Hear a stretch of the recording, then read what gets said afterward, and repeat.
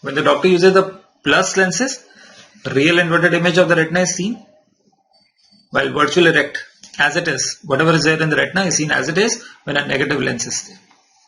Ruby lens is one example of a negative lens. Alright. So this is about your how to examine the eye objectively, that is slit lamp examination. Now let us go quickly on to ophthalmoscopies. I know some quick points were I think given already in ophthalmoscopies, but let us see. How many ophthalmoscopies do you know? Direct ophthalmoscopy, indirect ophthalmoscopy, but one more, distant direct ophthalmoscopy. So there is a device which is known as a direct ophthalmoscope. It's a handheld device. It can be placed in the hands. It's a handheld device. With the help of this device, a light, it is a self-illuminated. There is a bulb inside this. A light comes from this bulb. Light is thrown onto the patient's eye. The doctor is standing. She is a doctor. He is a patient. Doctor is standing at a distance of 25 centimeters from the patient and sees the reflex in the patient's eye. Only the reflex. No image. No image is seeing, only the reflex. Light is going inside the eye. Light goes from the cornea, lens, retina. From the retina it is reflected back. If the light is reflected back from the retina, what will be the color of the normal reflex? Only the color of the reflex is seen in distant direct ophthalmoscopy. This is the first ophthalmoscopy which you want to know is distant. How much distance? 25 centimeters. By what instrument? Direct ophthalmoscope. To see only the reflex of the patient's eye. What is the normal reflex? Normal reflex is red. So this patient is standing in front of you. Which eye is normal? And if the patient is shown to you, always remember this important point, when a picture of a patient is shown to you, you will imagine that the patient is standing face to face towards you, that you are the doctor. Of course, you are the doctors and the patient is standing in front of you. So this is patient's right eye, this is left eye. So here the left eye is a red reflex, that is a normal. What is this white reflex known as? Leukocoria. Okay, leukocoria is white reflex. So distant direct ophthalmoscopy tells about the reflex. Normal reflex is red in color. What is the most common cause of leukocoria? ये हो चुका है आपके. Most common cause, there are differentials of leukocoria. Most common cause of leukocoria is congenital cataract.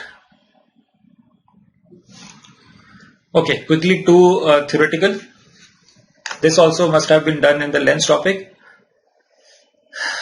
What is this reflex looking like? I'll give you a clinical question. A child was brought by parents. The child has recurrent episodes of nausea, vomiting after drinking milk. After drinking milk, the child has recurrent episodes of nausea, vomiting. He has hepatosplenomegaly. Urine has reducing substance. And this picture was seen on distant direct ophthalmoscopy. What is the reflex? What is the condition of the patient? आपका हो चुका है. What is this? This is the oil droplet reflex. अच्छा नहीं, sorry. This is oil droplet reflex seen in keratoconus. Similarly to this, you cannot differentiate this. Similar to this, there is a oil droplet cataract that is seen in galactosemia. The question which I asked was of galactosemia. Reflex is in keratoconus. That is what the difference is. Oil droplet cataract will be seen in galactosemia. You can only see the reflex in distant direct ophthalmoscopy, not cataract.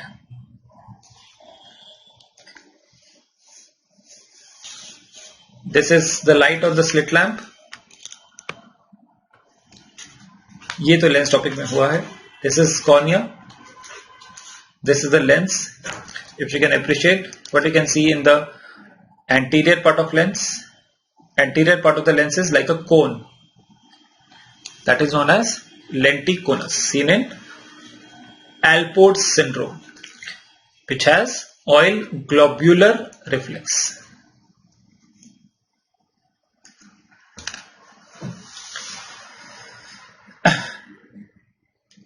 Okay. Now tell me, oil droplet reflex is keratoconus, oil droplet cataract is galactosemia. How will the cataract be seen on distant direct ophthalmoscopy? On distant direct ophthalmoscopy, oil droplet cataract, congenital cataract, any cataract, how will it be seen? What is cataract? Cataract is opacification of the lens fibers. If the lens is opacified, the reflection which is coming from the retina will be seen as dark. Means there will be dark shadow in the red reflex. Okay? Means the cataract is a opacity. Any opacity will be seen as dark in distant direct ophthalmoscopy. That is how you differentiate oil droplet reflex from oil droplet cataract on distant direct ophthalmoscopy. Okay, reflex like oil droplets and keratoconus, but cataract will be opacified. Cataract is opacification, na? And opacification, any opacification in the lens will be seen as a dark black opacity in the red reflex.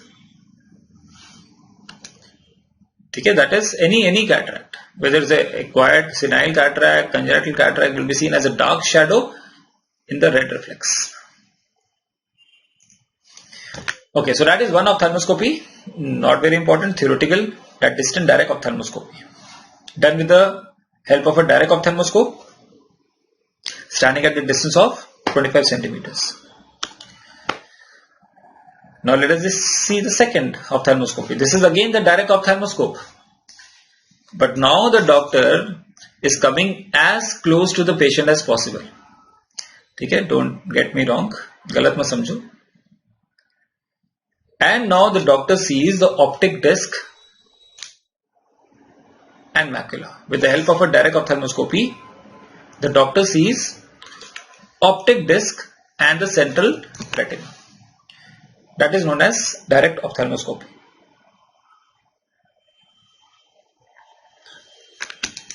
And if there is a direct, there has to be indirect ophthalmoscopy. That is fundoscopy. Fundoscopy means retina. Fundoscopy is to see the entire retina. Direct ophthalmoscopy is to see only the optic disc and the macula. Fundoscopy is to see the entire retina. Now can you see what is the difference between the two? One is the instrument. Here is a direct ophthalmoscope. Here indirect ophthalmoscope, which the doctor is using is both eyes. Means what? It is a binocular test. And direct ophthalmoscopy is a uniocular test. It's a binocular. Indirect ophthalmoscopy is a binocular test. Direct ophthalmoscopy is a uniocular test. Direct ophthalmoscopy is to see only the optic disc and macula. Indirect ophthalmoscopy, as the name suggests, fundoscopy is to see the entire retina. Who will have stereopsis? Direct ophthalmoscopy will have stereopsis or indirect? Of course, when both eyes are using, doctor is using both eyes, stereopsis will be there in fundoscopy.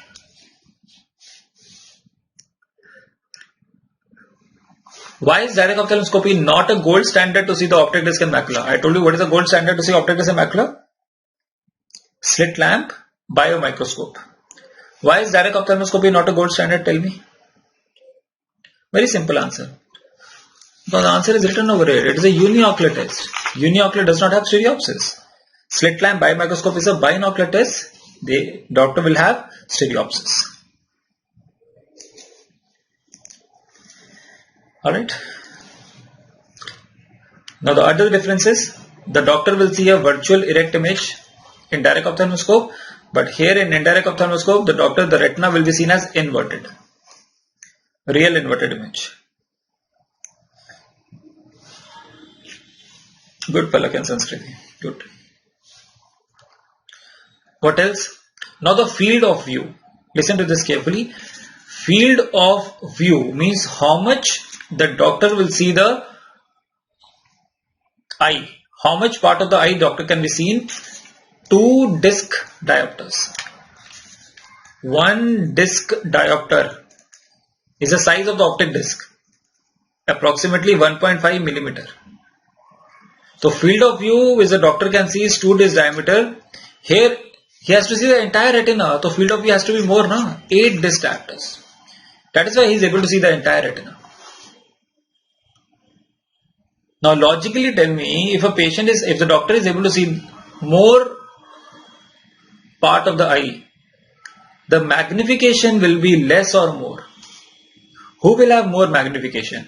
Direct or indirect? You are standing at first floor and seeing a person standing on the ground floor. You go to the 15th floor and see the same person. From 15th floor, the field of view is more, but the magnification of the person will be less. So indirect ophthalmoscopy, the field of view is more, means the magnification will be less. That is the concept. If the field of view is more, magnification has to be less. So magnification is more in direct ophthalmoscope, less in indirect ophthalmoscope. And there is a formula for that. Just power of eye divided by 4. It is like a magnifier. Direct ophthalmoscopy is like a magnifier which you have at your homes, which helps you to magnify the image. Power of eye divided by 4 is a magnification of direct. But if you carefully look at the indirect ophthalmoscope, the formula is power of eye divided by the power of lens. There is some lens in the doctor's hand. Lens can be 20 diopter, 30 diopter, 28 diopter. So power of eye divided by power of lens is a formula of magnification of indirect ophthalmoscope.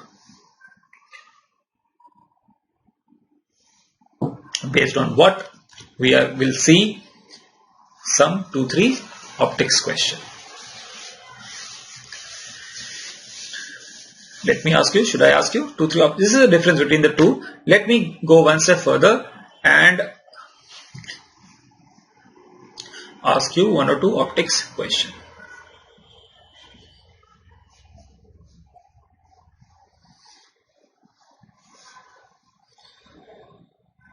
Okay. A doctor is doing direct ophthalmoscopy. Achha, first tell me, if the doctor wants to see the right eye of the patient, which eye should he use? The right eye or the left eye?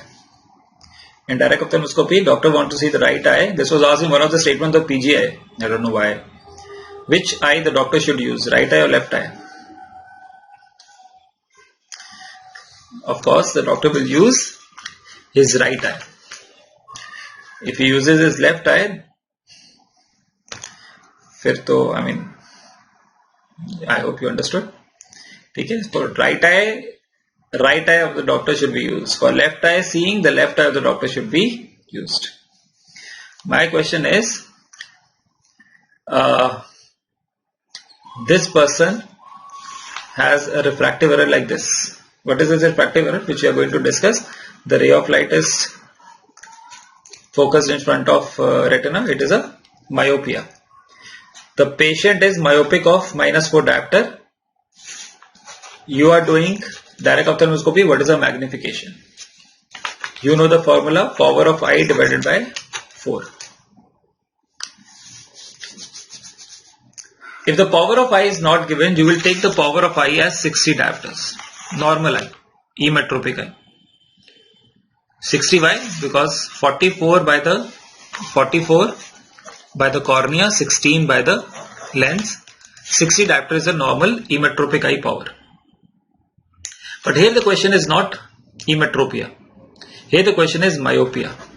Myopia of -4 diopters. What do you understand by emetropia is, जो हम पढ़ेंगे अभी, optics में वही पढ़ेंगे, that the ray of light is focused on the retina. So when the eye power is 60 diopters, ray of light is focused on the retina. Now the ray of light is focused before the retina. Means the converging power of the eye should be more or less. Means eye is converging the light or diverging the light. so that the ray of light is focused in front. Eye is converging more, means the converging power of the eye should be more than emetropia. How much more? Depending on the power. Means myopia has more power than emetropia. How much more power? 60 plus 4, 64 diopters. So 64 by 4, answer will be 16 times. So what have we learned? That if you are a myopic of -2 diopter, your eye power will be 62 diopters. More converging power. If you have -5 spectacles, means -5 refractive power, you are a 65 refractive power patient. Anjali कहती है knows block करेगी. अंजलि वो 3 Idiots में होता था और उन्होंने they confirmed it also at the end कि नोज बीच में नहीं आती है. ठीक है. What about hypermetropia? Hypermetropia means that the ray of light is focused behind. Means the eye converging power should be less. Means hypermetropia, eye converging power is less than even emetropia. Means if you are wearing today +3 diopter of spectacles, your refractive error is +3. Your refractive power will be 60 minus 3, 57 diopters. ठीक है. ये तो बहुत simple है. अभी myopia more than emetropia more than hypermetropia. Now can you answer? This question is very simple. What is the magnification in emetropic eye? In direct ophthalmoscope, emetropic eye is not given. We will take it as 60 diopters. 60 by 4. Maths हमारी बचपन से अच्छी है. 15 times. Simple answer, 15 times.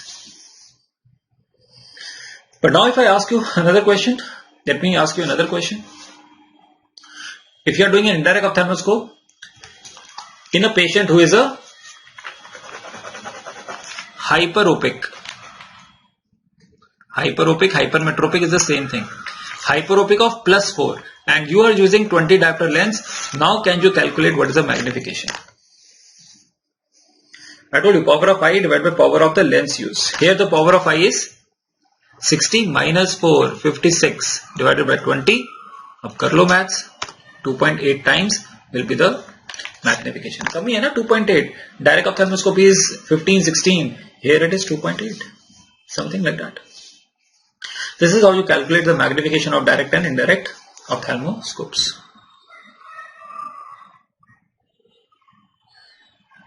ठीक है भाई.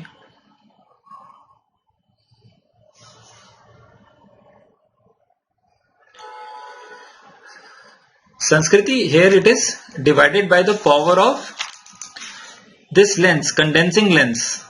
Power of condensing lens. This is condensing lens, which is in doctor's hand.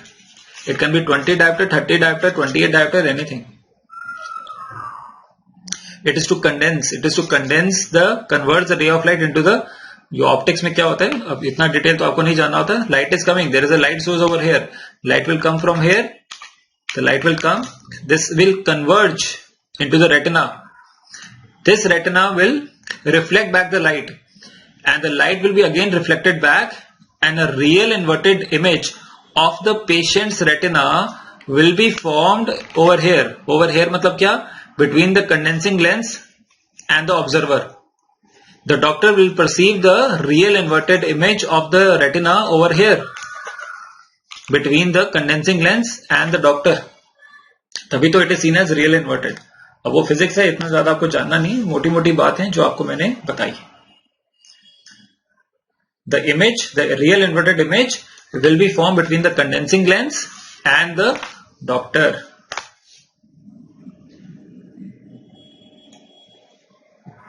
ठीक है. Okay. If we are talking about the refractive errors, let us now talk about them in detail.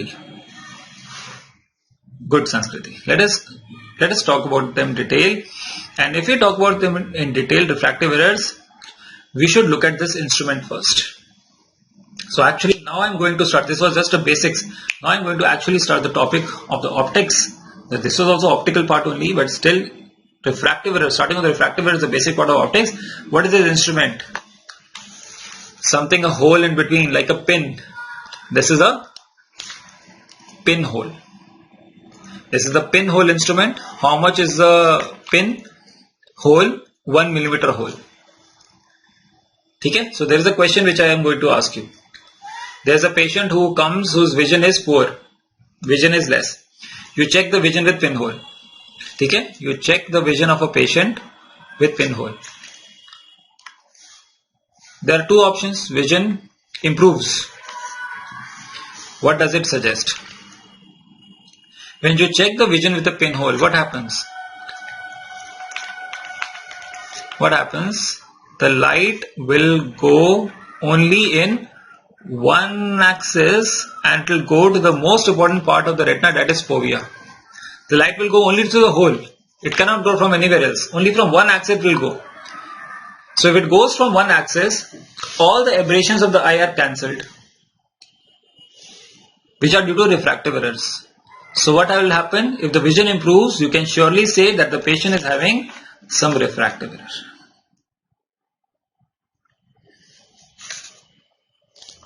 And the pinhole can totally correct refractive error up to plus diopter, plus minus 3 diopter. Means if you are wearing spectacles of minus 2, minus 3 diopter, and you, without spectacles of course, you check the vision, your vision is less, and you check the vision with pinhole, you will be able to see the 6/6 letter. Between plus and minus 3 diopter, it can totally correct the visual acuity. It means what? If you don't want to wear spectacles, then you have this option as well. 2 pinholes in both eyes. That will also work better.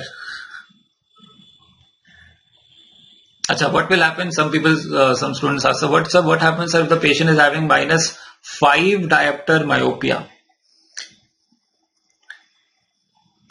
Oh, okay, Anjali, let me explain this. If the patient is having minus 5 diopter myopia, his vision is 6/60, okay. You check the vision with pinhole, without spectacles. Without spectacles, his vision is 6/60. You check the vision with pinhole. Of course, his vision will improve because he is having refractive error, but it cannot go to 6/6. It might come to 6/18, 6/24. Vision will improve, it means he is having refractive errors. Only plus minus 3 diopter, it will totally come to 6/6.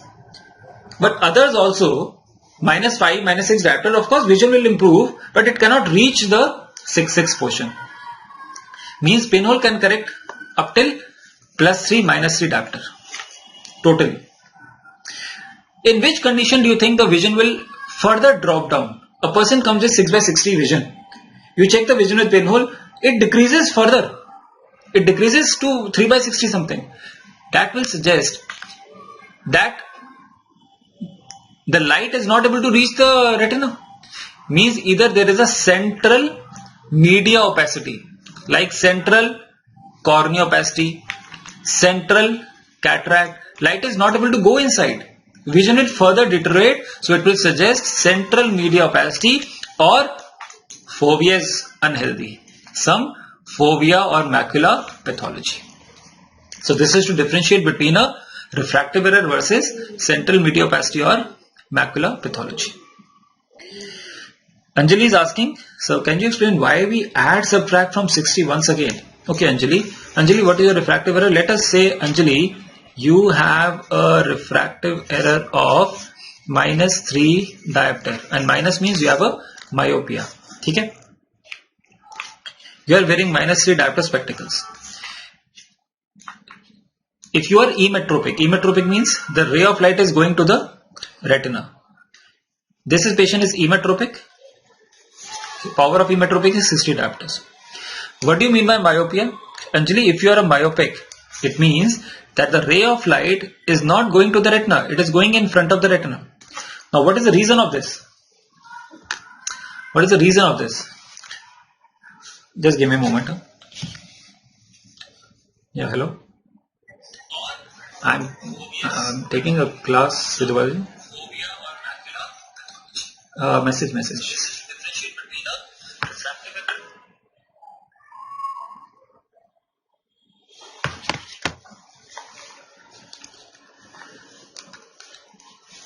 Okay, Anjali, sorry about that. So if the patient is myopic, means the ray of light is focused in front. If it is focused in front, means the converging power of your eyes should be more or less. If it is more than 60, 60 is what? Is it converging power of the eye? If the eye power is 60 diopters, then the ray of light is going to the retina. Now the ray of light is focused in front of the retina, means the eye converging power should be more than 60. Means now if you are a minus 3 diopter, your eye power will be 63 diopter. That is why your ray of light is focusing in front of retina. If you are a hypermetropic, your eye power will be less than 60. That is why the ray of light is converging less and it is going behind the retina. So myopia has more converging power than emetropia, which is having more converging power than hypermetropia. So in hypermetropia, if it's given plus 4 hypermetropia, it means his power will be 60 minus 4, 56 diopters and so on.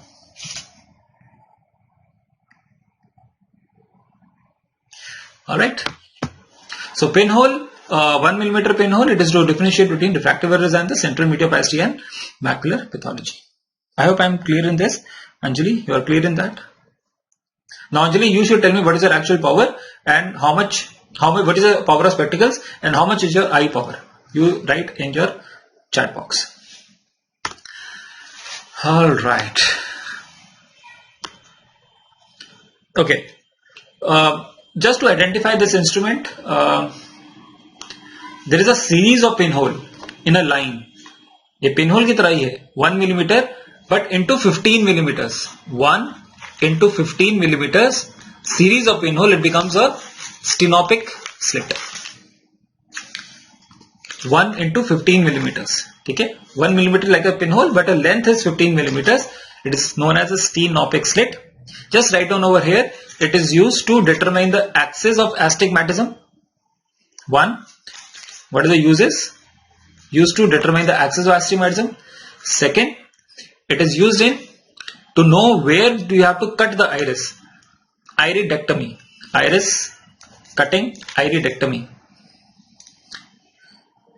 Just for example, if you see over here, this patient is having some opacity in the cornea. Cornea opacity. Okay? The pupil must be in the center, na? Previously. In the center there is a corneal opacity. There is a central corneal opacity over here. Of course, it is blocking the pupil. The patient cannot see from the center. You want to make a hole in the iris. Here the cornea is clear. So you want to make a hole in the iris so that the patient at least can see from this area. So you take a stenopic slit and you check from which part of the eye the patient will have a better vision. That will determine the iridectomy site where the patient will have a better vision. So it is used for principal axis of astigmatism, which we will discuss in refractive error. Just write it down. And to check the iridectomy site. 1 into 15 millimeters is the length of the stenopic slit. One more. It is also used in Fincham test. It is used in Fincham test. I hope you must have studied in the lens. Fincham test is a theoretical test. Nobody does it. I have not seen till now practically being done. It's a Fincham test. It is used to differentiate colored halos of cataract and colored halos of glaucoma. क्यों होता है, कैसे होता है? I'll tell you when I'll teach you acute congestive glaucoma. What is the mechanism of colored halos? You must have seen the colored halos mechanism in cataract. I'll tell you the mechanism of colored halos in glaucoma. Then I'll tell you quickly what is this Fincham test. But just remember at this point, stenopic slit 1 into 15, series of pinhole 1 into 15. 3 uses I've given you to check the principal axis of astigmatism. 1 to check the iridectomy site. 2, third 2 is used in Fincham test, which is used to differentiate colored halos of cataract and glaucoma.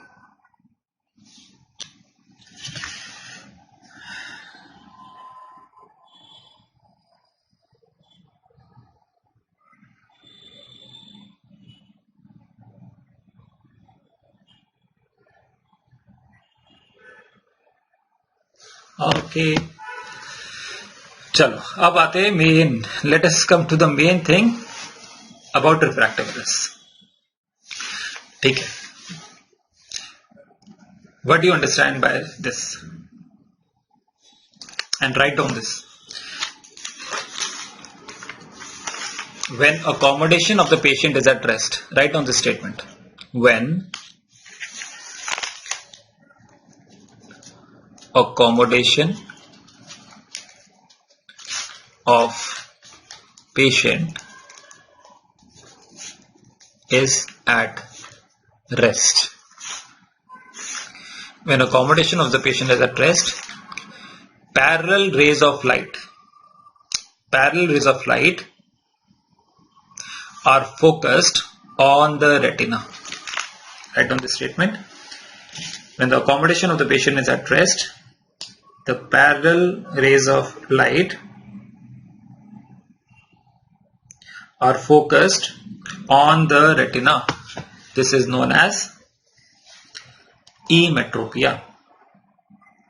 ठीक है. Don't call it at normal. Everyone call it at normal. Normal तो सारी होते हैं ना. इसका मतलब ये थोड़ा है कि मायोपिया लोग आर एबनॉर्मल. ठीक है. Don't call abnormal now. It is emetropia. And what is this accommodation of the patient is at rest? See, accommodation which I am going to discuss today is for near vision. The point which I am going to tell you now, that should be the basic of optics. You have to remember. Emetropia, myopia, hypermetropia are far point concepts.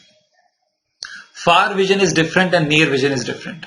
Accommodation is causing near vision, which I'll tell you how it is. Far vision is different, near vision is different. So when you are talking about the far vision, the near vision should be at rest. Accommodation should be at rest. That is the definition. Accommodation of the patient is at rest. Parallel rays of light coming from infinity. Infinity the far hai na? Coming from infinity are focused onto the retina. This is known as emetropia. Simple. You are not wearing spectacles, you are emetropic. Without spectacles, your vision is emetropic. What is this? When the accommodation, same, the definition goes same. The accommodation of the patient, when the accommodation of the patient is at rest, parallel rays of light are focused in front of retina. This is myopia. Parallel rays of light are focused in front of retina. It is myopia. Now you know why the tree is inverted. I told you already, the beginning. In retina there is a real inverted image. Brain re-inverts it. That is why the tree is shown inverted over here. ठीक है.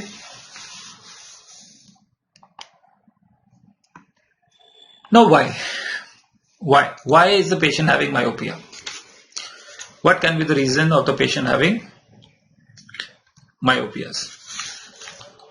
One, it can be axial myopia, means the axial length of the patient is long eyes. If the eyeball is long, then the ray of light is not able to reach the retina. Simple. So that is known as axial myopia.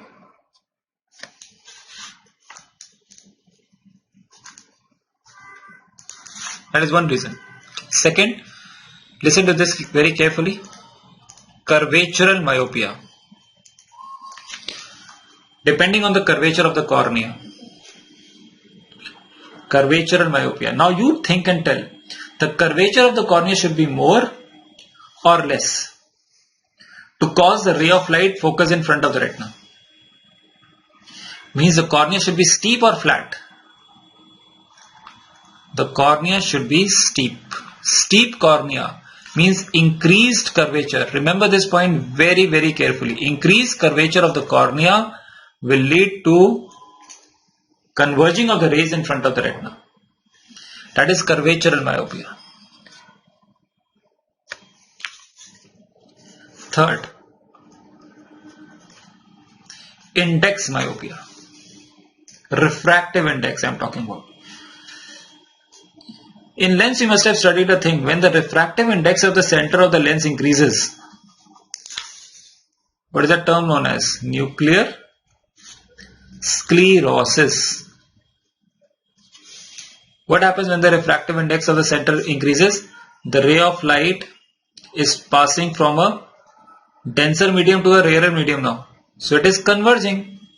Nucleus crosses, refractive index increases, there is induced myopia.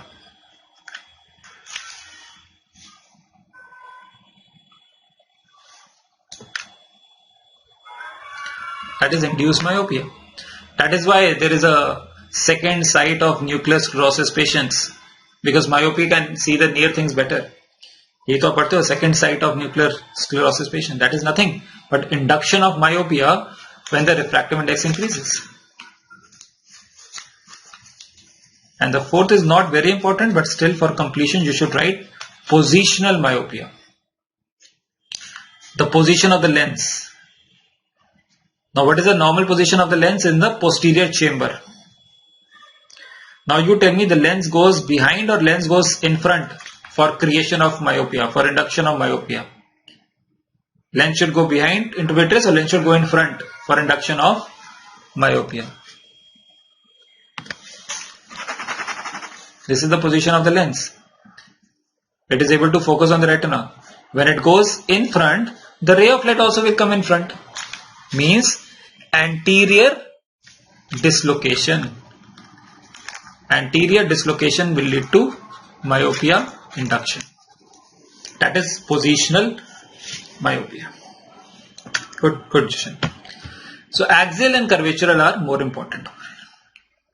So these are different types of myopia like this. Now can you think one extra question over here about the nucleus sclerosis. There is a patient of nucleus sclerosis.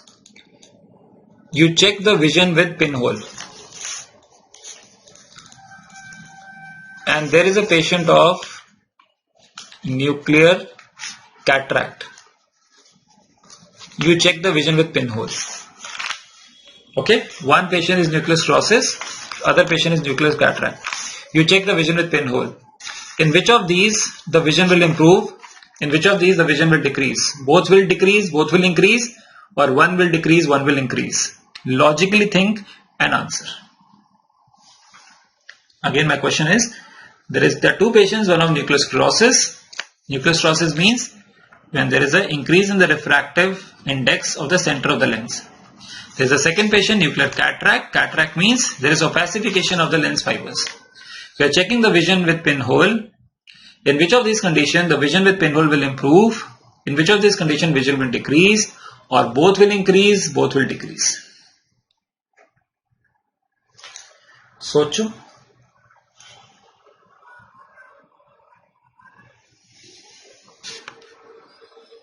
What is nucleus sclerosis? Nucleus sclerosis is nothing but a refractive error. It is inducing myopia. And in myopia what happens? In refractive error what happens? The vision improves. So nucleus sclerosis, the vision will improve. And what is nuclear cataract? It is opacification. It's a central media opacity. The light will not go into the retina from pinhole. So nuclear cataract, the vision will decrease. Understand? Sanskriti, see, you are making a mistake here. Nuclear cataract is a central media opacity. Opacity will not allow the light to go to the retina. How will the vision increase? The vision will further drop. That is what I have told you in pinhole. It increases in refractive error. Nucleus sclerosis is not a cataract. It is a predisposition of cataract. Only the central lens is having increased refractive index, which is inducing a myopia, inducing a refractive error. And refractive error can be improved with the help of pinhole. Yes, everyone else is correct. Improvement will be there in pinhole in nucleus sclerosis, but further decrease in nuclear cataract. Good, Snehal, Priya, Palak. Okay. Acha. So if a patient has myopia, what symptoms will we have? What happens in myopia is there is a decrease in the far vision, but near vision is slightly better. Near vision is slightly better. There is decrease in the distant vision. That's why you get a question like this, that there is a child who is sitting in a class who is not able to see the blackboard. In order to see the blackboard, he squeezes his eyes to see the blackboard. What is a refractive error? He is having myopia. So when he squeezes his eyes, he is inducing a pinhole effect. And pinhole effect can improve his vision, which I have told you. Understand? So that is a simple question. A child is sitting and he squeezes his eyes to see the blackboard, he will have myopia. There is indistinct and near vision. That is why, and there is better near vision. That is why what is the other name of myopia? Short sightedness. Means the near vision is slightly better than the far vision. And if the near vision is better, what was the term I told you for the near vision? Accommodation. If the near vision is already better, will he use his accommodation? Accommodation is used for near vision. There is a various changes in the eye to see the near objects. But in myopia, his near vision is actually, he is able to see the near because of his myopia. So he does not use his accommodation. When the patient does not use his accommodation, in accommodation there is a triad, I am telling you today, that when you see near object, the eye goes inside, pupil constricts, you are able to see the near thing, that is accommodation. When the myopic person is not using his accommodation, there is a tendency that his eyes will deviate slightly outward. Deviation slightly outward is known as exo. Tendency to deviation outside is phoria. सिर्फ लिख लो, अभी समझ थोड़ी देर बाद आएगा when we'll discuss accommodation, और पूरा आएगा when we'll discuss squint, exophoria, esophoria. Exophoria means tendency of eye to go outward. Accommodation, with accommodation, which I'll tell today, eye converges. So those patients who accommodate less, they have tendency to go outward. So myopias are more prone for exophorias. Myopias have long eyes. They have long eyes, so they have vitreous degeneration. The jelly is degenerated. So because of vitreous degeneration, they can have floaters in front of his eyes. There are some symptoms. Signs are very simple. I have told you already, the axial length of the patient should be more. What about the anterior chamber depth? From cornea to iris. If the eyeball is long, the anterior chamber depth is also long. Anterior chamber depth is deep, long. पूरी eyeball लंबी है तो anterior chamber भी तो लंबा ही होगा. Anterior chamber is deep. Optic disc is also large. Eyeball is large, optic disc is also large. And of course, there are some retina changes. Of these retina changes, we must have studied in the retina topic that I will not touch. Okay? But what you want to know is, if the patient is having myopia plus retina changes, that will be known as pathological myopia. Pathological myopia, and usually occurs when the patient is having high myopia. What is high myopia? More than -6 diopter myopia is high myopia. So myopia plus retina changes is pathological myopia, and usually it occurs in high myopia. High myopia is more than -6 means what? -5, -7. More degree of myopia, -7, -8, -9. Okay? -9 will have more myopia than -3. More axial length. ठीक है जी.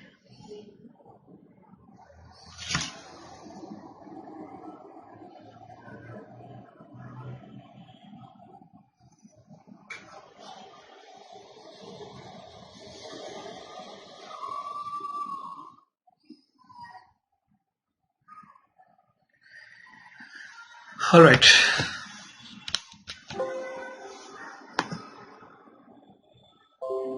ठीक है. How do you treat myopia?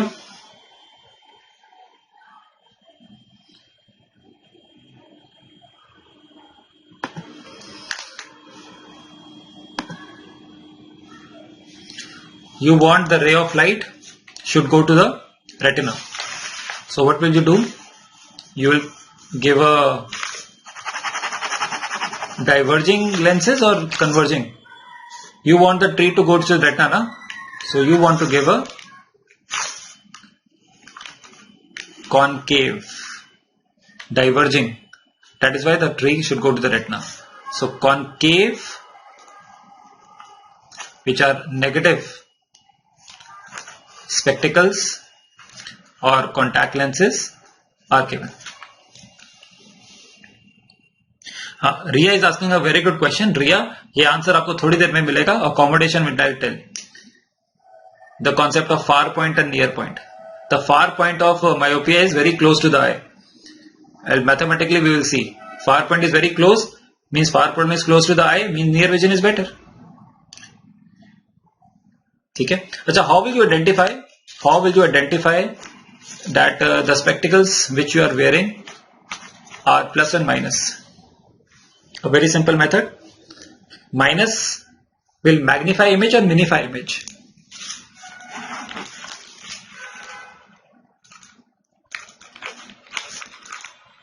Minus will minify image. How much? One diopter will cause 2% size change, image size change. Means if you are wearing today -3 diopter, the images which you are seeing is 6% minified. Okay, so remember this point. One diopter will cause 2% size change. Whether it's plus or minus doesn't matter. Plus also will do in hypermetropics. Second method is, that is very simple and a practical in third year you must have studied. You take a paper, you take your spectacles and move from right to left and see where the letters are going in the same direction or the opposite direction. If it is minus, it is going in same direction. The letters will go in same direction. This is to identify the lens which is spectacle which is in your hand is plus or minus. One, the image size will be smaller.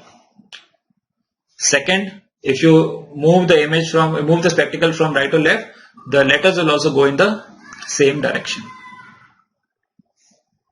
And how much magnification? One diopter will have 2% size change.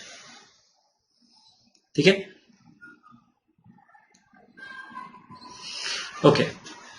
Now who is this? Again, the definition is the same. When the accommodation of the patient is at rest, the parallel rays of light are focused behind the retina. It is known as hypermetropia or hyperopia. Okay, hypermetropia, hyperopia, both are same. But please mind, this is not hypertropia. Okay, hypertropia is squint.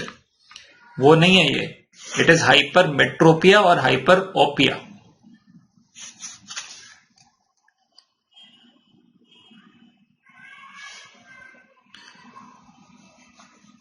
Yes, Sanskriti, of course. That's why myopias don't see the exact size. When they are wearing spectacles, it is minification. So that is why a very high myope person will not have a 6/6 vision. Even if he has a 6/6 vision, on Snellen's chart, the vision line, the 6/6 he won't be able to appreciate because of minification. When he is wearing spectacles, even with spectacles, the 6/6 line will be very small. He will not be able to appreciate. So very high myopes are not able to see the last line, even if the vision is 6/6. We are not able to tell them on Snellen's chart because actually there the image size is minified with that. Okay.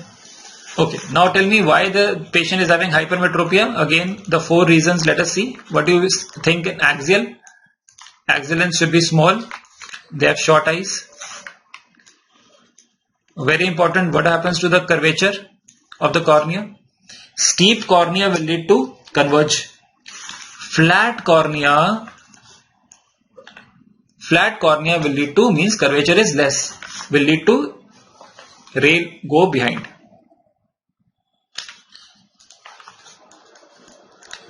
Just for completion, nuclear sclerosis will induce myopia, cortical sclerosis. अब इसमें ज्यादा दिमाग मत लगाना, सिर्फ completion के लिए लिखना है. Don't apply any brain. Index myopia, cortical sclerosis. When the cortex is more sclerosed, in comparison, nuclear is less sclerosed. So the center light will go behind. But that is not important very much. This is very important. Positional. If the lens was going in front, it was inducing myopia. Lens goes behind, posterior dislocation. Or if there is no lens. What do you mean by if there is no lens? Posterior dislocation means what? What is induced? Aphakia. So aphakias are very high hypermetropias. That is positional. Aphakia is nothing but positional hypermetropia. Aphakias are nothing but positional hypermetropias.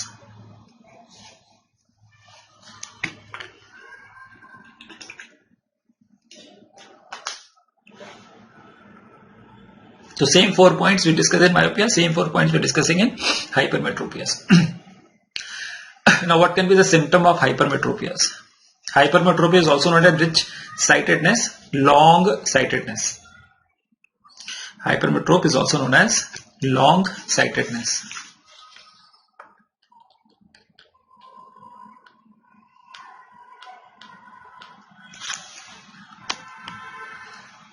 Means what?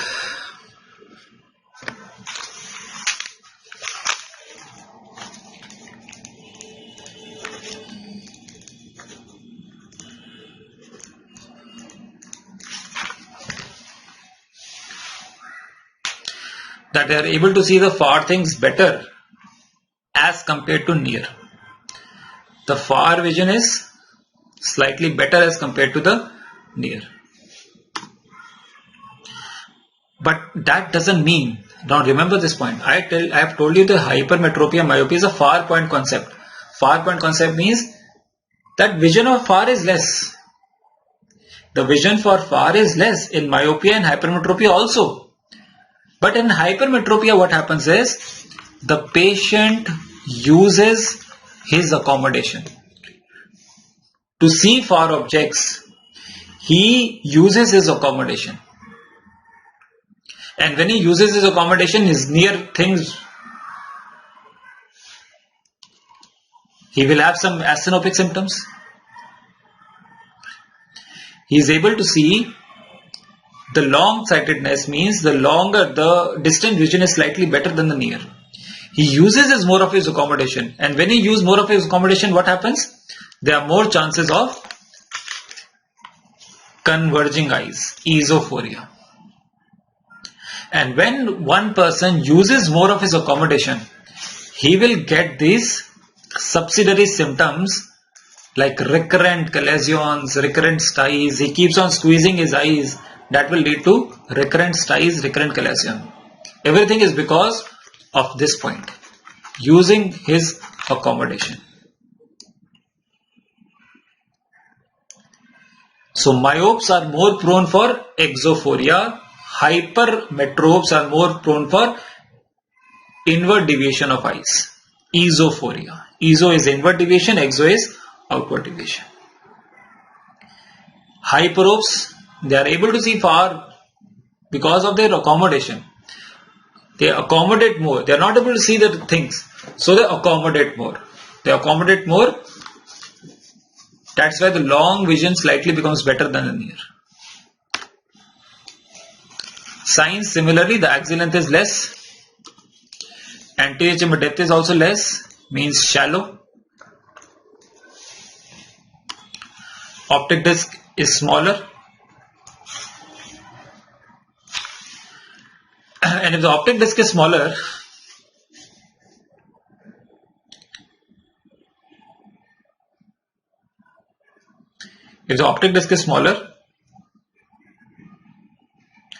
the margins of the optic disc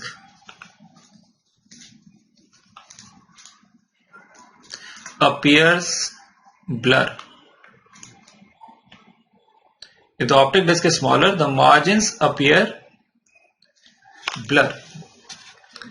And in neurophthalmology, padha aapne, when the margins are blur, what do you call it as? When the margins are blur, it is known as edema, optic disc edema. The margins are not swollen, they appear blur, they appear to be swollen, so that is known as pseudo papilledema. Because of the small optic disc, they appear blur, that is pseudo papilledema.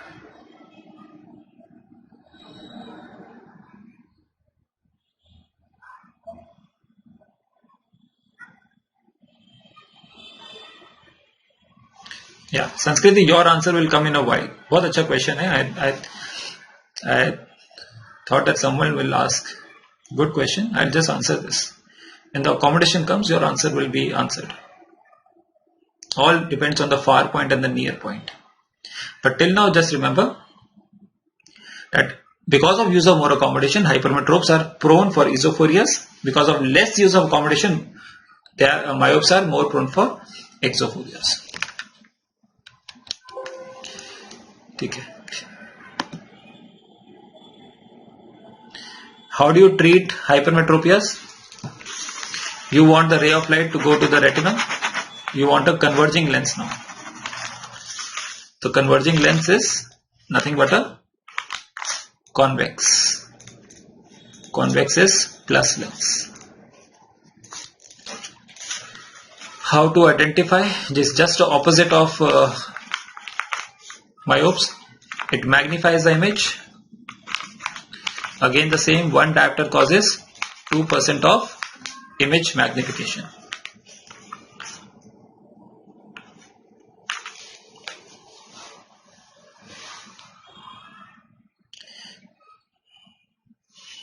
Second, if you take a book, you take your spectacles and you move from left to right, the letters in myopia in minus was going in the same direction. Here the letters will go in opposite direction. A crude way of knowing whether your lenses are plus or minus. Namita, Sanskriti, you're all jumping the gun. जितना मैंने बोला उतना पढ़ो. Near, ये all depends on the far point and the near point जो अभी आने वाला है. Namita, myopes में the far point is close to the eye.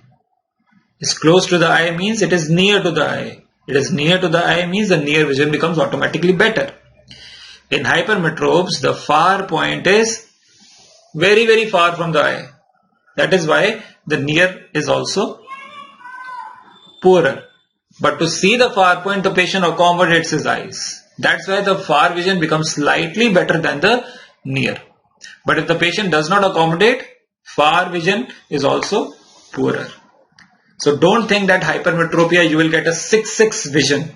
ऐसा नहीं होता है. Hypermetropia, myopia are far point concept only. The far vision is less only. ऐसा नहीं है hypermetropia that far point is the far vision is 6/6. It is not like that. It is a far point concept only. Myopia, I'm again reiterating, myopia, hypermetropia, emetropia are far point concept. Far vision is less in myopes and hypermetropes both. But because of use of accommodation, the hypermetropes is able to see the far object slightly better than the near. इसलिए उसको हम long sightedness कह देते हैं.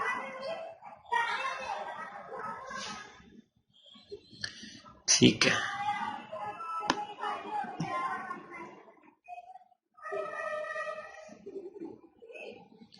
And what did I tell you is what is aphakia? Aphakia has which type of refractive error?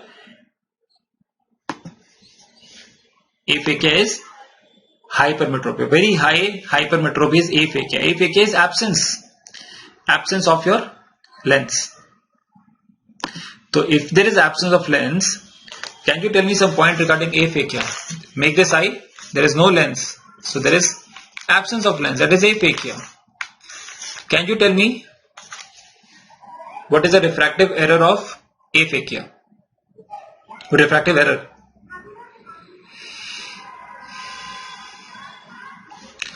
Cornea तो है ना इसमें, 44 डायोप्टर्स कॉर्निया है, बट लेंस का पावर ही नहीं है, तो refractive power is 44 diopters. Means what is the refractive error? Hypermetrope. How much? 16 diopter hypermetropia. 16 diopter hypermetropia. What is the refractive power? There is only cornea power. There is no lens power. 0. So 44 diopter is the total power of eye. What do you think? There is anterior chamber depth shallow or deep? Now some will say, sir, aphakia is a type of hypermetropia. Hypermetropia has shallow anterior chamber, so aphakia also has shallow anterior chamber. Is absolutely wrong. Aphakia is what? It is not a primary hypermetropia. It is secondary hypermetropia due to absence of the lens.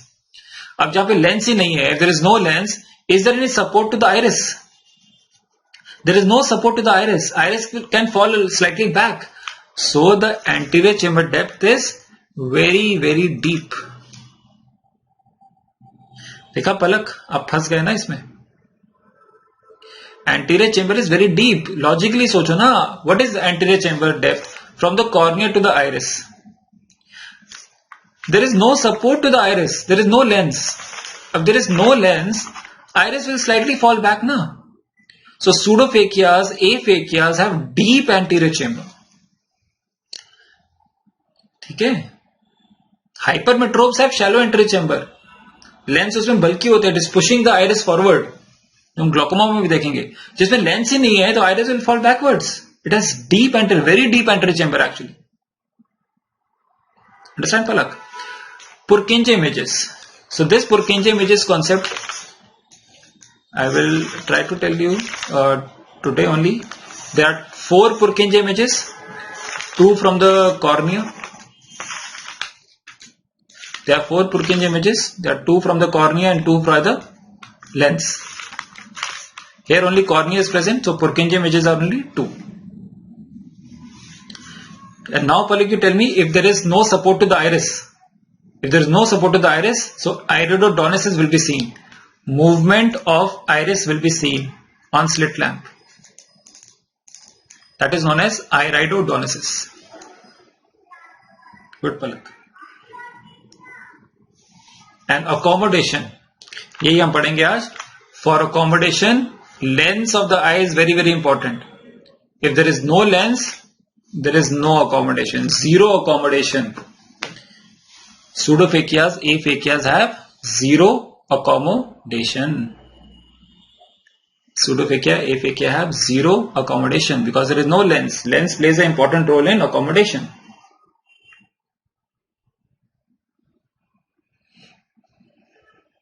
Okay, so these are some features of aphakia. Acha, tell me, how do you manage aphakia? How can you correct aphakia? One, you can give spectacles. Second, you can give contact lens. One, spectacles. Second, contact lens. Third, you can give intraocular lens. Now, where will you place the intraocular lens? What is the best position for intraocular lens? Lens topic na, posterior chamber intraocular lens, but there is no support, so you can place intraocular lens over here. What is that? Anterior chamber intraocular lens. But you can also place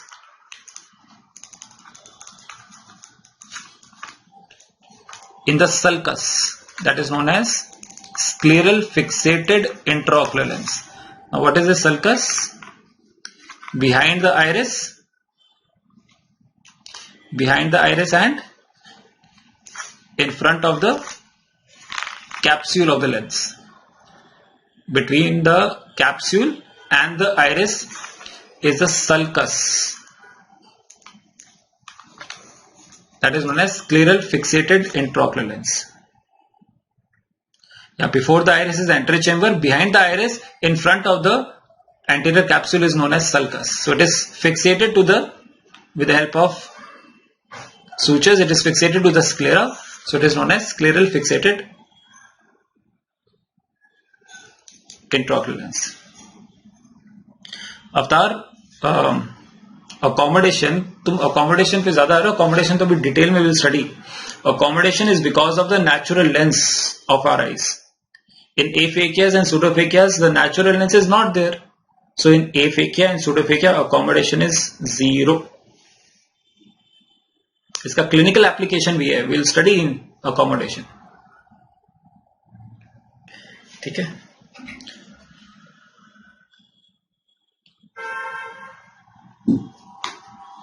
अच्छा, now you think. अब चलो logically मैं करता हूँ.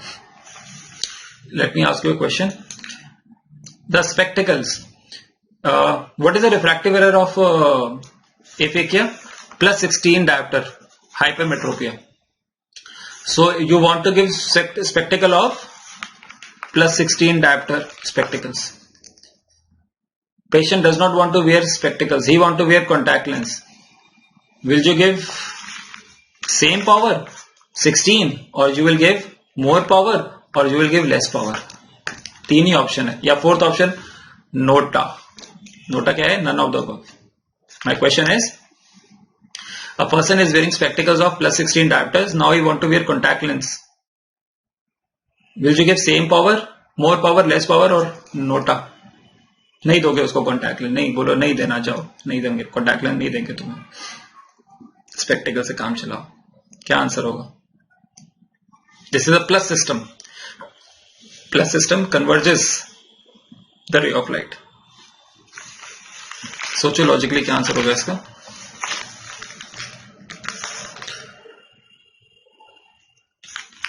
So when you are giving a plus system, plus 16 diopter spectacles, your aim is the ray of light is going towards the retina. यही आप चाहते हो. So it is converging from point number A. Now contact lens is close to the eye. Now it should converge from point number B. So the distance from the A to the retina is X. Distance from the B cornea to the retina is Y. The ray of light, this is the plus, and plus converges. From A it is converging X distance. From B it has to converge Y distance. It has to converge a lesser distance. More power should be required for converging a smaller distance or a less power is required. सब ने answer दिया है less power, less power, less power, and everyone is wrong. Everyone is wrong. Why? This is the plus system. As you are going towards the retina, the distance between distance becomes smaller, na? For a smaller distance, you have to converge. You should give more power. So contact lens power has to be more than spectacles. Contact lens power has to be more than the spectacles in a plus system. Because you have to converge a smaller distance. समझ रहे हो सारे? You have to converge a smaller distance. Intraocular lens will be more power than. Intraocular lens will be further more power. 21, 22, 23 diopters. Yes, Anjali said the correct answer. So in a plus system, the contact lens power is more than that of spectacles. इसी तरह, चलो, if I ask you this now.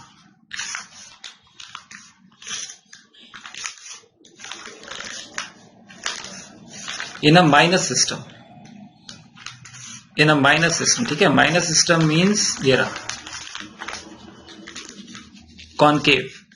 Concave diverges.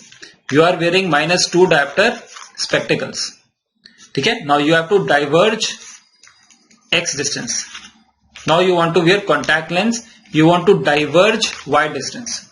Now minus system, now you tell contact lens power required should be more or less than spectacle. It has to diverge a lesser distance. For diverging a lesser distance, less diverging power is required. So it will be -1, -0.5, etc. Means contact lens power is less in minus system as compared to spectacles. Yes, अब तुम सही बोल रहे सारे. In a plus system, the contact lens power required is more. In a minus system, the contact lens power required is less as compared to spectacles. Because the basic minus is a diverging lens, plus is a converging lens. Good. ठीक है. Lastly हम करते हैं, फिर एक छोटा सा हम ब्रेक ले लेंगे, फटाफट से हम देख लेते हैं. We were talking about the aphakia corrections. So plus 16 diopters. What is the disadvantages? What are the disadvantages of the aphakic spectacles? Spectacles I'm talking about, contact lens nahi. What is the disadvantage of aphakic spectacles? Such plus 16, plus 10 diopters aphakic spectacle. What are the disadvantages? They are very thick glasses, na? Itne bada power hai, but they are very thick glasses. And what happens when the power is more? What happens to the image? Image magnification is also more. कितना बता चुका ना. 1 diopter will have 2% magnification. तो 16 diopter will have 32% magnification. इतना image magnified. Disadvantage है ना. So write down disadvantages. One is image magnification. Second, the field of vision will decrease. Such a thick glasses, patient can see only from the center. The field of vision is decreasing.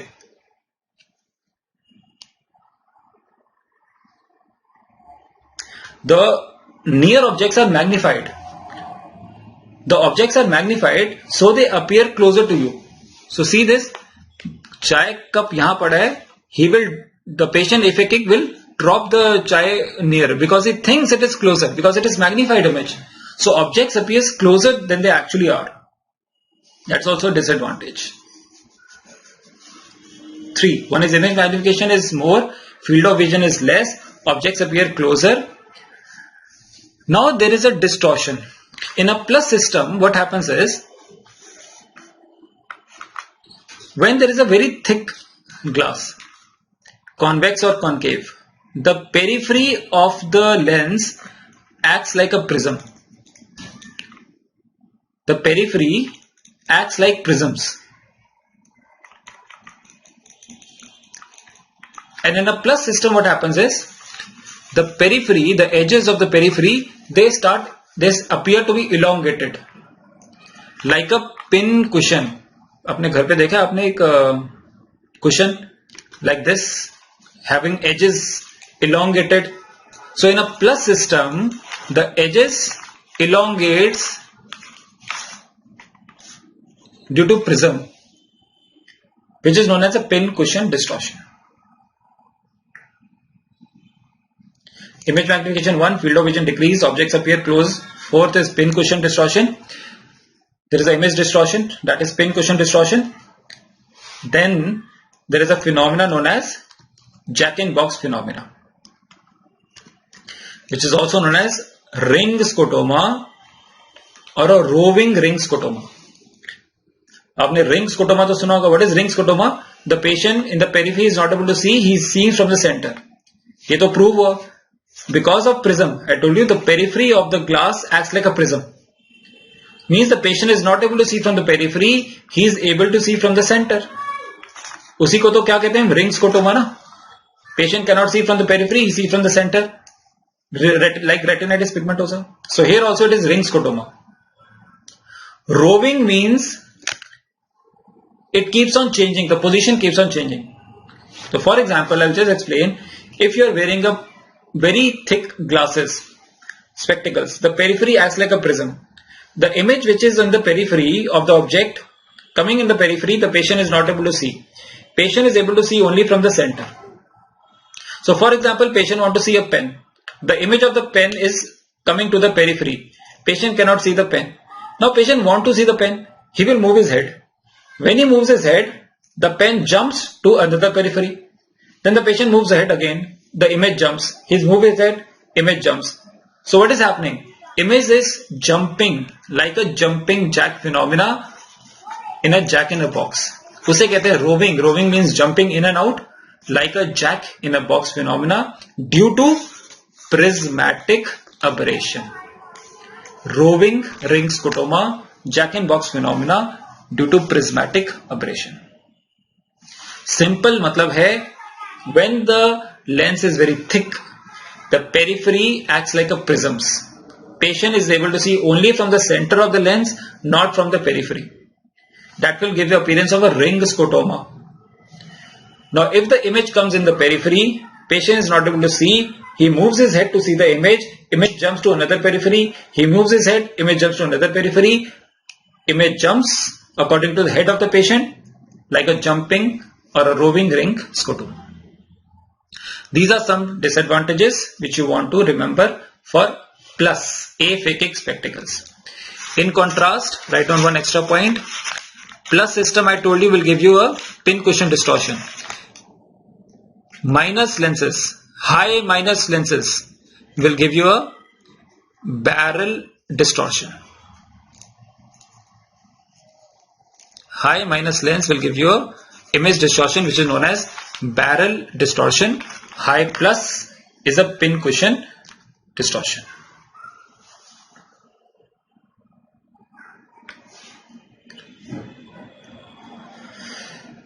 Okay. Okay. So till now we have studied in the optics. We have studied just the basics of visual acuity, how to check the visual acuity. We have seen the refractive errors. We have seen what is emmetropia, what is myopia, what is hypermetropia, and different types of hypermetropia and myopia. And aphakia is also a type of secondary hypermetropia. We have seen how do we correct aphakias. By spectacle contact lens we can do, intraocular lens we can do, and we can, what are the disadvantages of using a aphakic spectacles. छोटी सी break लेंगे. After the break we will discuss another refractive error which is astigmatism. ठीक है, a small break for now, 15 minutes break. After this we will study this astigmatism. All right, I hope you can hear me and see me. Let me know so that I can start.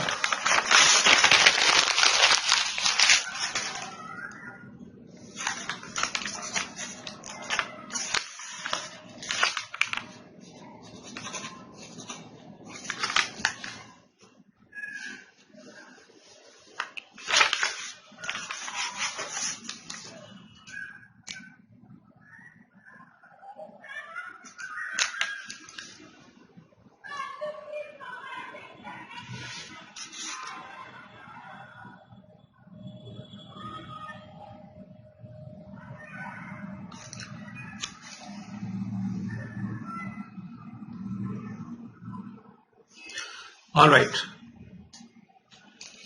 Okay, so we have studied about emmetropia, myopia and hypermetropia.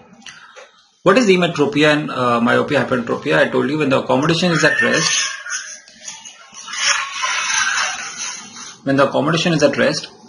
all the rays in all the axes are focused at a single point on the retina, before the retina or behind the retina. So all the rays means what? Eye is like a circle, so there can be 360 axes or infinite axes you can say. If all the rays, if all the axes and all the axes is focused at a single point in front of the retina, that is myopia. Behind the retina, hypermetropia. On the retina, emmetropia. But you look at this. If a light is entering the eye and it is focused in different points in different axes, different focal point in different axes, that refractive error is known as astigmatism. Different focal point in different axes is known as astigmatism. Out of 360, any of the axis is focused at a separate point in comparison to the others, that is astigmatism. So what does it mean? It means ideally, if you want to know the correct power of your eye, ideally, in how many axes you should know the refractive error? In how many axes? Ideally, 360 degrees you should know the power of your axis. Ideally. But that is not practically possible. No? Is it possible? 360 axis, you keep on checking. So what we do, we check only 2 axes. In ophthalmology, we check only 2 axes, and usually at your level, it will be these 2 axes. Horizontal axis, vertical axis. Vertical also known as 90 degrees, horizontal known as 180 or 0 degrees. Ideally, we should check 360 degrees. Ideally, you should do 360 degrees, but that is not practically possible. So we check only vertical and horizontal axis, 2 axes.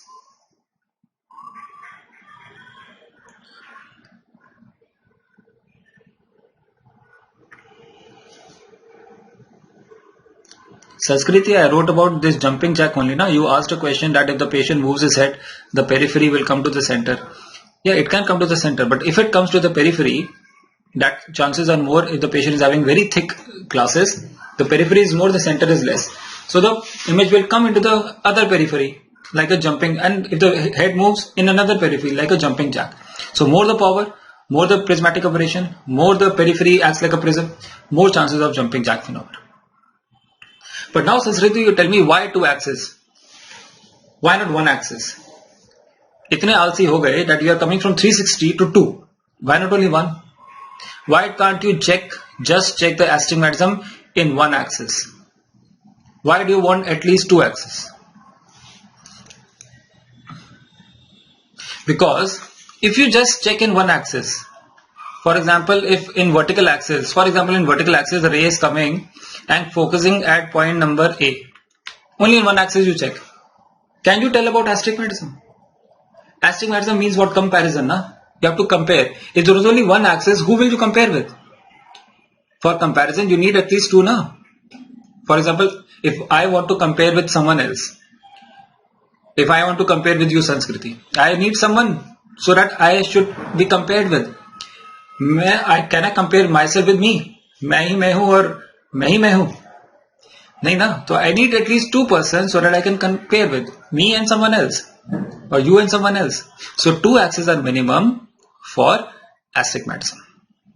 That is how the comparison works, and that comparison will be vertical axis and horizontal axis minimally for your level. Yes, very good. For comparison, 2 axes are required. And how do you correct astigmatism? You correct by cylindrical lenses. It can be minus cylinder, can be plus cylinder. How to identify a cylinder? Like I told you, plus classes are identified. If you move, the letters will go in opposite direction, minus will go in same direction.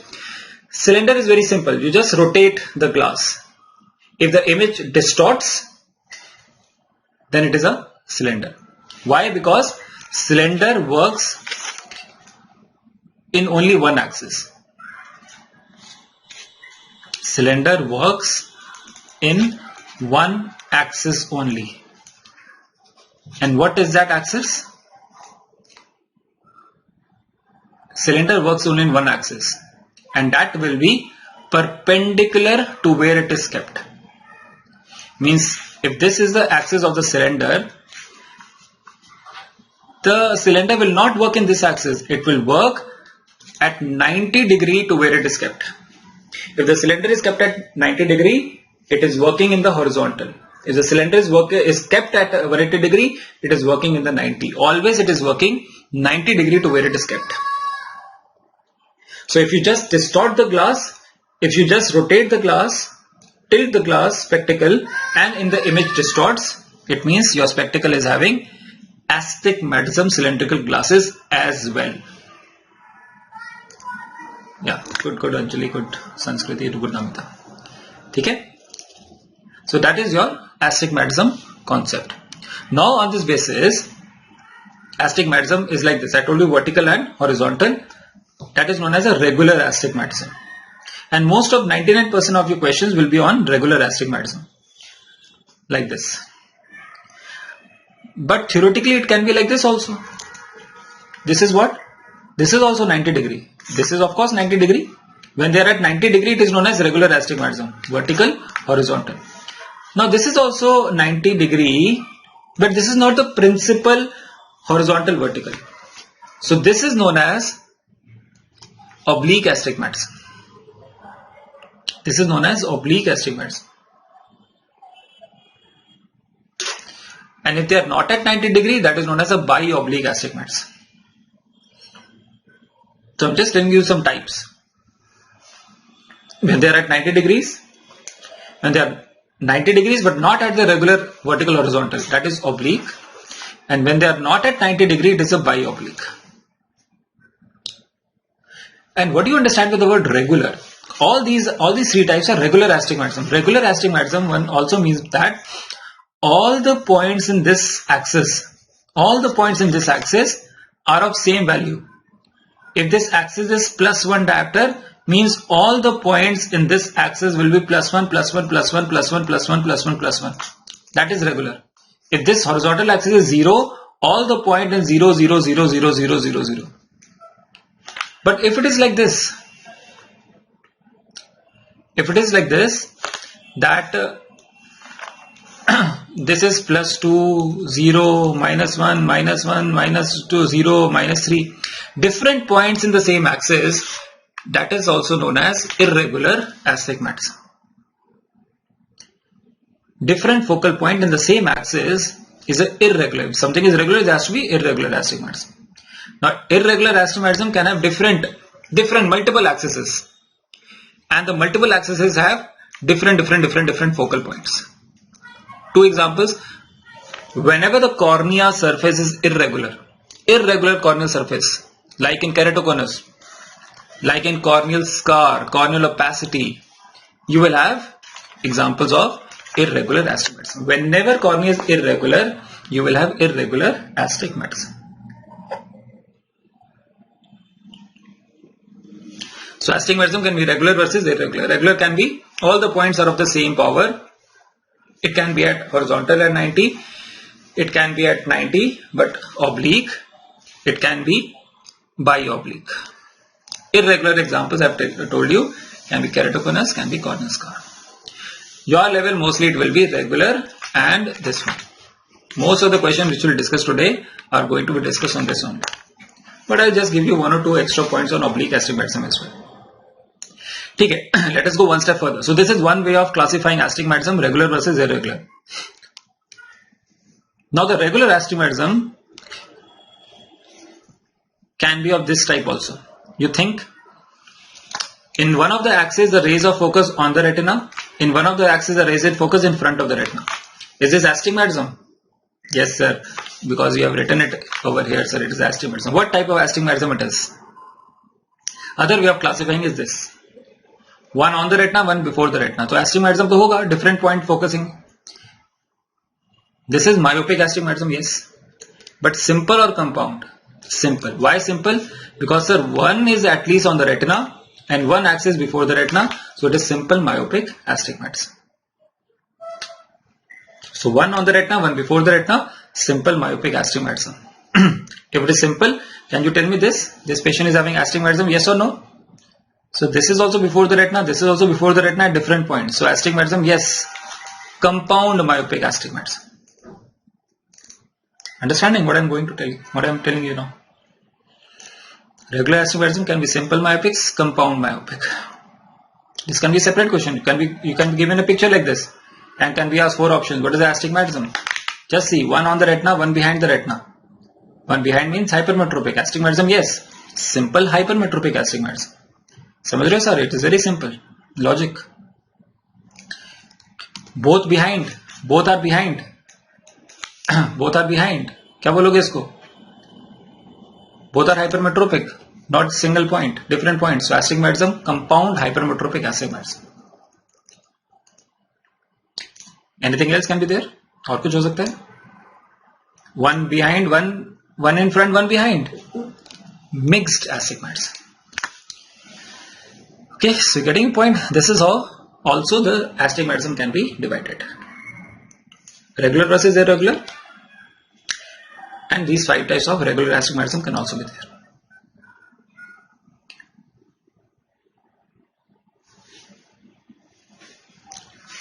ठीक है, let us go ahead.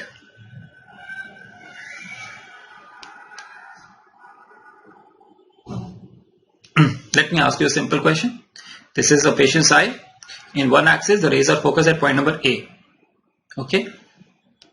In other axis, the rays are focused at point number A. My question is, what is the astigmatism of the patient? Astigmatism, I am asking, what is the astigmatism of the patient? One axis at point number A, other axis at point number A, what is the astigmatism of the patient?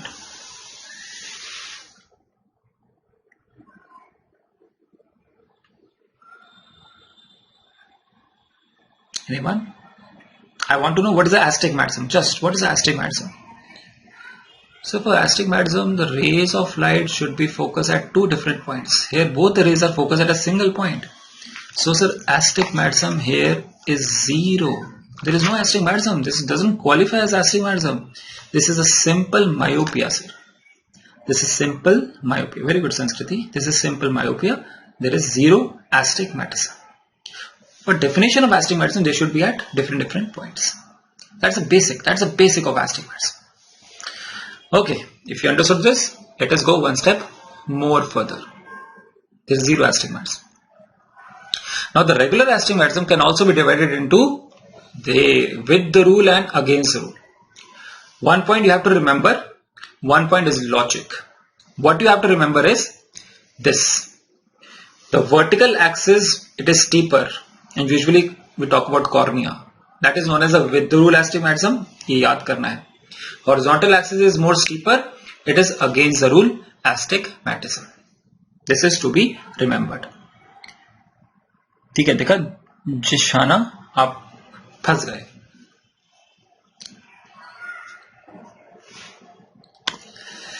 Vertical axis steeper is with the rule. Horizontal axis steeper is against the rule. That is the definition. Now you tell me, how will you know by which axis is steeper? How will you know which axis of the cornea is steeper? Remember when I was telling you myopia and hypermetropia, if the axis is steeper means it is focusing in front of retina or behind the retina. That axis, the rays are focused in front or behind. Steeper means more curvature of the cornea. More curvature of the cornea, more it is myopic axis. And more myopic axis will focus more in front. Means more the power of cornea, more will be the myopic axis, more will be the steeper axis. Cornea power is determined by keratometry. Myopic, how much is the refractive? This is refractive error. Both are different things. We are seeing examples now. Cornea power, more cornea. How much is the normal cornea power? 44 diopters. More power means 45, 46, 47, 48. Less power means 42, 41. More myopic axis. More that is a refractive error. -2, -3 and so on. That will be more myopic axis. And that myopic axis will be more steeper axis. ये याद करने की बात है और इसी के basis पे can you answer this? Simple question है. How will you check the power of eye or power of cornea? By keratometry, na? Keratometry is for the cornea power. Vertical and horizontal axis of the cornea have power of 47 and 43. Who will have more steeper axis? Vertical is 47. This is 43. This is keratometry. Who is having more power? Vertical having more power. Vertical more power means vertical is more steeper. Vertical more myopic. Means answer is with the rule against the rule. Vertical is more steeper means it is with the rule.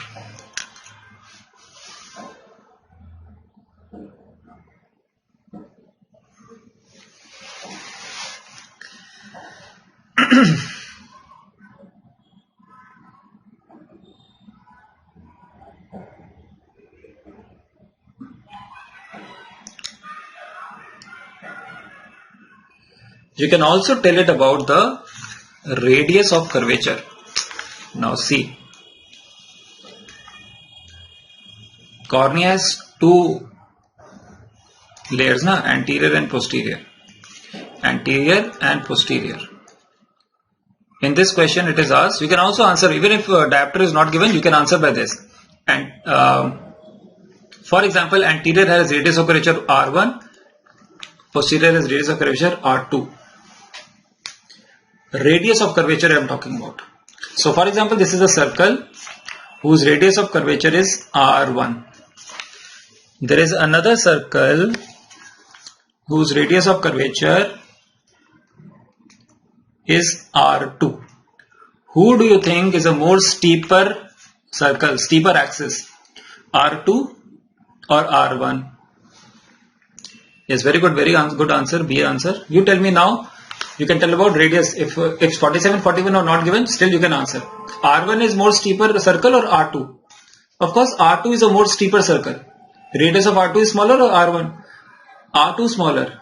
Means the smaller radius of curvature, more steeper the circle. Smaller radius of curvature will have more steeper curvature. So here you see 6.1 is smaller than 6.9.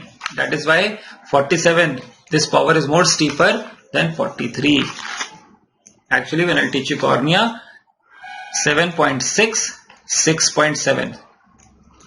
Anterior curvature of cornea 7.6, posterior is 6.7. Tell me, which surface of cornea is more steeper? Radius of curvature of anterior cornea is 7.6. Radius of curvature of posterior cornea is 6.7. Which is more steeper?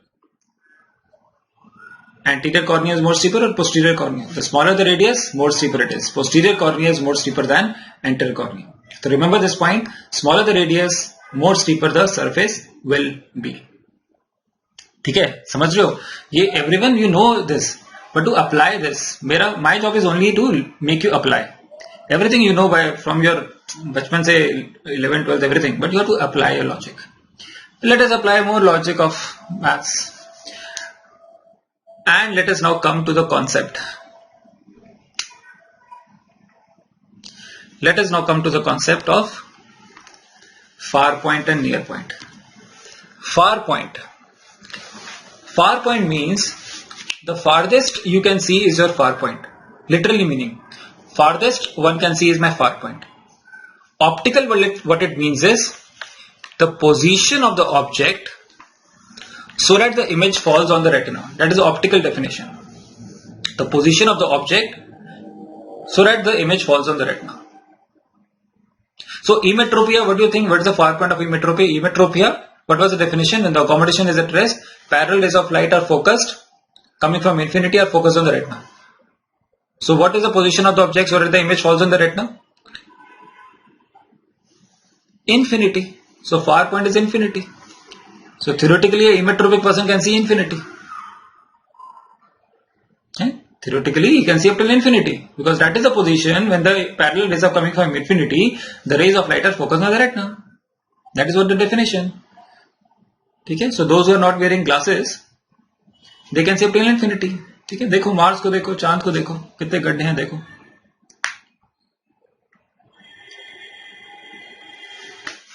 Sanskriti, if you want, I mean, you are just, yeah, steeper means more conical, but the word conical is not used. So confuse mat karo apne aap ko in words like that. Steeper means more curvature. Yes, it is conical, but the conical word is separately used for keratoconus. That's why keratoconus patient has keratoconus. Kerato means cornea, cone means cone. So keratoconus patient will have more curvature. They have curvatural myopia.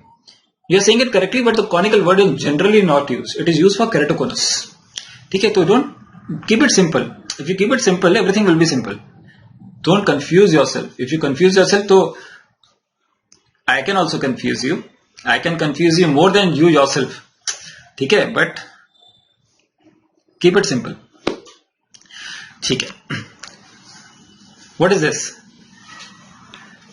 This is hypermetropia. Everyone knows the rays of light are going behind. Okay. Now this is hypermetropia.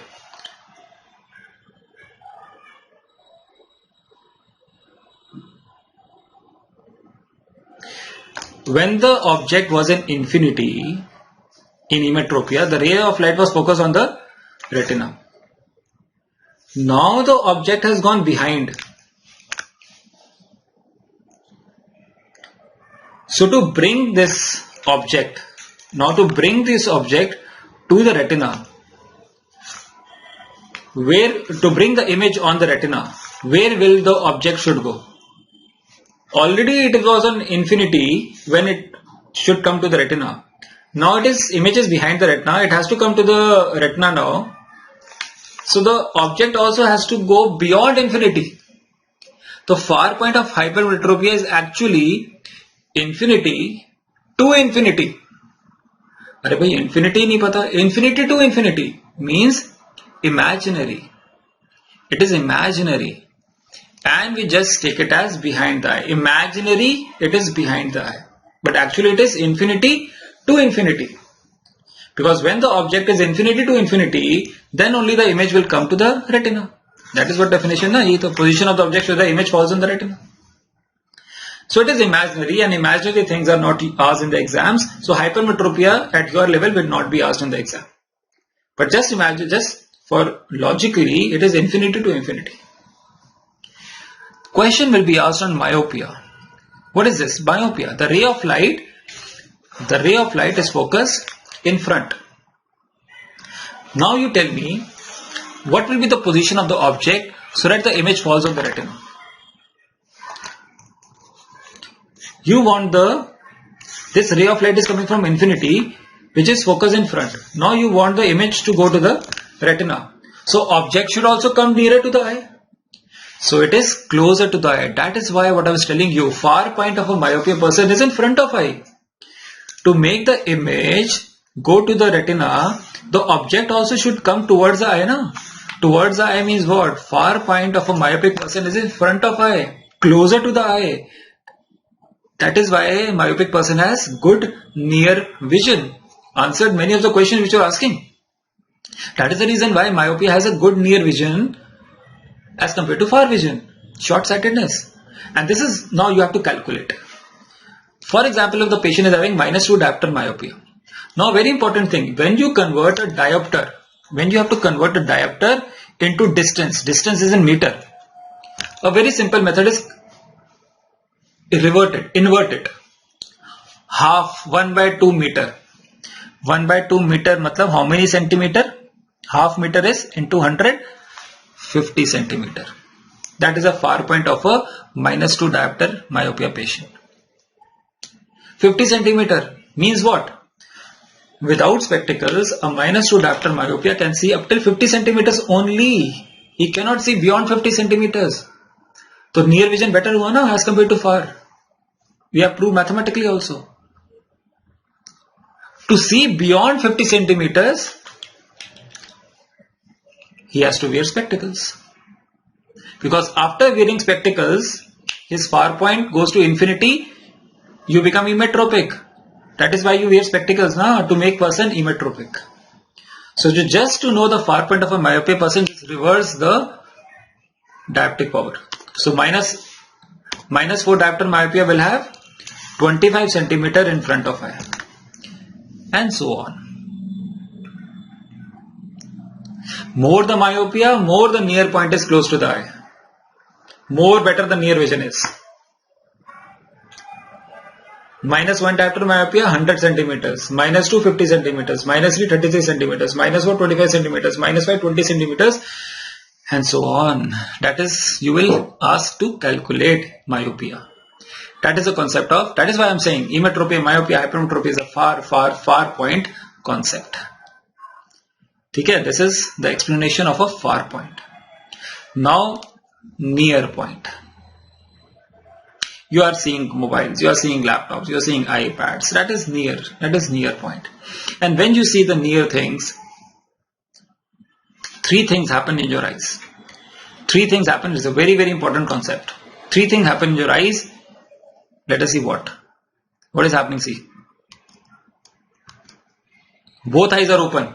Near vision is a bilateral concept. Both eyes are open. A near object comes, both eyes come inside. What is that? Convergence.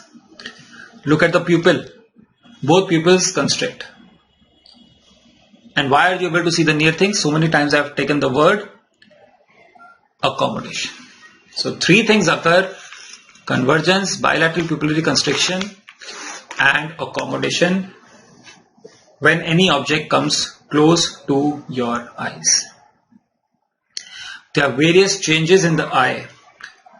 Which happens in accommodation. It's a very important question for your PG exam.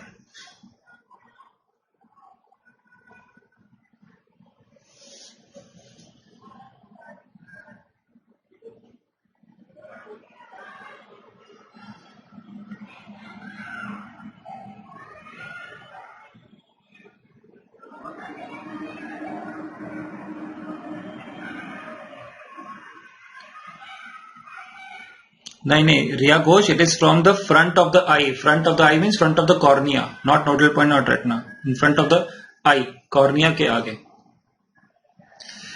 Okay. Now, if you see this, for example, you're focusing. Emetropic person is focusing on far. The far point is an infinity. Immediately, the pen is coming near. When the pen is coming near, the ray of light also go behind. When the object was an infinity, it was focusing on the retina, na? Emetropic person. Now the object is coming close to the eye, so image is also going behind the eye. If you see this is the plane of the retina. This is the retina over here. Object is coming close to the eye, so image is also going behind the eye. So in near vision, you have to bring the image on the retina. उसको focus करने के लिए image को retina पे लाना पड़ेगा ना? How will you bring it? See what is happening. There are some changes in the lens. The lens power has to be increased or decreased. Think logically. Again, I'll show you this. A pen is emetropic person. He's seeing the pen, the object is an infinity. Immediately the object comes near. When the object comes near, the image goes behind the retina. Now you have to bring the image onto the retina. So the eye lens power has to be increased or decreased.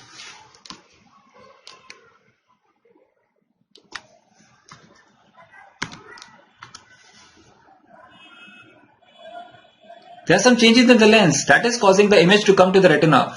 The lens power has to be increased. That is accommodation. That there are changes in the eye to bring the image onto the retina. And what are the changes in the eye? Let us see. The ciliary body of the eye contracts. Lens is attached to the ciliary body. Ciliary body contracts, zonules relax.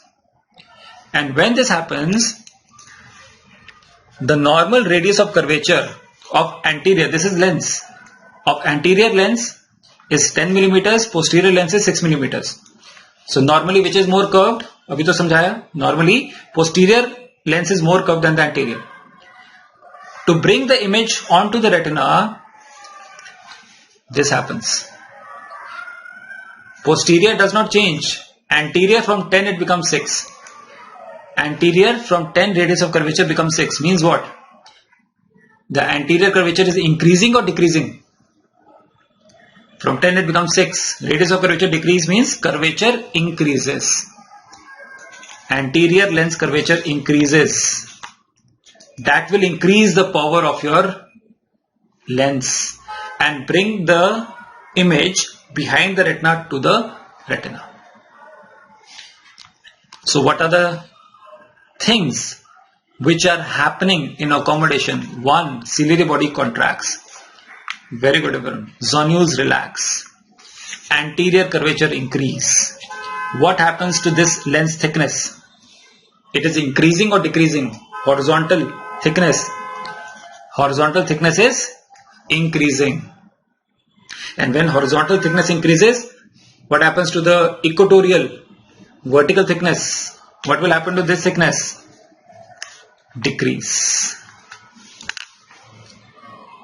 Horizontal increase, vertical decrease. Anterior lens curvature increase. And anterior lens curvature is increasing. What will happen to the anterior chamber? You tell me now. Think logically anterior chamber becomes shallow or deep? Anterior chamber becomes shallow or deep. The anterior lens is going towards the cornea, means anterior chamber depth decreases. It becomes shallow. A very, very important question for PG exam. What is the change in the posterior curvature? There is no change in the posterior curvature in accommodation. There is no change in the posterior curvature. From 6, it remains 6. This is what is known as accommodation. Ciliary body contracts, zonules relax, anterior lens curvature increase. From 10 it becomes 6. Mathematically, power of the lens increase. No change in the posterior curvature of lens. Horizontal thickness increase, vertical equatorial thickness decrease. Anterior chamber becomes shallow, shallow, shallow. Yes, now everyone understands? That is near point. So we have learned far point, we have learned near point. Very good. Let us now clinically apply. So those people who have high accommodation, their near point will be close to eye or away from eye. Those people who have high accommodation, they will have near point close to the eye. And these are children. So a child, if you can see, child can read the book very close to the eye. They can read the book very close to the eye because your accommodation is very strong. Near point is close to the eye. But what happens when we age? When we age, books go slightly away, friends increase, but books go slightly away from your eyes. And when we age more, it goes more away, more away, more away. This is just factual. So what is happening? With age, the accommodation is decreasing. So the near point is going away, away, away, away from your eye. Physiologically, decrease in accommodation. Because ciliary body power decreases. इसी को तो हम कहते हैं presbyopia. This is known as presbyopia. That with age, accommodation decrease, near point goes away, away. And usually it happens after 40 years of age. Usually it happens after 40 years of age. So usually you must have seen your parents, if they want to see a newspaper. So nowadays they don't see newspaper, they see their mobile phones, everything is on mobile phones. They see everything on mobile phone, WhatsApp. You people introduce your parents to WhatsApp now. And then they introduce you to various groups. Family group, second family group, multiple family group. Then you get good afternoon, good evening messages. So it's okay. So if they're not able to see the WhatsApp message, they don't bring the mobile closer. They bring the mobile away from their eyes. Why? Because the near point is going away from their eyes. That is what is happening. This is presbyopia. And how do you treat presbyopia?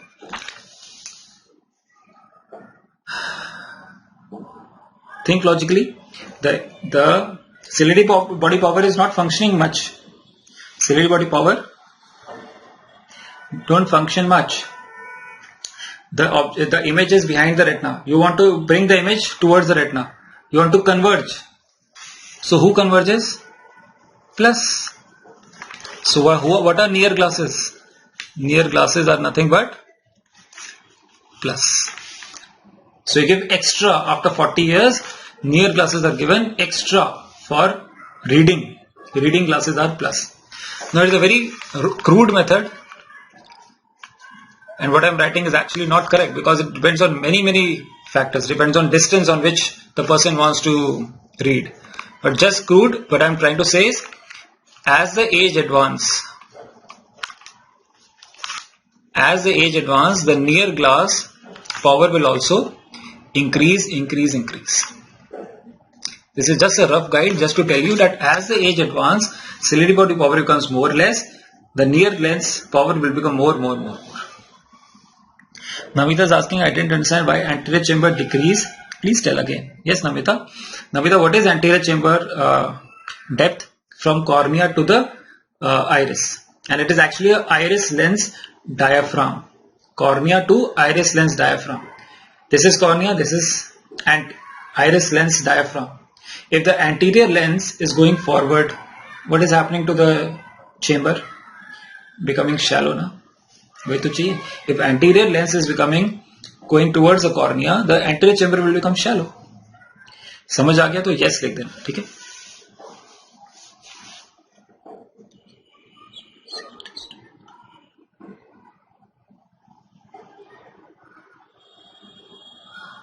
Sanskriti, you are absolutely wrong. Who said that hypermetropes accommodation is lost? Who said hypermetropes accommodation is lost? Hypermetropes are using more accommodation. This is presbyopia. Presbyopia is not hypermetropia. Presbyopia is a physiological decrease in accommodation. It can happen in myopes, hypermetropes, emetropes. Anyone after 40 years of age, everyone will have it. Hypermetropia, myopia, emetropia, far point concept. This is a near point concept. That with age, the near point goes away because accommodation decrease. So near point goes away after 40 years. Now you answer, Sanskriti, out of hypermetropes, myopes and emetropes, who will get earliest presbyopia? You asked a question, now my question to you. Who gets earliest presbyopia? Myope, hypermetrope or emetrope? Or all will get presbyopia at 40 years?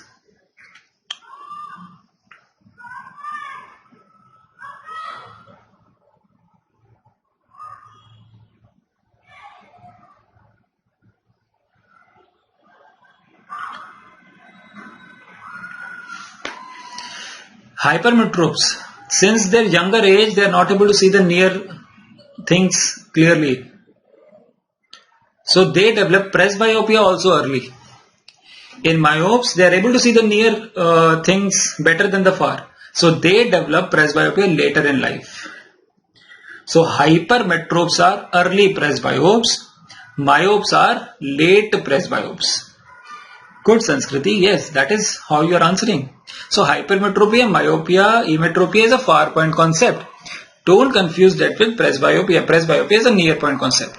And yes, hypermetropia will develop presbyopia early in life. Then emetropia, then myopes will develop later in life. Then Prerna is asking a question in positional myopia. Why is AC deep? Who said positional myopia AC deep? In general myopia, the AC is deep. In positional myopia, of course, when the lens is going forward, then anterior chamber will be shallow. Who said so?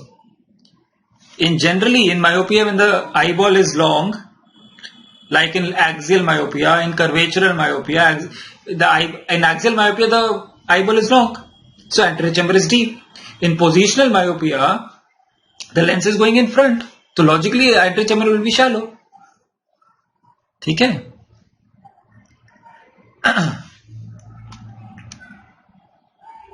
ठीक है.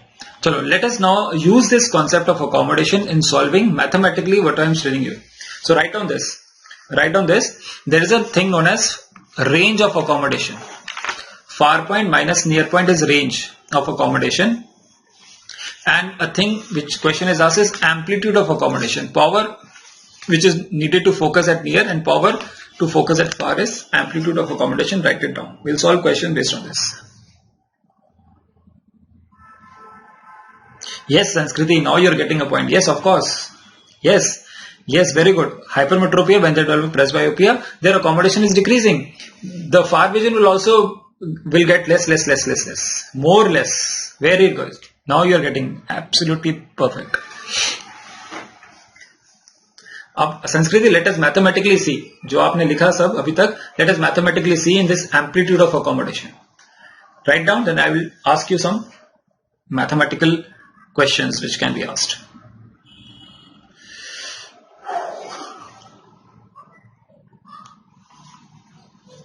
Range of accommodation. How much a person can see from a near point? Near point is depending on the age. Near point is according to the age. As the age advances, the near point goes away. And the far point is depending on the refractive error. Myopia, hypermetropia, emetropia. The near point, far point minus near point is a range of accommodation, and the amplitude is a power to focus. How to convert power in diopters into distance in meters? Just reverse it. So based on this, let us solve a question.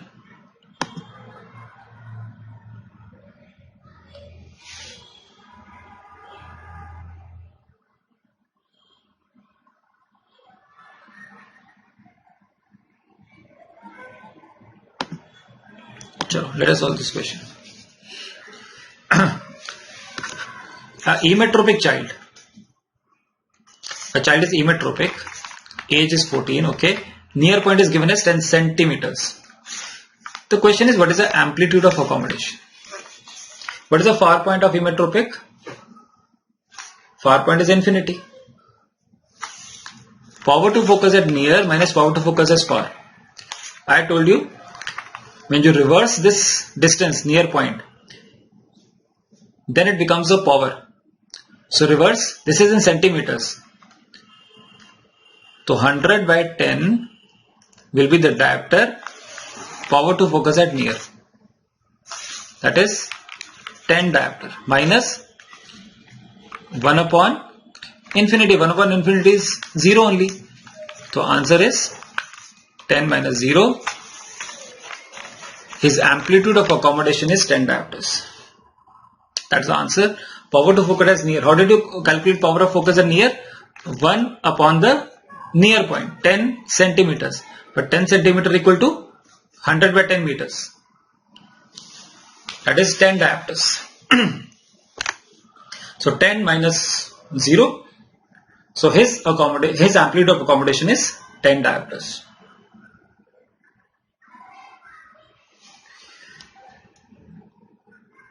Let us see the question this.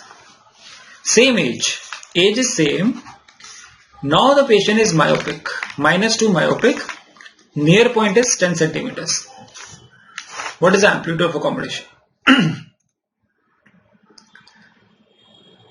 Again, what is this power to focus at near?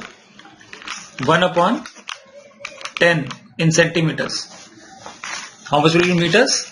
100 by 10 in meters means it will be coming diopters. Again 10 diopters. Minus power to focus at far, which is already given. Power to focus at far is already given. Far point of a myopia is in front of eye or behind the eye? Far point of a myopia is in front of eye. When it is in front of eye, it is by dictum, it is taken as a positive sign. Means you will just take it as 2 diopters. A positive sign. So 10 minus 2 becomes 8 diopters. So his amplitude of accommodation for this child is 8 diopters.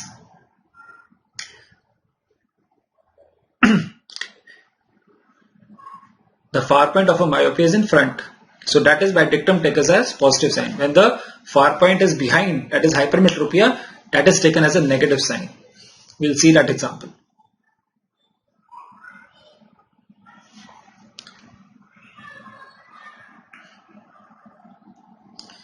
That is example. Same age, same near point, now is +2 diopter hyperopia. What is this power to focus at near? Again it is 10 diopter. But now it is behind the eye. And behind the eye, the power to focus at taken as negative. So it becomes 10 plus 2 actually. 12 diopter. What does it mean? That the same age, the amplitude of accommodation with the same near point is more in hypermetropes, means they use more of their accommodation to see the objects. That is why they use more accommodation, they are able to see the far, and they have more propensity for esophoria. I told you, I wrote it down, I made you write before. This is mathematically proof. Same age, same near point. Still the accommodation amplitude is more in hyperope as compared to myope, as compared to emetrope. Emmetrope has 10 diopters. We calculated. In this, myope has 8 diopters. Very less. They don't use their accommodation. They don't need to use their accommodation because their far point is very close to the eye. So accommodation की जरूरत ही नहीं है. So eyes have tendency to go outside. And hyperopes, they use their more accommodation. That is why eye have propensity to come inside. This is mathematically solution with the explanation of what I have already told you. This is what you have to see.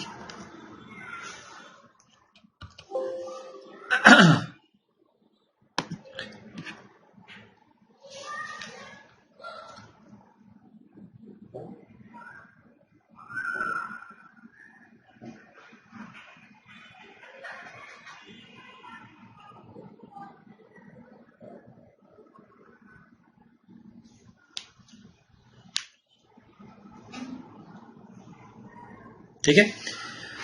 How do you calculate this? Practically, we calculate the near point of convergence and near point of accommodation by a ruler that is known as RAF ruler,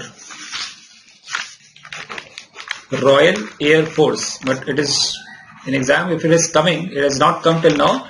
It will come at RAF only, Royal Air Force ruler, in which this is kept on the nose. These two are kept on the nose as shown in the picture. This object is brought closer to the eye. And the patient is asked when he is able to see the double image. The point when he is able to see the double image will be the near point of convergence. Normal values are 10 centimeters. And when the patient is able to see blur image, that will be the near point of accommodation.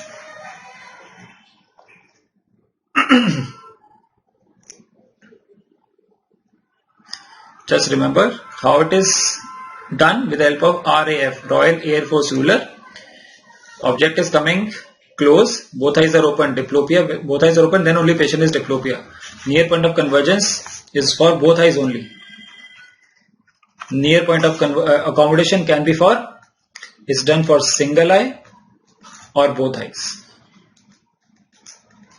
Normal near point of convergence is 10 centimeters. Normal near point of convergence is 10 centimeters, and this is quite clear in this picture. If you see, this is the normal convergence at this point. If the patient converges at this point, if the patient sees diplopia at this point, it means he has an excess of convergence. And if he is not able to converge, that is convergence insufficiency. When it is more than 10 centimeters, it is convergence insufficiency. If it is less than 10 centimeters, it is convergence excess. And 10 centimeters is a normal convergence. How it is calculated? It is calculated by Royal Air Force ruler. What is the point in which the NPC is calculated? Diplopia. What is the point in which the normal NPA is calculated? Blurring of the object. Alright. Okay, so these are some points of near point and presbyopia. I told you in presbyopia the near glasses has to be given, and their glasses are plus, because you want to bring the image towards the retina. Okay, so near glasses are separate glasses. Far vision glasses separate, near vision glasses separate. You must have seen your parents, they sometimes have two glasses, one for far, one for near. When they want to see the newspaper, they change the glass. But if they don't want to change the glass, what is this? This is bifocals. Bifocals are also available. Which segment? It has bifocal means it has two segments. There is a line sometime over here. It can be of different shapes. This segment will be for far, this segment for near. It is split into two, so it is known as bifocal glasses. So there can be a single glass for presbyopia management and far vision. Far vision from the upper segment, near vision from the lower segment.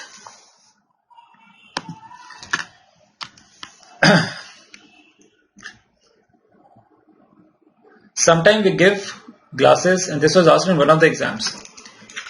This picture was asked. These are horizontal line glasses.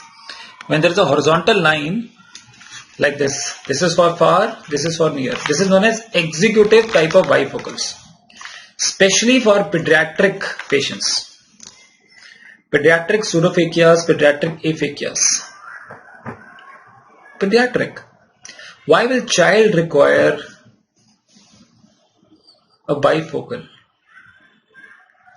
Now can you understand what is pseudophakia, what is aphakia? In lens topic already done. You take out the lens, you are putting an artificial lens, intraocular lens. What happens to accommodation? What is the most common cause of leukocoria? You know already. This child, see, the right eye is having white reflex, congenital cataract. When you do congenital cataract surgery, patient is pseudophakic or aphakic. What happens to accommodation? Accommodation is due to the lens. You are taking out the lens, accommodation is lost. So after surgery, accommodation is zero. So near glasses are needed now. That is why after adult cataract surgery also, when the accommodation is lost, you have to give spectacles. Not for far, for near. Near glasses are needed. The intraocular lens work only for far. They are monofocals mostly. They work for far. For near, you have to give spectacles after cataract surgery. So child also you have to give spectacles after cataract surgery. And you give him bifocals, he will become happy. But the question is, why bifocals? In an adult patient, after cataract surgery, he requires only near glasses. So you can give him only near glasses or plus glasses for near only. You don't require glass for far. Yes. So after 1 month or 6 weeks, you give near glasses for adults, only for near. In a child also, accommodation is lost. Why can't you only give the child a near glass only, like an adult? Why not only a near glass, only for near? Why do you want to give bifocal? This is logical. Why do you want to give bifocal? He does not require any spectacle for far. He requires spectacle only for near. But he is a child. Can you ask this child, ki beta, when you are seeing far, don't wear spectacles. And when you are playing with your toys, please wear spectacles. कह तो सकते हो, but उसको समझ नहीं आएगा. So you give bifocals. The above segment may be zero power. He does not require for far. The near segment is plus power. So that when he sees far from the upper segment, he does not require any number. But for near, his accommodation is lost, so he will require a plus. That is the reason why you give bifocals to the child. Even if he does not require for far spectacles, you cannot explain to the child. No? In adult, you can explain that you don't need spectacles for far. Intraocularness is working for far. You only need spectacle for near. You can explain to the adult. But for child, you cannot explain. No? That's why pediatric pseudophakia, aphakia, you give bifocals. And which bifocals? A horizontal line is preferred in a child because it will have a more near segment. Executive bifocal is a name. In lens topic, you must have studied multifocal intraocular lens. Multifocal intraocular lens, they work for far also and near also. So if you implant a multifocal intraocular lens, you don't require near spectacles also after cataract surgery. That is multifocals. No Sanskriti, no Palak. The explanation which I gave you, that is the correct explanation. Okay? See, the child is also agreeing. Alright. Chalo. Now let us, okay, so slow. How to determine the refractive errors? The near is determined according to the age, okay, and according to the distance where the patient prefers. That is a separate thing. As the age advances, the near power also increases. But how do you determine? How do you know that your spectacle which you are wearing, you are minus or plus for far? How do you determine? That is what we are going to study now, and the questions based on that. It is done by retinoscopy. Objective and subjective refraction. First, the question mostly asked at your level is objective refraction. Patient is just sitting. He is a patient. He is a doctor or the observer. He is standing at a particular distance. He has a retinoscope in his hands, which is looking similar to direct ophthalmoscope. You don't require you don't need to know the difference between a retinoscope or a direct ophthalmoscope at your level. Don't need. So the technique is known as retinoscopy or refraction. It is done with the help of retinoscope. Retinoscope can be self-illuminated.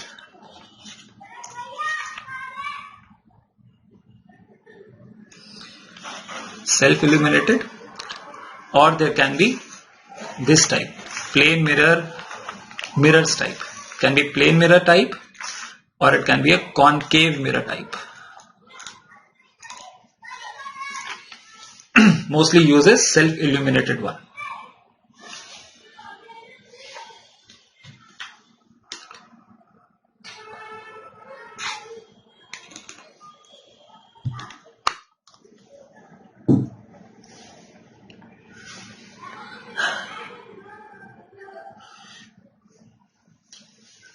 Okay. It can be self-illuminated, which is looking like a direct ophthalmoscope, or it can be a plain mirror or a Priestley-Smith mirror. Priestley-Smith mirror is like this. It can have concave mirror as well. Okay. The light which is coming from the self-illuminated one is in the form of a streak. So it is also known as a streak retinoscope. Can be spot also, but your level like a streak, like a vertical horizontal line. Self-illuminated means light is coming from it only. It is coming in the form of a vertical or horizontal line. That is known as streak retinoscope. What we want the patient refractive error for far. That is what retinoscopy is. Emmetropia, hypermetropia, myopia is far point concept. So we want the refractive error for far. So what we are going to do is, if we want the retinoscopy for far vision, we want to abolish the near vision. We want to abolish the near vision, because the definition was the accommodation should be at rest. How will we make the accommodation rest? How will we make the near vision abolish? Near vision is accommodation because of ciliary body contraction. What is the other name of ciliary body? Other name of ciliary body is cyclo. How to relax the cyclo? By pelagic. So you put cycloplegia in the patient's eye. That is the reason. Why do you want to put cycloplegia in patient's eye? To relax the near vision. To relax accommodation. That is why you will get the correct far vision of the patient. So you put cycloplegia in the patient's eye. What cycloplegia can be used? Atropine can be used. 1% atropine can be used. 0.5% homotropin can be used. Cyclopentolate is not used nowadays. 1% tropicamide can be used.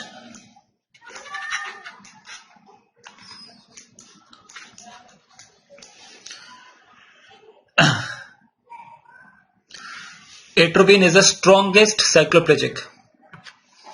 Atropine is the strongest cycloplegic, so it is used for less than 8 years of children. Why? Because they have very strong accommodation. Less than 8 years child has very strong accommodation. So atropine is used for less than 8 years.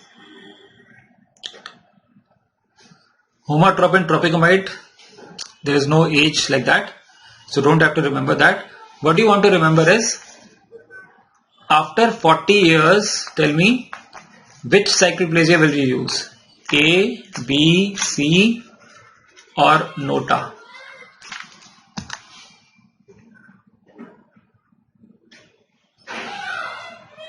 Answer this Sanskriti first, then I'll answer your question. A, B, C, D. After 40 years, which cyclopegia will use? A, B, C, D. Atropine, homatropine, tropicamide, nota. What is happening after 40 years? Accommodation is already becoming physiologically less. So no cyclopegia is required after even 35-40 years. Cyclopegia is not required. After 35-40 years, already there is presbyopia, physiological decrease accommodation. So cyclopegia is not required. So there is a trick question. A 55-year-old person, this was a neat question, one of the neat question. A 55-year-old person comes to you for refraction. Which cyclopegia will be preferred? No cyclopegia is required. Already the patient accommodation is lost. Another question can come. A patient comes to you 5 years before he had cataract surgery. He wants now spectacles for far. Which cyclopegia will be required for retinoscopy? Cataract surgery done means he is pseudophakic or aphakic. Pseudophakic aphakic has zero accommodation. Already accommodation is zero, so cyclopegia is not required. Nota. Nota. Palak kahan pahunch gaye? Nota. Yes, very good. Yes, very good check. Okay. So after 35-40 years, or a patient is pseudophakic, patient is aphakic, accommodation is already lost. So cyclopegia is not required. Less than 8 years, accommodation is required. Now, very good question was asked by Sanskriti that in myopics, cyclopegia are not needed. Accommodation is already not working. See, accommodation is not working is not the correct thing. They don't use their accommodation is the correct. But myopes have accommodation, na? They don't use their accommodation because their near point, their far point is very close to the eye. So whatever accommodation they have, usko to relax karna hi hai na for correct. Yes, absolutely correct. If a person is myopic and a hypermetropic, whom will you definitely give cycloplegic? Definitely cyclopegia will be required for hypermetropes because they are using the accommodation more than myopes. So for those persons, you will definitely use cycloplegia. Because if you don't use cycloplegia, you will not get correct power for far in hypermetropes. But myopes also, if they are less than 8 years, they are using the high accommodation, children. So in that also, it is needed. After 35-40 years, it is not needed. Pseudophakia, aphakia, it is not needed. So I am not giving any that timeline. Usually 8 to 35 years can be either of them. But generally it is not correct. The question which is asked only less than 8 years or after 35-40 years. Okay, that is the reason why cyclopegia is given. And it is at particular distance. You are standing at a particular distance. Distance can be anything. 1 meter, 2 meter, 2 by 3rd meter, any meter. It is not a particular meter. Anywhere you can sit. Most commonly you sit at 1 arm distance. That is 2/3 meter. But it is not a dictum. You can sit at any meters. And what you have to do is, you have to see the reflex in the patient's eye. The light is coming from the retinoscope, going to the patient's eye, reflected from the retina.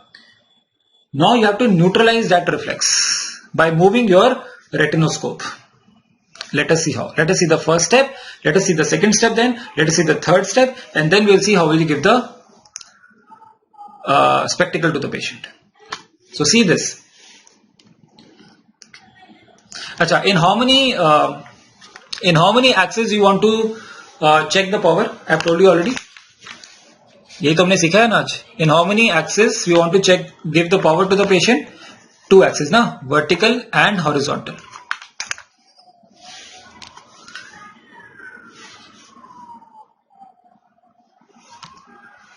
See this.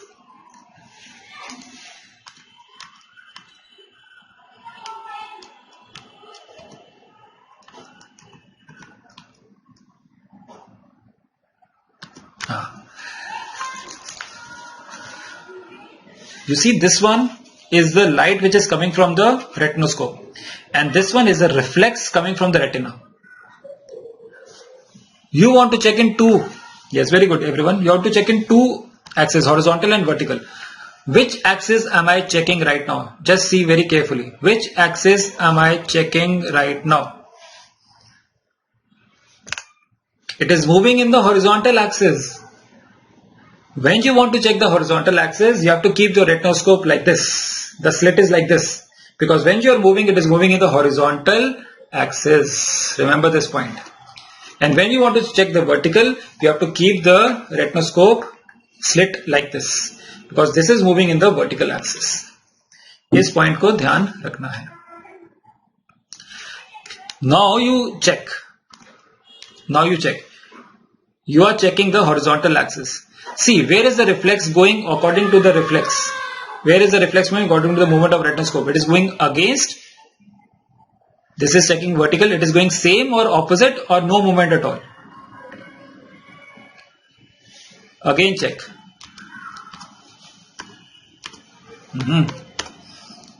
See, it is going same. It is going with the same. The reflex and retinoscope movement are going in the same direction.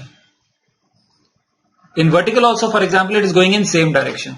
You don't want the reflex to move. You don't want the reflex to move. You want to neutralize. How to neutralize? Let us see the video.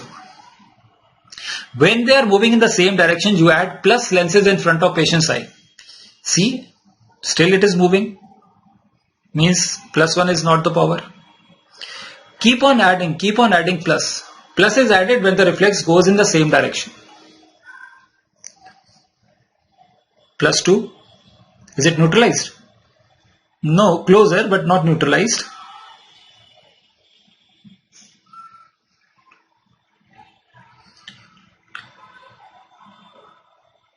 Yes, this is neutralization. When the whole eye is glowing, this means neutralization. What does it mean? It simply means that in the first step, horizontal power +3 diopter. Vertical power also moving the same direction, so you will add plus or minus? Plus. So just for example, it was neutralized by +2 diopters. That is your first step. If it was going same movement, you add plus. ये याद करने की बात है. If it is going against, you add minus. If it is not moving at all, वही तो आपको चाहिए. That is known as neutralization. Nothing to be added. If already it is neutralized, nothing to be added. 0. This is to be remembered. If the reflex is going in the same direction as the reflex, add plus plus plus. If it is going against, add minus till it becomes neutralized. This is to be remembered. Okay, those people who are writing, quickly I will tell Namita. Namita, there are 3 steps of retinoscopy: neutralization of reflex, distance correction, cycloplegia. Why do you use cycloplegia? To relax accommodation, because you want to relax near vision, because you want to power for far. That is why you give cycloplegia.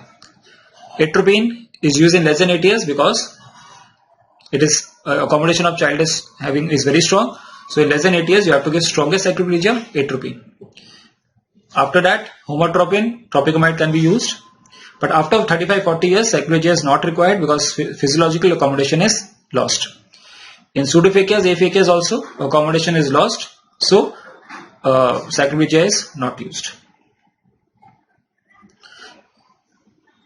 Then I told you the first step.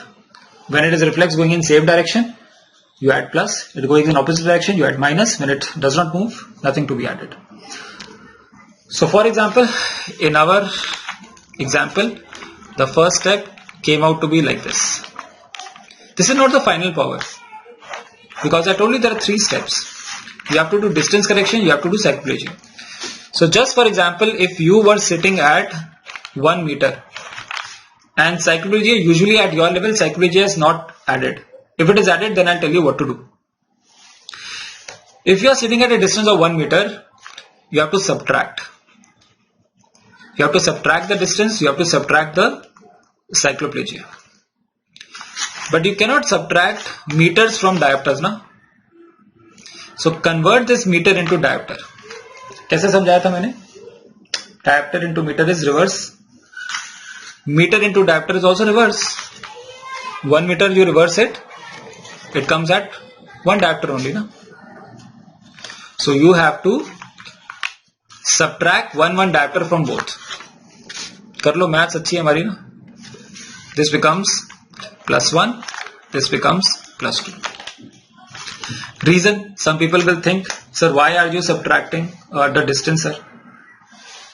Why are you subtracting the distance?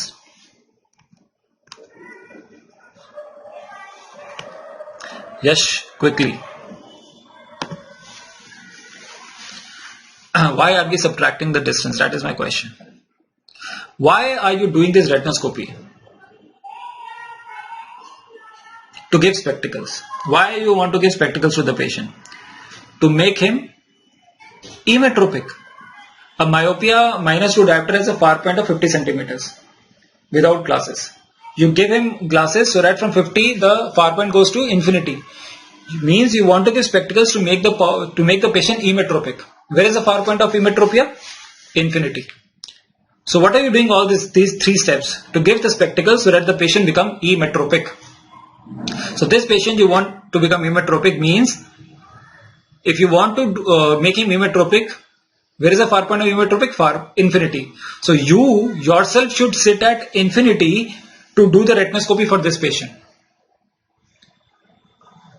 Infinity कहाँ ढूंढूंगा मैं? I cannot go to infinity.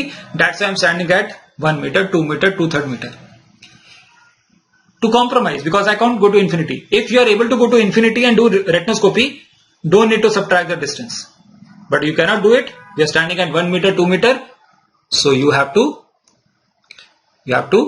subtract. That is the reason why you have to subtract. So if you are standing at a distance of, for example, if you are standing at a distance of 2/3 meter, how much will you subtract? 1.5 diopter. If you are standing at 2 meters, just reverse 0.5 diopter and so on.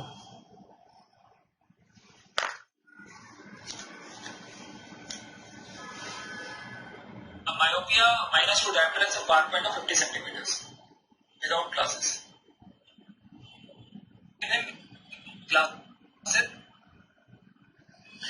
So of course this was, I was repeating this now. I know that there is a slightly lag, but ये जो point है, Yash was asking me to repeat. So this was repeat. In repeat it was lag. Previously it was not lag.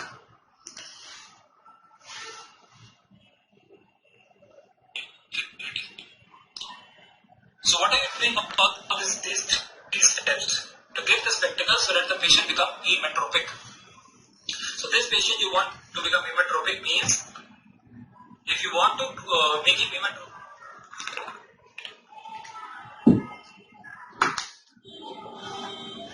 It's okay now. Okay, so that is the reason why distance correction was done. And third is, so that is the first step. That is the second step, distance correction. That has to be done.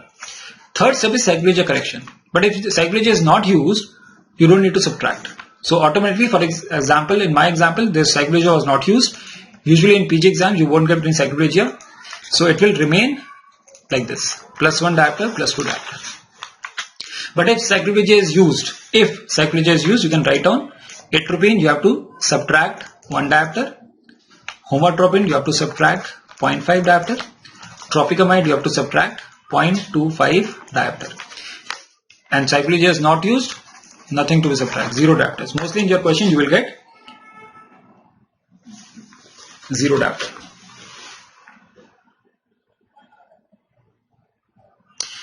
I mean, yeah, I understand. I was repeating this now.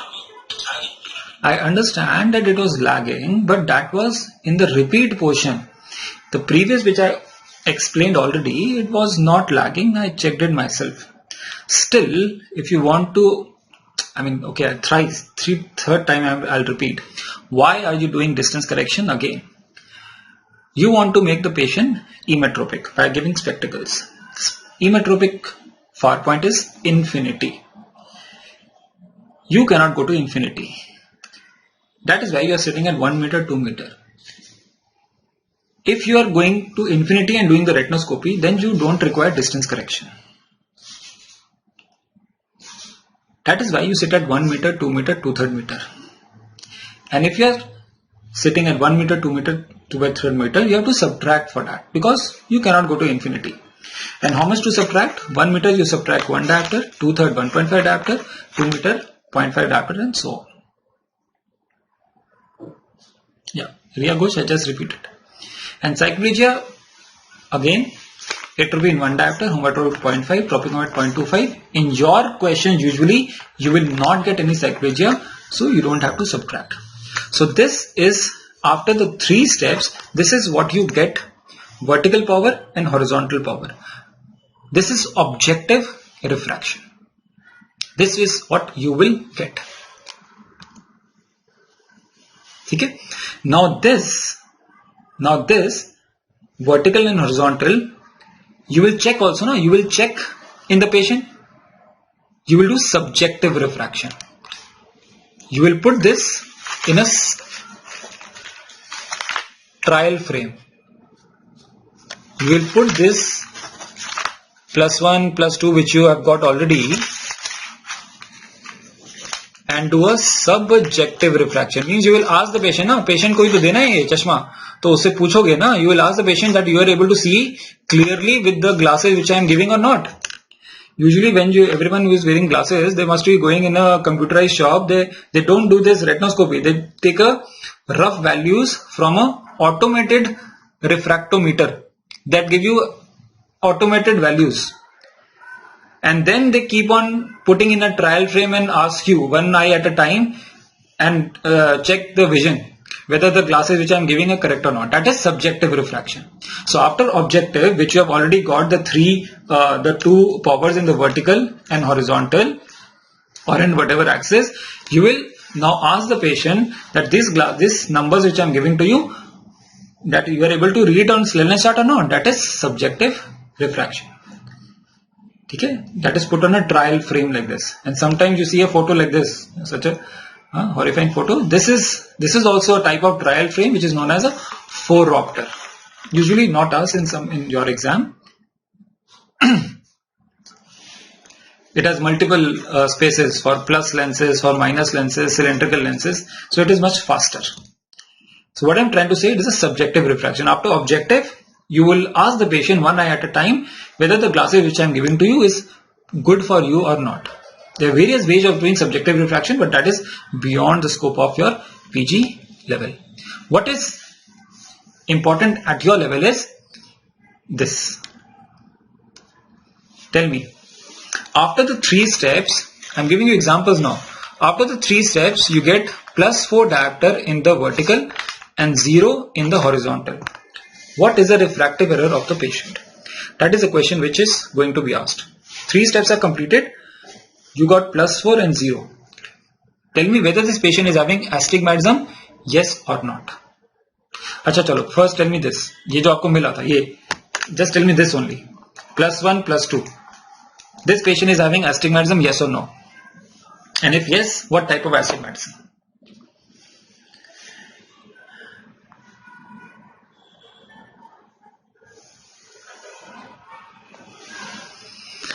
Astigmatism, yes or no? So both are different numbers. +1 is not equal to +2. So yes, astigmatism is there. Plus means the both rays are going behind. So yes, it is. Yes, it is astigmatism, compound hypermetropic astigmatism. This is compound hypermetropic astigmatism.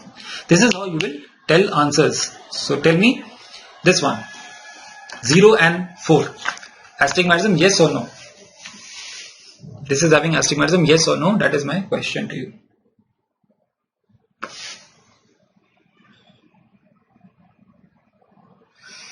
पहले तो ये बताओ, पहले astigmatism है या नहीं है? 0 and +4. 3 steps completed. +4 in the vertical, 0 in the horizontal. Astigmatism yes or astigmatism no?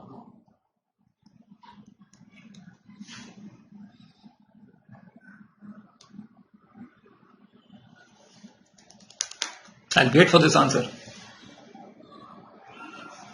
You know that 30 seconds, after 30 seconds only I'll get the answer. So I'll just wait.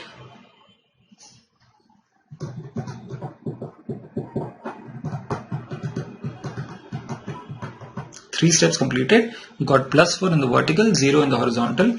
Is there an astigmatism here or no?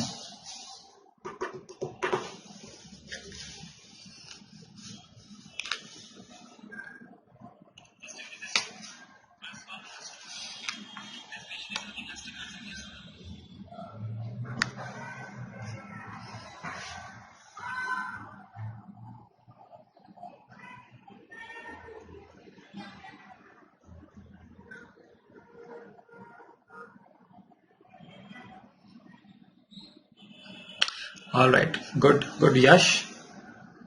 Sanskriti is saying no. So Sanskriti, only for you.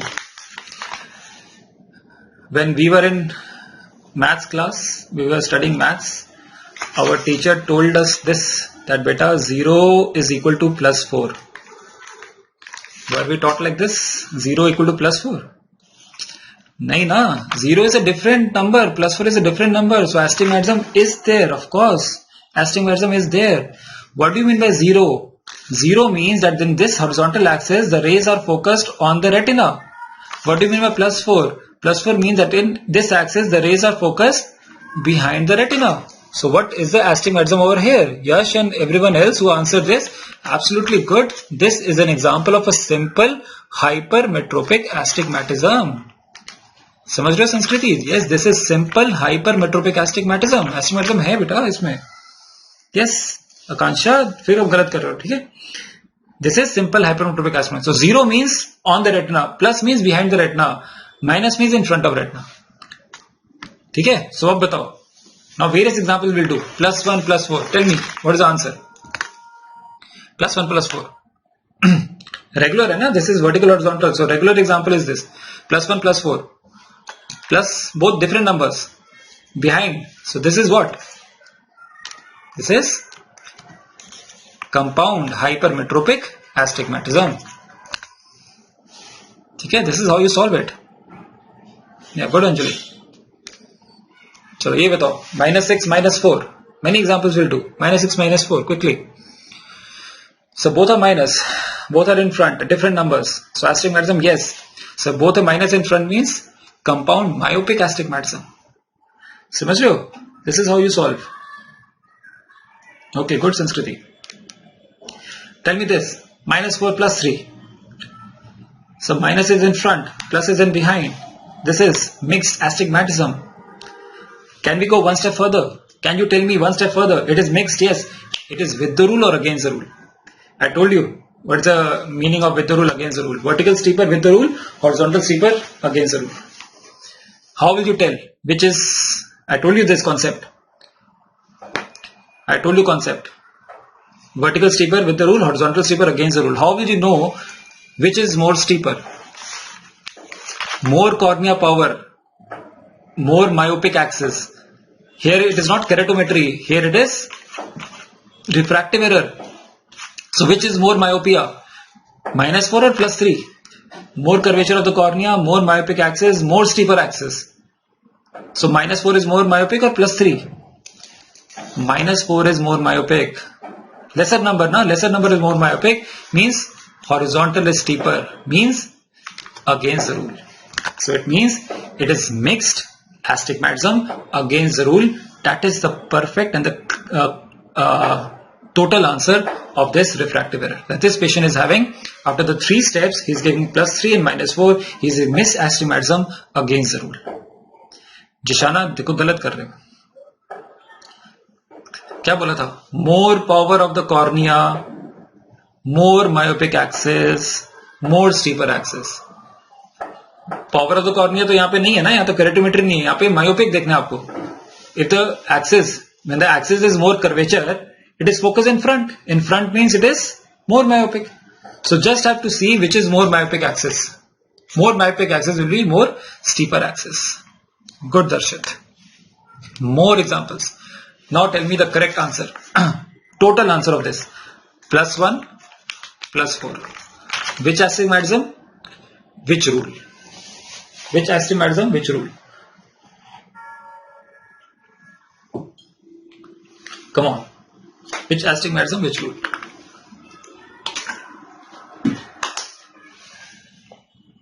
+4 +1.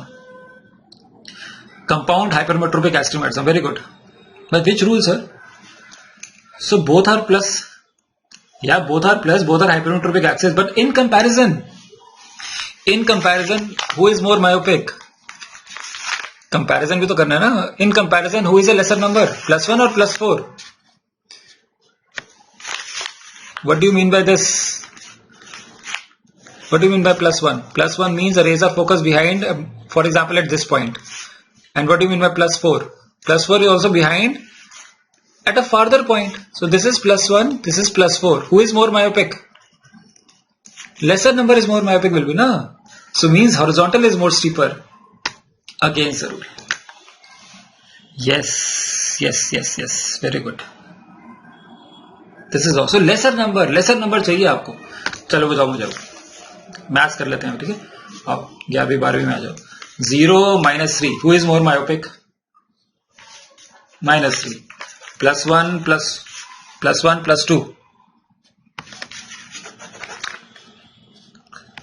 +1 +2. Who is more myopic?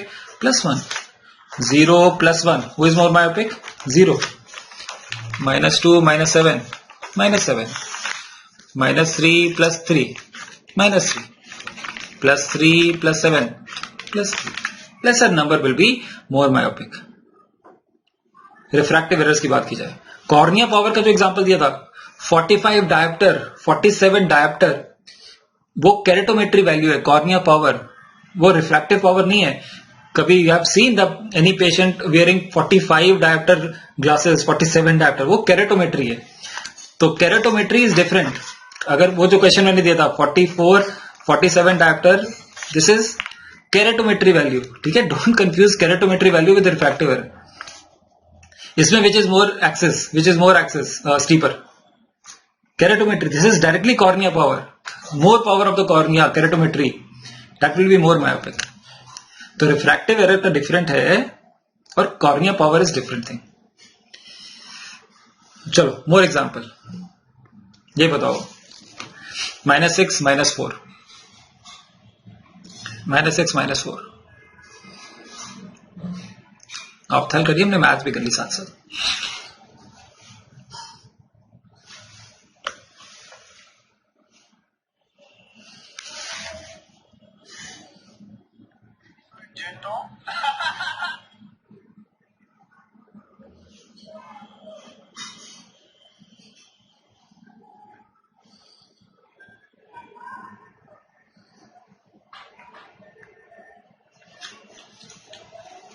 Tell me, -6 -4.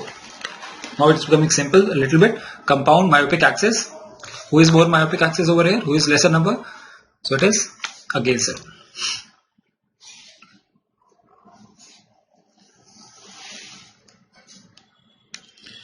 Tell me this, 0 -4.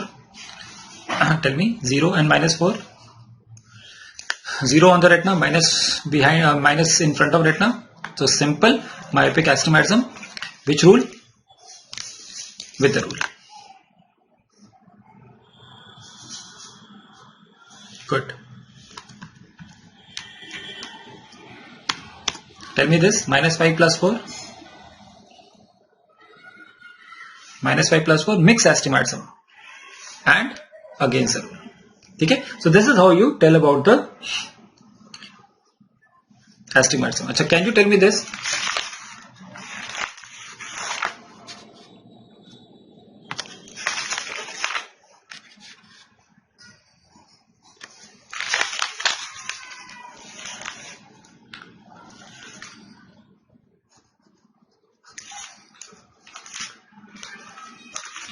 What is this? This is 90 degree. So this is oblique astigmatism ना. जो बाकी example था वो तो जो normal regular होते हैं. This is oblique astigmatism. Maybe this is about 45 degree and 45 plus 90 is 135 degree. So same concept है, plus and minus. This is oblique mixed astigmatism. But here you cannot tell with the rule. With the rule and against the rule is only for this vertical horizontal. This is an advanced question which I am just telling you. That oblique का भी ऐसा आ गया, but उसमें with the rule against the rule नहीं बता सकते. With the rule against the rule is only for horizontal and vertical. ठीक है, now you know the concept. ठीक है, चलो.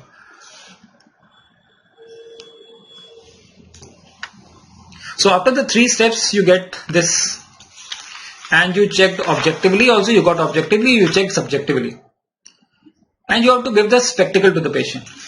You will give the spectacle na, after the 3 steps you will give the spectacle for one eye of the patient. But ऐसे थोड़ा spectacle मिलते हैं आपको, ये आपको दुकान वाला ऐसे क्रॉस देता है कि ये आपको चश्मा है. You get a spectacle like this. You get a spectacle in this manner. Now the question is, this is the spectacle power which is given for one eye. What is the refractive error of this patient? This is the next set of question. This is the next set of question. So tell me, this patient is having cylinder, this patient is having astigmatism, yes or no first?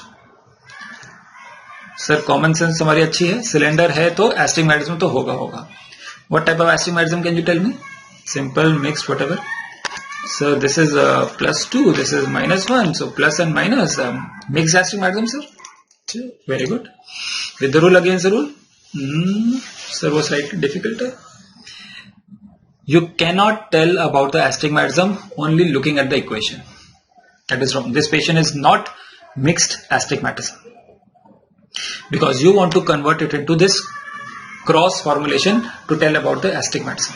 Without cross formulation, you cannot tell about the astigmatism.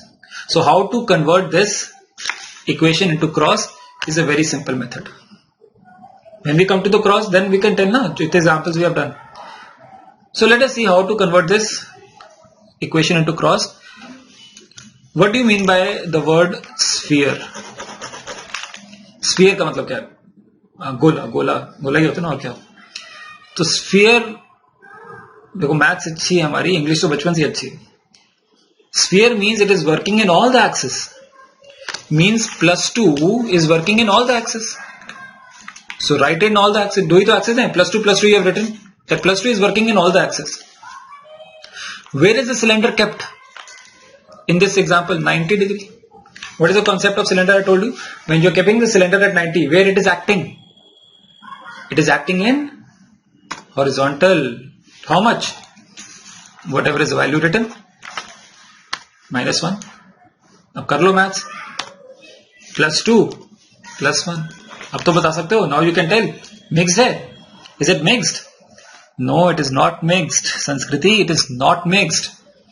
By looking at the equation, it is looking at mixed. But no, that is absolutely wrong. You have to convert into cross. When you convert it into cross, this is compound hypermetropic astigmatism, horizontal steeper against the root.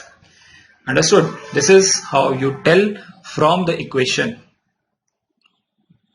And if you do it correctly, you can do it without pen and paper. You can do it in your mind also. Let us see various examples. Sanskriti, let us see various examples. Alright. So after the 3 steps, you're getting the objective values, you check with the patient subjective values, then you give the equation. Now from the equation, how to know whether the patient is having which refractive error?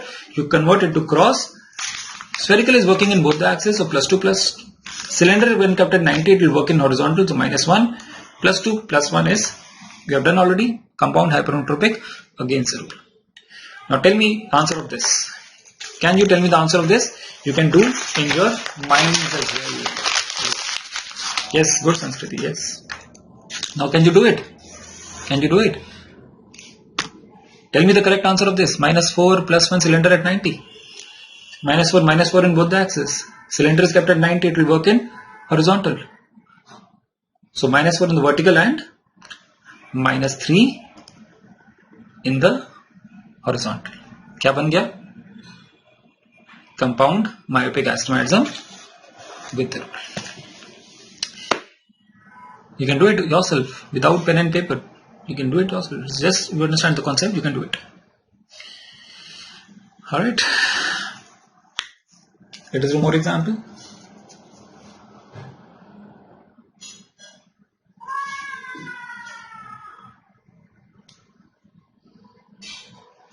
Okay, let us do more example.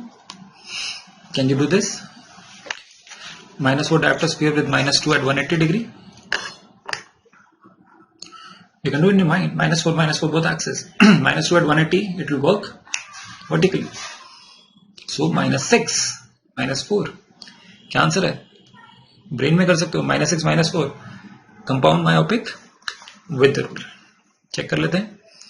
Minus 4 on both the axes. Minus 2 kept over here. It will work vertical. It will become minus 6 minus 4. Compound myopic astigmatism with the rule. Yeah, everyone is correct. Very good. Okay, so that is how you tell about the astigmatism, correct refractive error from the equation. Very good. Sanskriti, now very good. Now you are understanding. Now, can you solve this question for me, please? Just for me. Can you solve this question in your mind?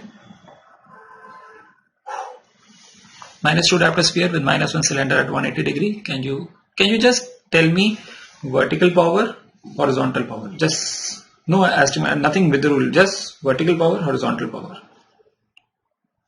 So minus 2 both axes, cylinder at here, it will work. Okay, so minus 3 in the vertical, minus 2 in the horizontal. Very good. Minus 3 in the vertical and minus 2 in the horizontal. It is a compound myopic astigmatism with the rule. Excellent. Yes. But can you answer this question for me? This black equation now, please. Last please. Can you answer this black equation in your mind? And just tell me what is the vertical power, what is the horizontal power.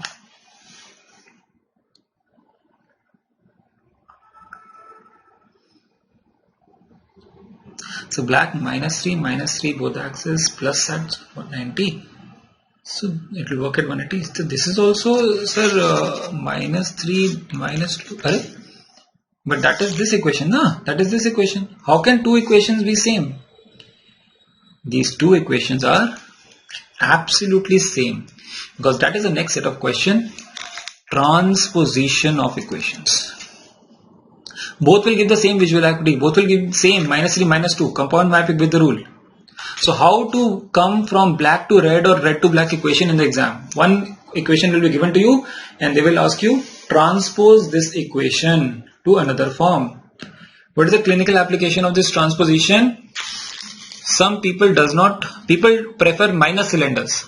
So if you get plus cylinder from retinoscopy, how to convert into this? That is transposition of equation. Very good. Very good, everyone. That is transposition. How to do it? A very simple method. A very simple method. Let us see. Let us see the above equation and try to transpose this. Very simple method. Take the spherical power and cylinder power of the axis. Numerically add. Numerically means respect the signs. Respect the signs. Respect everyone. Respect the signs also. So minus 2 minus 1 is minus 3. That becomes the spherical of the next. That becomes the spherical of the next equation. Just change the sign of the cylinder. See, minus 1 become plus 1. Just change the cylinder 180 to 90, 90 to 180. Change the axis from 90 to 180, 180 to 80 means add or subtract 90 degree. If it is not 90, 180, it is given.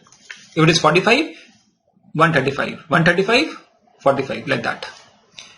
Your exam usually get 90, 180. So 90 become 180, 180 become 90.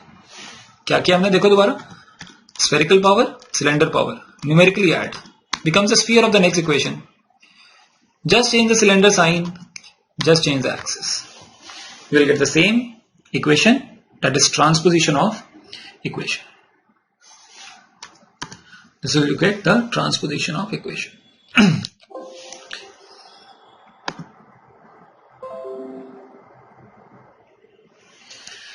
Can I ask you a question based on this transposition now? Can I just write down here?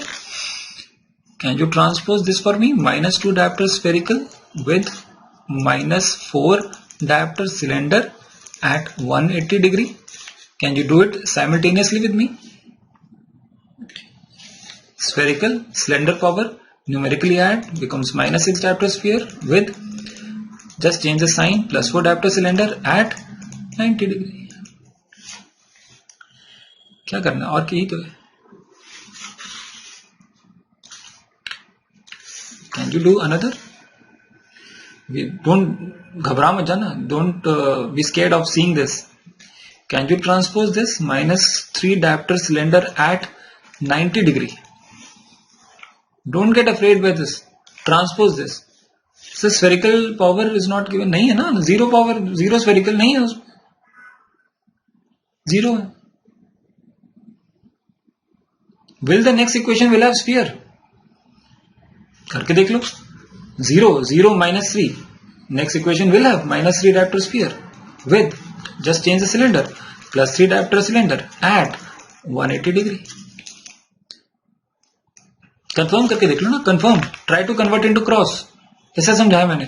Spherical power 0 है तो 0 write don't write doesn't matter. Minus 3 diopter cylinder at 90. Where it is acting? Here. Simple myopic astigmatism against the rule. इसको भी कर लो. minus 3 plus 3 is acting at 180 plus 3 same ही आएगा ना. Same आएगा ना. 0 and minus 3 both are transpose equations. So this is how you get, this is how you do transposition of equations.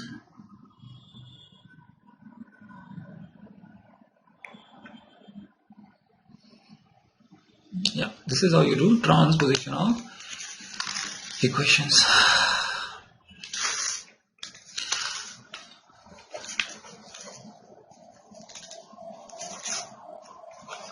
The other and the last one in this is the prescription of your spectacles, a spherical equivalent.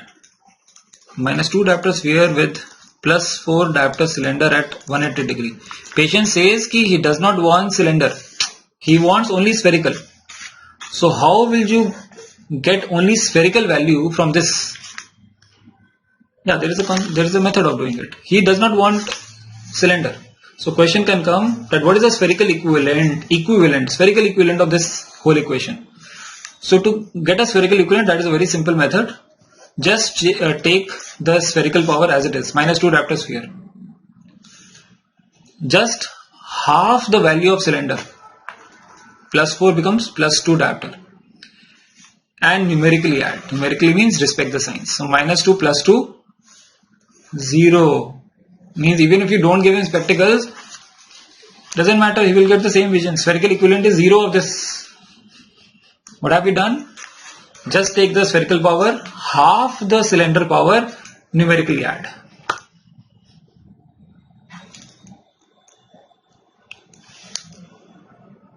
ठीक है, getting your point.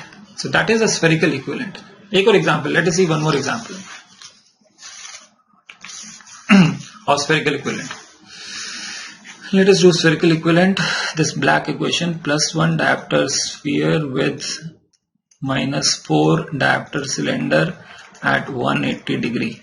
Can you give me spherical equivalent of this equation? Spherical equivalent of this equation. Plus 1, just keep it like that. Minus 4 half is minus 2. Do it. Minus 1 diopter sphere. The spherical equivalent is like this, minus 1 diopter sphere. So even if you give him minus 1 diopter spherical power only or this equation, he will get the same vision. That is the spherical equivalent method.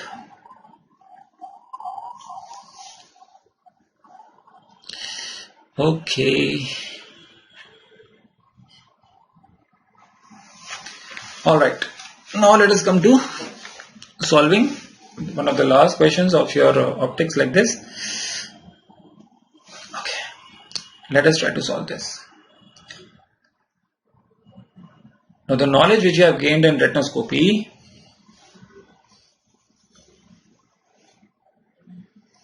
Sanskrit, if the spherical equivalent is 0, means does not require spectacles, no? Okay, the question is now understand this question. You did retinoscopy refraction of the patient. Usually in your question, you will get only plane mirror. And you got this refractive error. Minus 2 diopter sphere means minus 2, minus 2. Both axes minus 2, minus 2. You are standing at distance of 1 meter and cyclogia was not given. You are asked where was the reflex moving. Now what is this question?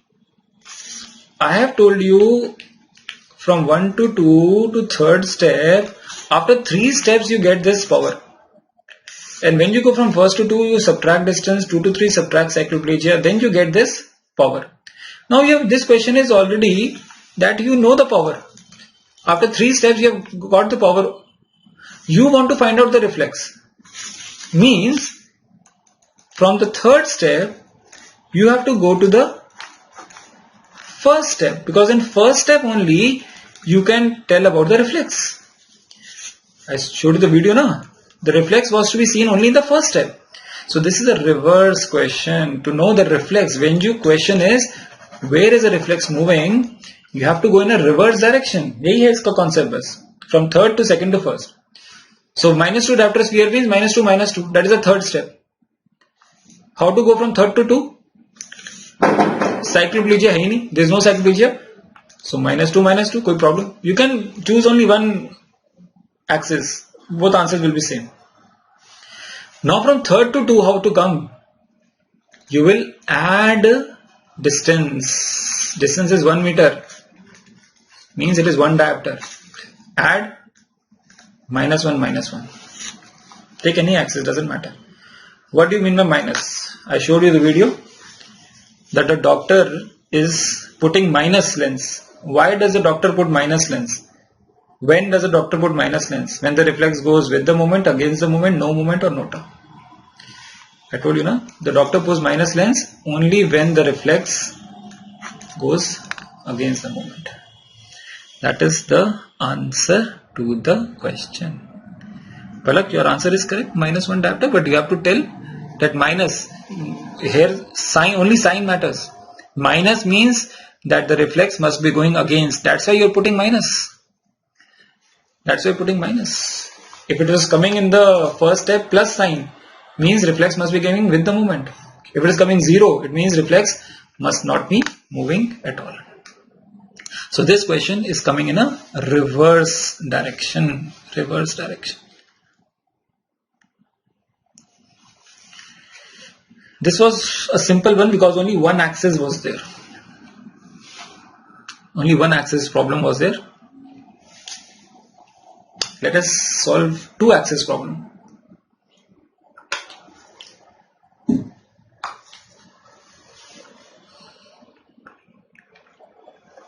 Let us solve 2 axis problem.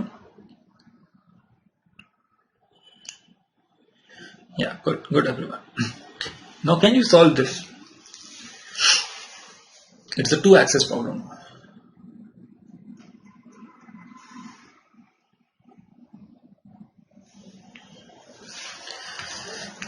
Similar, same set of question is there, and after the refraction you have got this. After 3 steps you got this. Distance is 1 meter, cycloplegia is not there. Without distance and cycloplegia you cannot tell. You cannot tell. It has to be given in the question. Now the reflex will be moved in which horizontal and vertical, that you have to do. Can someone solve this? First you have to convert this into cross. That will give you the step number 3. From 3rd you have to go to step number 2. From 2 you have to go to step number 1.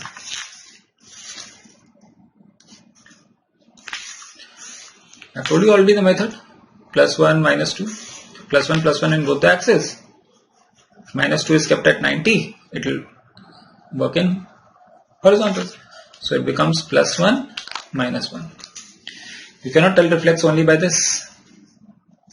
So you add a cycloplegia. तो है ही नहीं. So +1 -1. You add the distance. Distance is 1 meter. Means you have to add 1 diopter. +2 0. What does it mean? In vertical you were adding plus. In horizontal you were adding 0. Why you were adding plus? Because reflex in the vertical was going with the movement. And why do you add 0? Why do you add nothing? Because reflex was not moving at all in the horizontal. Yes, good. This is how you answer these questions.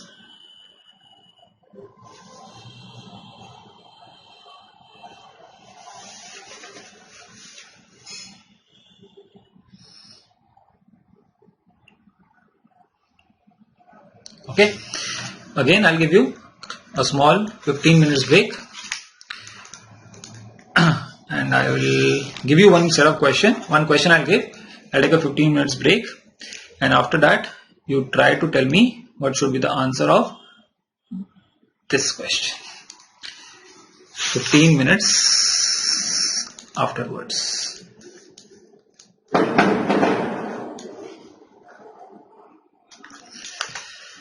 Okay, this class will go up to about all the classes of mine. There are many things which I left actually, so this will go up to 10:30, 10:45, something like that. All the days. Okay, try to solve this question ABCD. I want the answer in 15 minutes. Alright, let me know if you can hear me.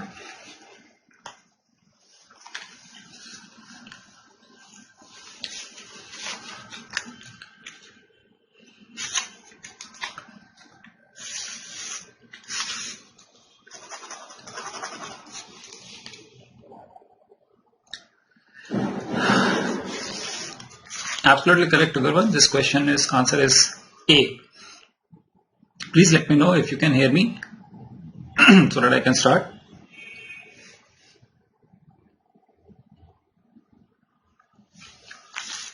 So if you convert it into the cross, it will be +1 both. +2 is kept at 180, so it will work over here. So it will be +3 +1, that is step number 3. From 3 to 2, you will add cyclogia. Cyclogia is not there, so +3 +1. You know where it is moving, 2/3 meter, so you will add +1.5. It will become +4.5, +2.5. Both are plus, means the directions of it must be going in the same direction.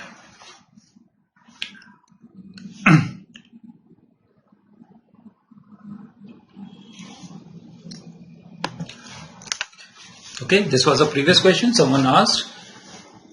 That is the same concept. When you convert it into this third step, +1 -1, you add cyclogia which is not there, so +1 -1, you add here +1 because 1 meter is there, so +2 0.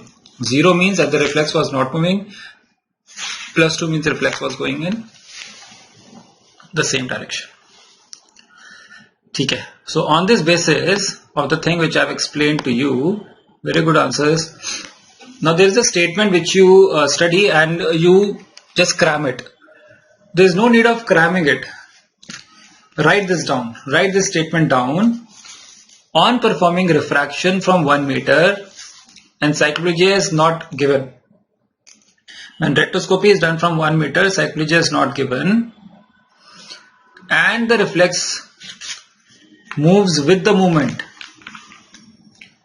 That means that the refractive error of the patient is either hypermetropic, emetropic, myopia less than 1 diopter. This is only valid here. 1 diopter is there, is only valid for 1 meter and no cyclogia. You can now derive it, no need of cramming it. For example, you take emetropia, person emetropia, both power is 0. So third step is 0. Cyclogia is not there, second step is 0. And you are standing at 1 meter, so you will add 1 diopter. So it will become +1 +1. What does the plus sign means? Plus sign means that the reflex goes with the movement. So it is valid for emetropia.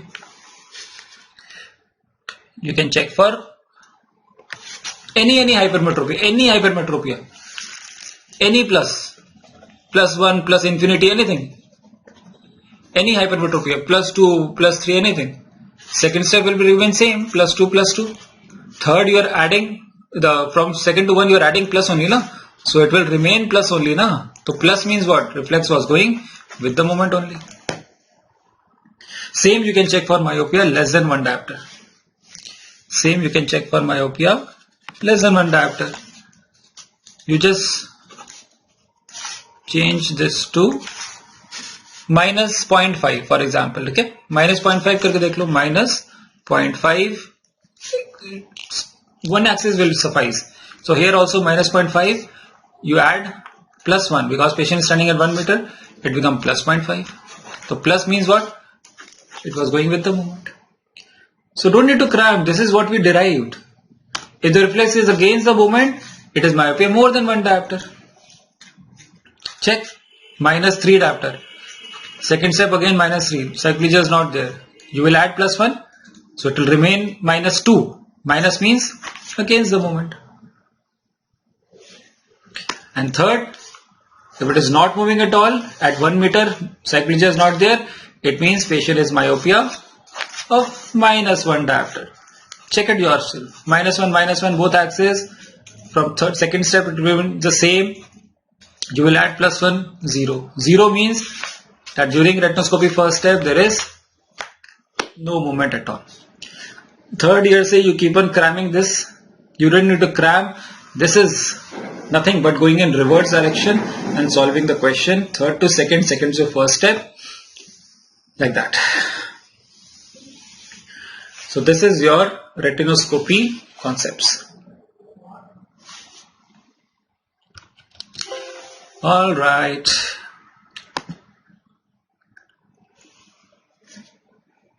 Okay. Last few quick concepts. Some investigations which is based on Purkinje images. You already know how many Purkinje images are there? 4. 2 from cornea, 2 from lens. The images are already there in the concept book, so don't need to, there are 4 images like this. Don't need to draw the diagram. If you want to make a simple diagram, it is like that. What is that? Purkinje images. When you throw a light is reflected back. And that reflected light is captured. So this first anterior curvature of cornea gives first image. Posterior curvature of cornea gives second image. Anterior curvature of lens gives third image. Posterior curvature of lens gives fourth image.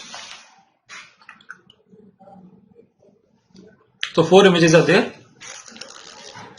You can see over here, first, second, third images are virtual erect. Fourth image is inverted, real inverted. First, second, third is virtual erect, fourth is real inverted. That is one point. From where they are formed?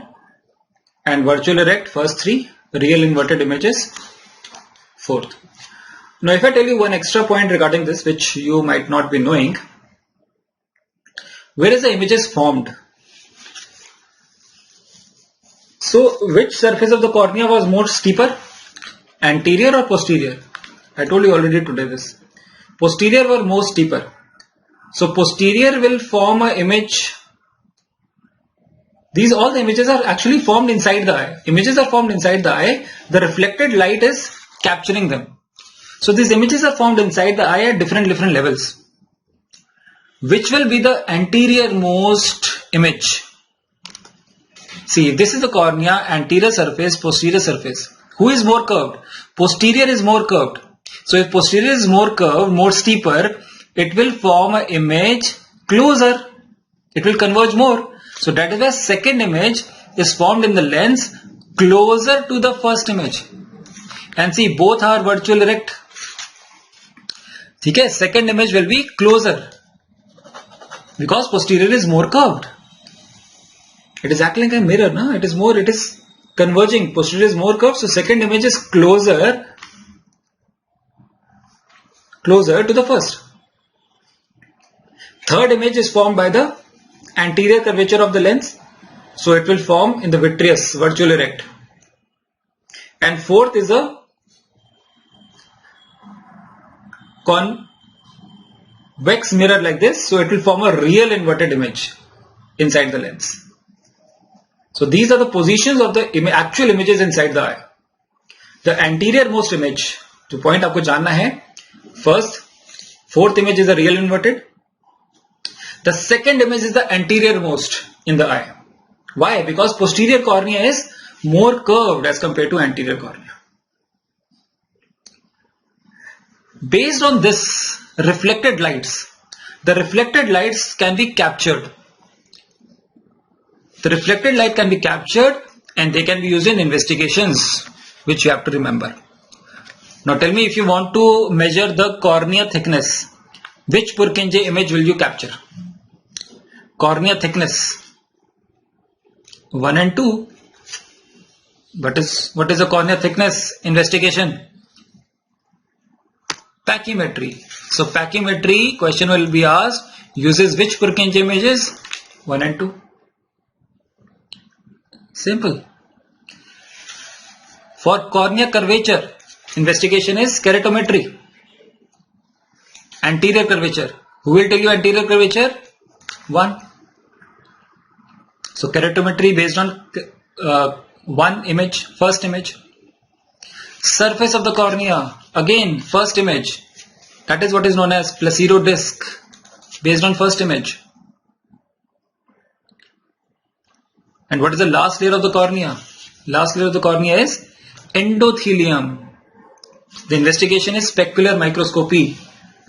Based on which Purkinje images? Who is reflecting from the posterior? What is reflected? Second image. So specular microscopy captures the second image. That is how you tell logically. रटने की बात नहीं है. Cornea thickness 1 and 2. Cornea curvature surface 1. Endothelium specular microscopy uses 2.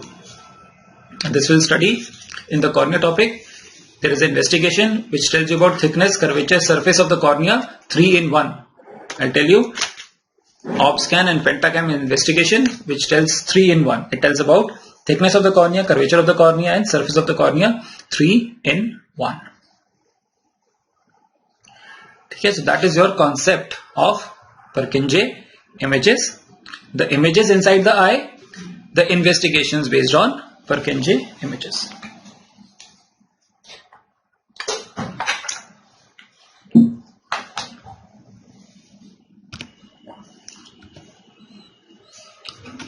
All right.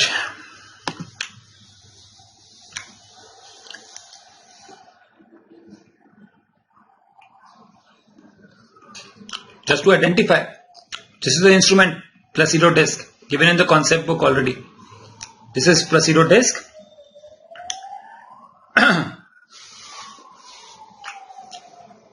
To identify only placido disc can be asked, but I am just showing keratometer how it looks like. Specular microscopy tells about the endothelium. Specular microscopy tells about the endothelium of the cornea. And when I'll teach you cornea endothelium, I will tell you the cells of the endothelium are hexagonal, which is like a mosaic pattern, which is known in specular microscopy.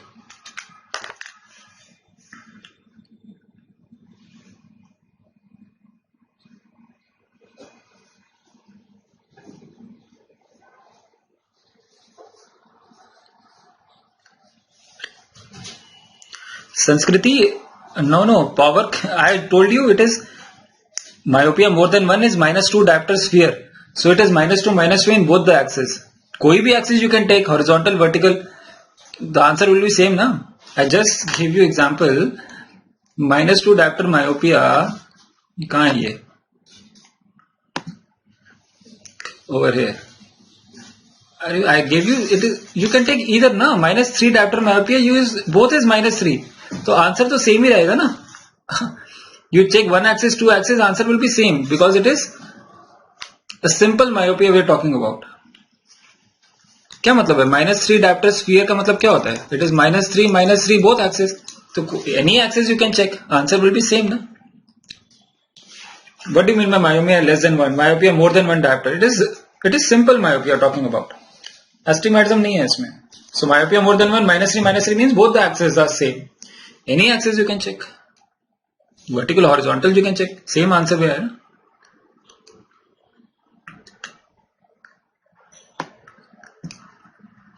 Okay. Last thing about optics we want to tell you in a quick manner. Refractive surgeries. Okay. So when we are talking about refractive surgeries, see in the concept book, the 12.8 chapter on the concept book will be on refractive procedures. I will tell you the basic. Today I'll tell you what is the basic of what is refractive. There are various refractive procedures which is there. The ranges are also given that if the patient does not want to wear spectacles, you can do various refractive procedures depending, and the range will depend on which refractive procedure it is needed.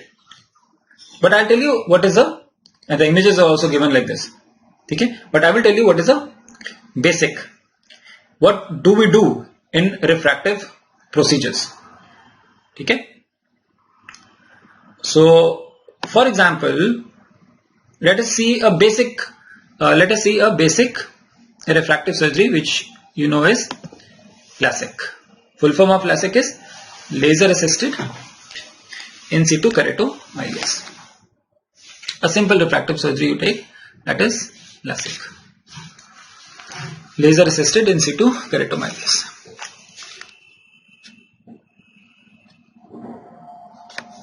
Simple 3 steps you do it. First step is raise a cornea flap. Raising a cornea flap can be done with the help of a blade. Blade is microkeratome. Second is a femto laser, which can be used to do cataract surgery as well. Femto laser, 10 raised power minus 15 second is the frequency. 1053 nanometer is the wavelength. Frequency is 10 raised power minus 15 maths. Wavelength is 1053. That is femto LASIK. Blade LASIK microkeratome is just as femto LASIK or blade LASIK is just to lift a flap, raise or lift a cornea flap. That is the first step. Major step is the second step.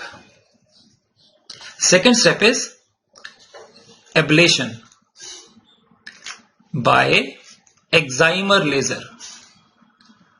There is another laser, excimer laser, 193 nanometers. What this laser does it makes the cornea flat. Understand this.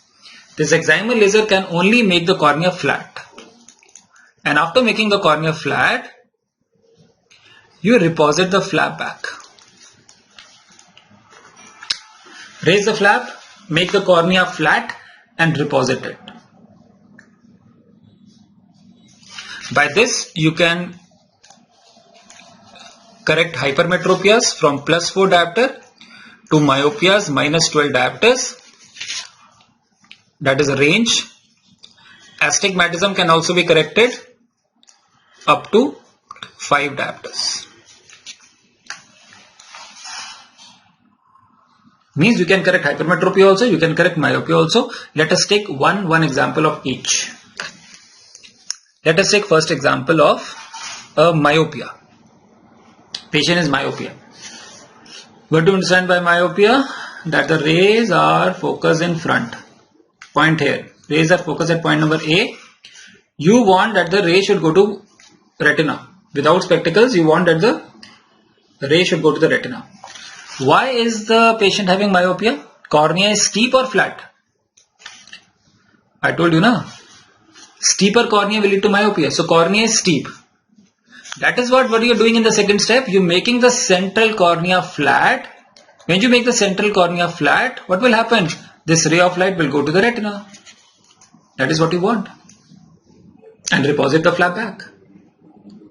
That is the action of excimer laser. It makes the cornea flat. So you make the central cornea flat. Simple as that. You can correct it to -12 diopter myopia.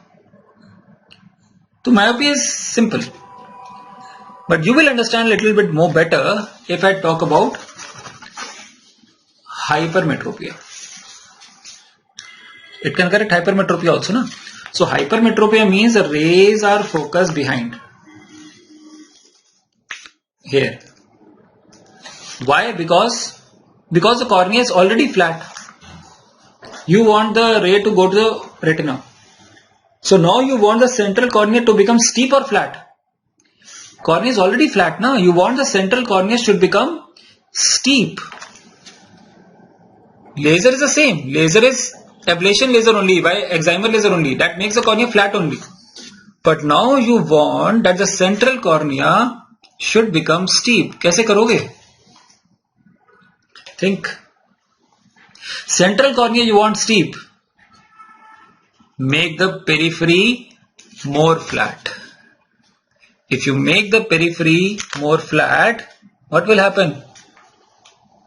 Automatically the central becomes steeper.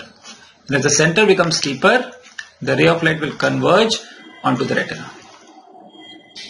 Reposit the flap back. So what have you learned? What have you learned?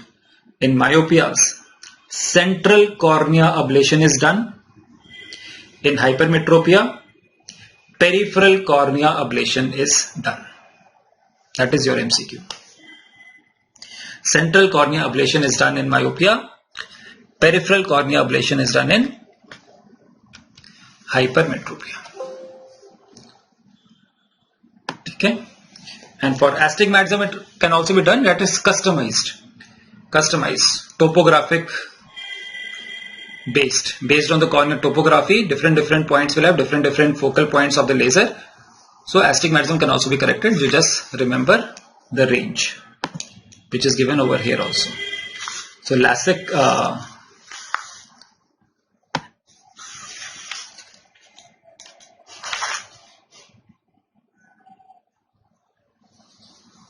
that is what is done in this LASIK. This I just explained to you. Now there is, in LASIK, what a flap is created. Next I want to tell you is flapless. Same thing can be done flapless. That is SMILE procedure. It is also known as refractive lenticule extraction. If you see this, you will understand the difference. In LASIK, a flap is created. In refractive lenticular extraction, by femtosecond laser, only a small cut is made. A small cut is made in the cornea, and a small lenticular extraction. You make a small cut and you take a lenticule of the cornea out. You see in the video. Then you will understand better. See this? What is happening in this? The first video. This is a femtosecond laser, for example, creating a flap. A flap is created.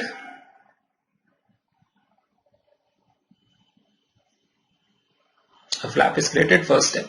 Second step is ablation of the laser. Central, peripheral, depending on the refractive error. This is excimer laser to make the cornea flat. So this is LASIK going on. And then deposit the flap back. That is LASIK. Now see what is happening in SMILE. A small cut is made with femtosecond laser. A small cut is made. See, we'll see. A SMILE like cut. A small cut is made. A small cut is made. Then from a forceps, intralenticular lenticule of the cornea is taken out. So cornea ablation is not done. This is the second step. Cornea ablation is not done. The intralenticular, see again, with the help of femtosecond laser, a small cut is made, and such a lenticule is cut inside the cornea in the stroma, so that you can just go and take it out. The small cut like SMILE, so that's why it is known as SMILE. S-M-I-L-E, small. SM is small, I is intra, L is lenticular extraction. It is a flapless surgery. There is no flap. There is no flap. So this is a flapless procedure. It is a flapless procedure. At your level, you can be asked, what is a flapless procedure? Answer is refractive lenticular extraction, also known as SMILE. SM is small, intra-lenticular extraction. The range is the same as of LASIK. Okay, so this is your SMILE procedure. The range is the same like that. Now there are terms like PRK, LASIK and EPI-LASIK. ये भी हम देख लेते हैं quickly. There are terms like this, which are this. One is PRK, one is LASIK, one is EPI-LASIK. PRK, photo refractive keratectomy. Photorefractive keratectomy.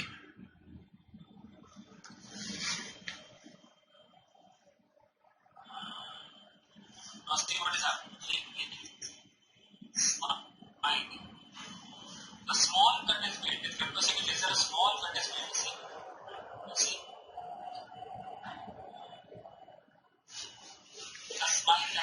A small cut is made. But then, from this interlocular, very good technique is not done. This is the second step for the ablation is not done. The interlenticular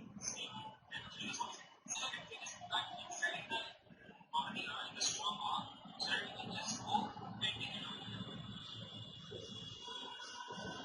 Small cut, like smile. So that's it for this one.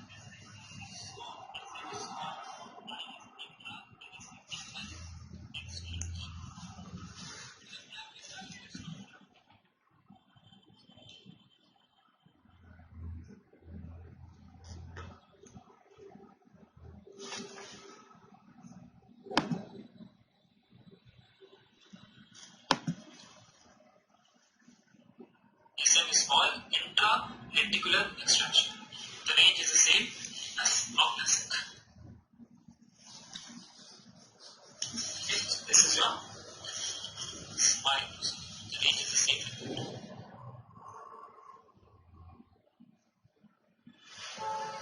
Alright, I think it's okay now. Okay, if it was lagging, I'll just show you the video again and explain simultaneously. In femtosecond LASIK, the laser is used to make a flap of the cornea like this, and a big cut is made, a flap is made like this, a big cut is made, a flap is raised at the first step. Second step, you want to make the cornea flat by excimer laser. So excimer laser is done like this, and then the flap is deposited. In SMILE, femtosecond laser does a small cut and makes cuts inside the stromal lenticule also, but it is easy to take it out. But the opening is flapless, like a small cut is made, SMILE like cut. This is a SMILE like cut. Then with the forceps you go inside and you take out the lenticule of the cornea out. Both of them you are decreasing the thickness of the cornea. One by excimer laser, second by taking a lenticule of the cornea out. So SMILE is a flapless technique. Then the three differences you want to know, that is photorefractive keratectomy, LASIK, L-A-S-E-K is laser sub-epithelial keratomyelitis, and third is epi-LASIK. All the three, PRK and LASIK, what is happening in PRK is, all the three are surface ablations. Means the flap which is lifted is very thin. It is acting only on surface. So you remove the epithelium with alcohol, absolute alcohol. Absolute alcohol can be used to remove the epithelium of the cornea. Both in PRK and LASIK, epithelium is removed with the help of alcohol. Difference is, in PRK you just throw the epithelium off.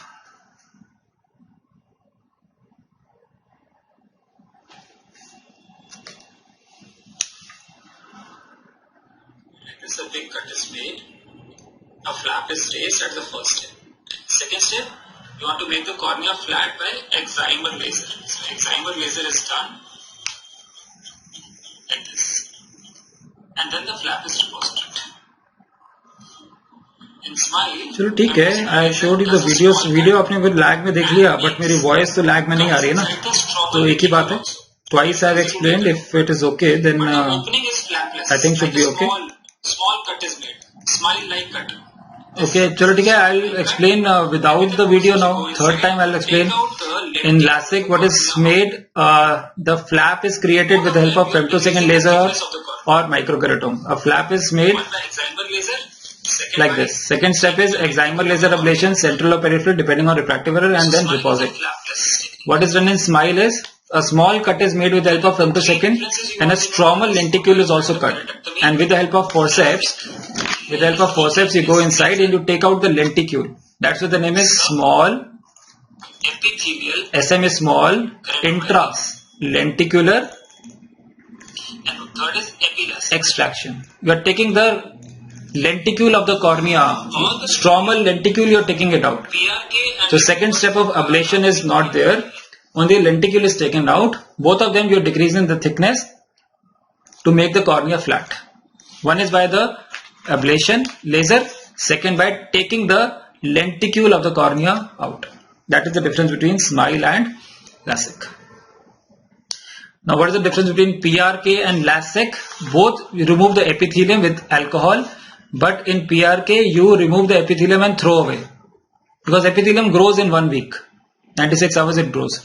In LASIK, the epithelium, the hinge is there. You take the epithelium, but there is still you are keeping the epithelium so that you can reposit the epithelium back. That is the only difference. And in epi-LASIK, you take a blade. Microkeratome is used to create a very thin flap. Epithelial flap is created, which can be reposited back. So PRK and LASIK and epi-LASIK are surface ablation. Surface ablation means they are not going into the depth of the cornea. Only surface, only epithelium is removed as a flap. In LASIK, epithelium and stromal also tissue is removed as a flap. So alcohol can be used for making a flap, for making the epithelium removal. In PRK, epithelium is thrown away. A flap is created of epithelium in LASIK. In epi-LASIK, microkeratome is used to create the epithelial flap. So the range is also slightly less in these three surface ablations, which is already given in the concept book. Photorefractive keratectomy, you can see up till 4. ये भी देखो hang कर रहा है.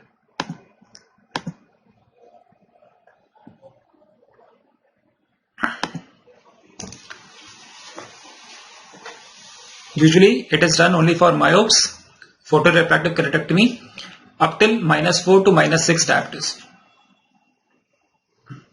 But it is also preferable if the patient has, you will study in cornea, if the patient has a nebula scar. Patient wants to get rid of spectacles, he also has a nebula scar. PRK is preferred because the name suggests keratectomy. Kera means cornea, tectomy. It will take out the nebula scar as well. It will correct the refractive power of the patient. So nebula scar is the scar of the cornea which is less than 1/3 of the cornea. We'll study in the cornea. So it will correct the refractive power and it will take out. Keratectomy means it will take out the scar of the cornea as well. So there was a question, a patient wants refractive surgery. He is a myopic of -4. He has a nebula corneal scar. Which refractive procedure you will choose? Photorefractive keratectomy is chosen. That is the difference between PRK, LASIK and LASIK. ठीक है? The ranges you can see in the concept book also. Lastly, it is not done, radial keratectomy, but still the question till now it's not been asked. Radial keratotomy, it is not done now. It is done for only myopes. In myopes, you know, you want the central cornea to become flat. So they devise a method that if you make a radial cuts in the periphery of the cornea, if you make a radial cuts, this will create a central flattening. So radial cuts of the cornea is known as radial keratotomy, only for myopias, because it can make only the central cornea flat, which is required for myopia patients only.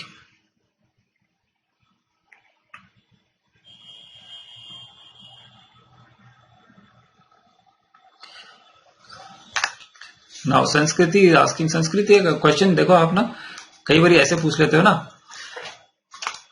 This PRK, LASIK and epi-LASIK, you are creating a flap of the cornea. वो end थोड़ा है. That is not the refractive surgery. Refractive surgery तो ablation ही है ना. You have to ablate the cornea. Cornea ablation तो करना ही करना है third में. This is just a method differentiation on the basis of creation of flap. The second step is, of course, decreasing the thickness of the cornea by ablation. Cornea to ablation, excimer ablation is done in all the three. It is just that the epithelium creation is different in different ways. That is making a difference in PRK, LASIK and LASIK. Second step, the cornea ablation is for same. And the flap is reposited, the third is there. Sanskriti. So in PRK, of course, the epithelium will grow away, but the second step, ablation cornea and making the cornea thin, वो तो permanent ही है ना. Okay, so what are the last point of the optics? What is the contraindication? What are the contraindications of refractive surgery?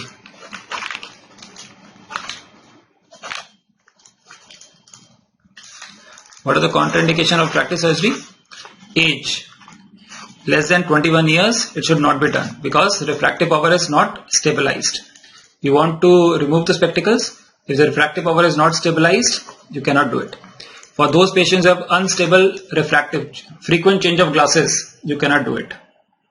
Unstable refraction. Thin corneas. You are making the cornea thin over here. So if the patient has thin cornea, give me one example if the cornea is thin. Keratoconus. So in patients of thin cornea, you cannot do it. So frequent change of glasses. Those people who have frequent change of glasses, that is unstable refraction, you cannot do refractive surgeries.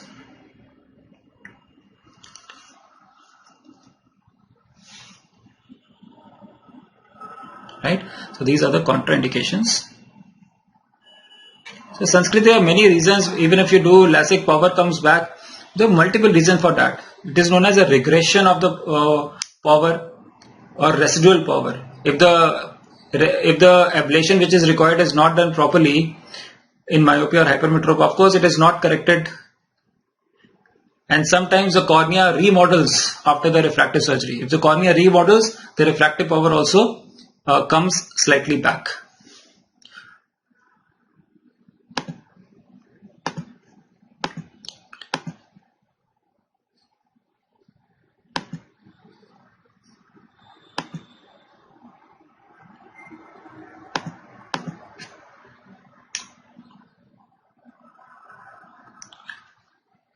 Okay. Now see this picture. Lastly, which is given in the concept book, phakic IOLs. Phakic IOLs is also a type of refractive surgery. As the name suggests, patient is phakic and you put extra IOLs.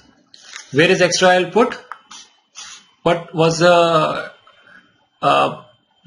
space between the iris and the lens I told you? Sulcus. So lens is, cataract is not taken out. Lens is the patient lens is already there. Natural lens is there. Patient is phakic.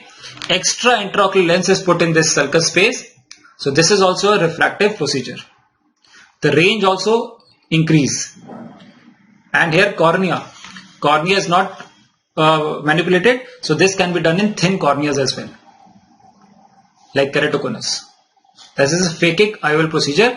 And you can see the range also is more, plus 10 to minus 20 diopters. The range is also more of phakic intraocular lens, and it can be done in thin corneas as well because cornea is not manipulated. It is just like a surgery. You put an extra lens between the iris and the natural lens. So phakic IOL can be done in thin corneas like keratoconus also.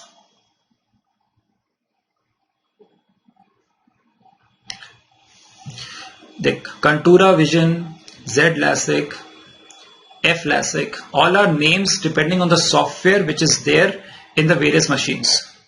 So software names are Contura. Contura is topographic guided. Topography is the cornea surface. Not required at your level, but आपने पूछा तो बता रहा हूँ संस्कृति. Topographic guided, depending on the cornea surface, whereas the cornea is elevated or depressed, the laser is given at that point. That is Contura LASIK, depending on the topography of the cornea. Z LASIK is nothing but femto LASIK given by one particular company. Similarly, F LASIK given by one particular company. So there are softwares which are, so Contura is also like a software. Good Palak. Okay, so that is the end of your optics, today's session, optics session. So I'll take just a small bit of time today because I had to start with eyelids today. I'll start with eyelids today, 15-20 more minutes, and then we'll wrap it up. And the next session will be, I think, on Wednesday. All right, okay. So let us see again, starting from the basics of your eyelids. I hope the voice is clear. Put in this circle space. I think that was a video. I think when I was playing the video in the previous, also in refraction video also, it was coming. I don't know why. Usually it doesn't come like this, but I will check it. All right.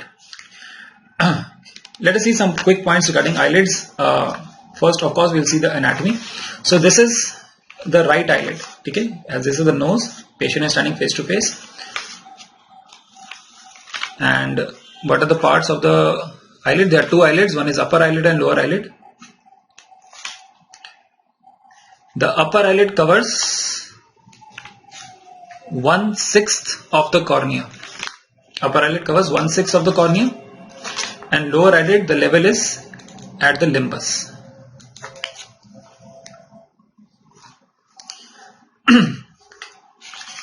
The meeting point of two eyelids, where the two eyelids meet, is known as canthus. So we have two canthus, medial canthus and lateral canthus. Medial canthus and lateral canthus. Upper eyelid covers 1/6 of the cornea. Lower eyelid is at the level of limbus.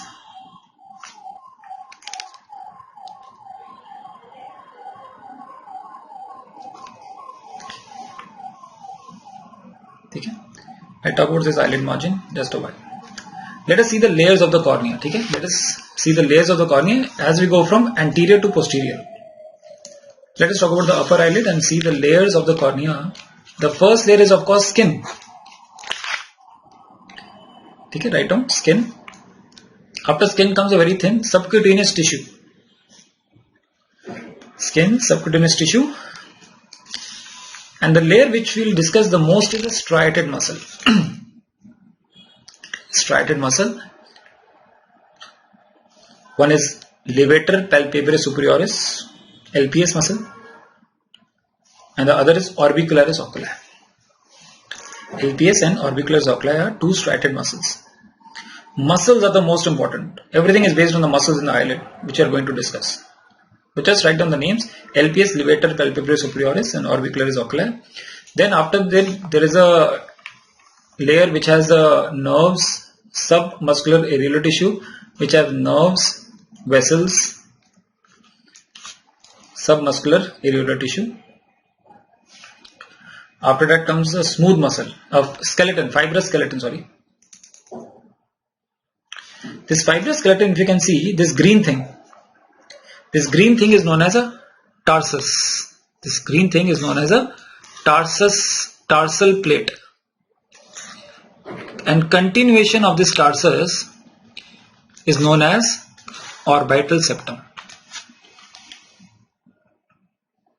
There is a fibrous tissue, tarsus. Continuation of tarsus is known as orbital septum. The important point in tarsus is it contains meibomian glands. Meibomian glands are present in the tarsus. Which is more in the upper eyelid or lower eyelid?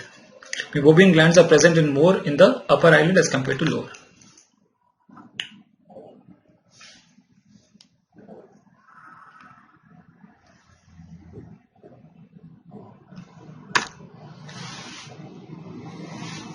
जिंकल we are studying eyelids. तो eyelid की layers है ना, cornea की layers कैसे हो गया? Eyelid is topic. Jinkal Jain जे क्या बोल रहे हो? टॉपिक कौन सा है? और कॉर्निया में स्किन क्या करेगा? क्या कर रहे हो? ऐसा मत करो. ठीक है, you can see in this picture also. This is the tarsus. Both in superior and inferior, the tarsus is there, which is like a fibrous tissue. And continuation is known as orbital septum.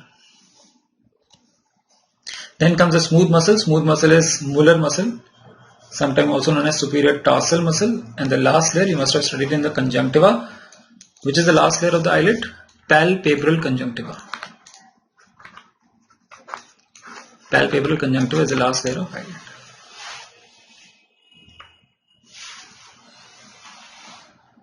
Continuation of this term. जिंकल तुम क्या कर रहे थे? खाना खा रहे थे क्या जब मैं स्टार्ट कर रहा था?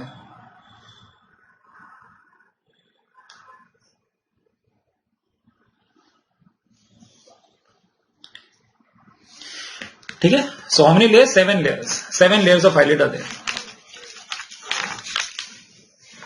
7 layers of eyelid. Skin, subcutaneous tissue, striated muscle. Now the muscles are important. With striated muscle or the smooth muscle, that is important. Okay, if I talk about the eyelid margin, okay, eyelid margin, okay, जिंकल not cornea margin. If we talk about the eyelid margin, let me extrapolate the lower eyelid margin.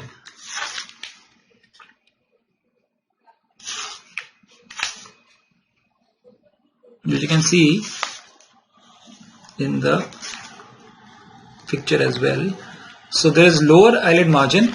This is the anterior border of the lower eyelid. This is the posterior. I am just extrapolating the lower eyelid margin, anterior and posterior.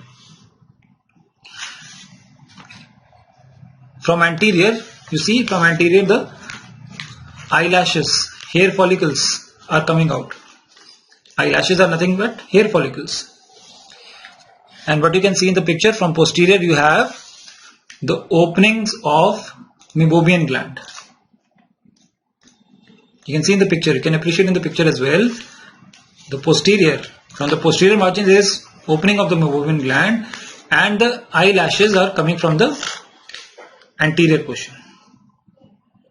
In between the anterior and the posterior there is a line which is known as a grey line. Just write down a name of a muscle which makes this grey line, which I will tell you later. Rhyolan muscle is anatomically related to the grey line, which is the junction of the anterior and posterior eyelid margin. Junction of anterior and posterior eyelid margin is Rhyolan muscle, makes it known as a grey line. MCQ आ सकता है. Anterior eyelashes, posterior meibomian gland orifices. Okay, so that is about the margin. We talked about the layer, we talked about the margin of the eyelid. You go and check yourself. Homework है. शीशे में देखना, अपने आप को देखते हो शीशे में, अपने आप को देखते हो और किसको देखते हो? Which eyelid margin is sharper and which is smoother? Which is sharp and which is smooth? Go and check. Which is sharper and which is smoother? Margin. You will check the posterior is sharp edge, anterior is smooth edge.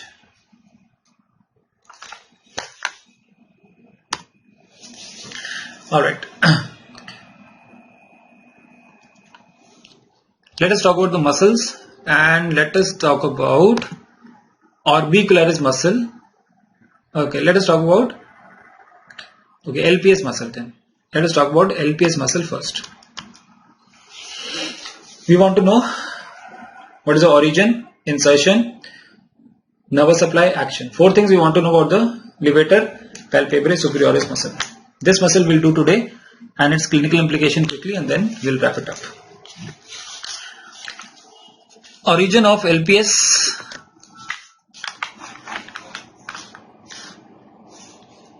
So in the orbit there is a fissure like this.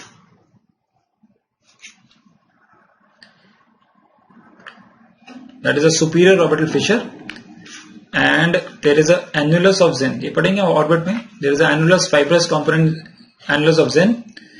Just above the annulus of Zinn is the origin of LPS. From which bone? Lesser. Write down. Origin is from the lesser wing of sphenoid. LPS origin is from the lesser wing of sphenoid. Where is the lesser wing of sphenoid? The anterior portion of the orbit is known as the base of the orbit. The posterior portion is known as the apex of orbit. It is like a triangle. You'll see in the orbit chapter, it is like a triangle. So anterior is the base, posterior is the apex. So it originates from the apex of the orbit, from which bone? Lesser wing of sphenoid bone. And it is a very long bone. It originates from the lesser wing of sphenoid. It is a very long bone. It is a 4 centimeter. 4 छोटा लगता है, 40 millimeter long bone. It is a long horizontal portion. If you can see in this picture, which is given already in the concept, it's a long, it's coming anteriorly, na? It is a long horizontal portion and then it dips vertically. So horizontal portion and a vertical portion. Long horizontal and a small vertical. And where does it inserts? It inserts into anterior tarsus.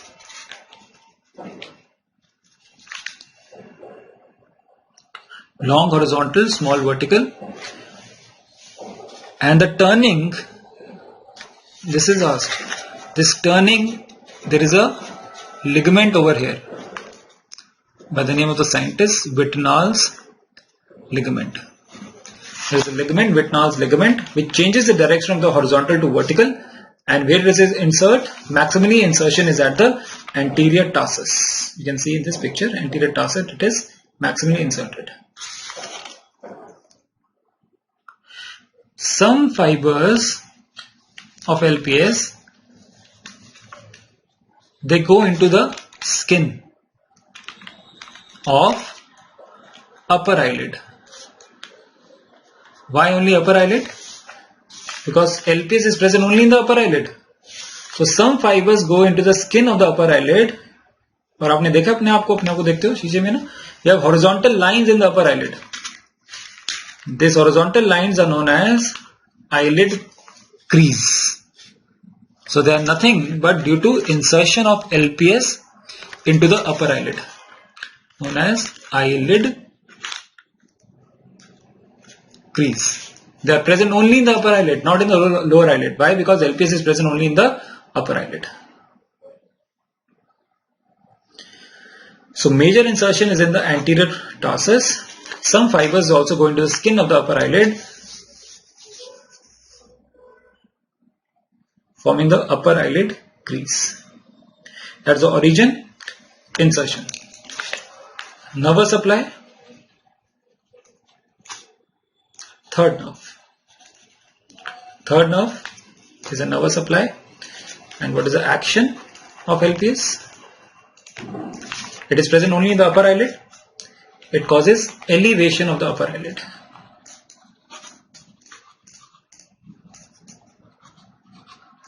It causes elevation of the upper eyelid.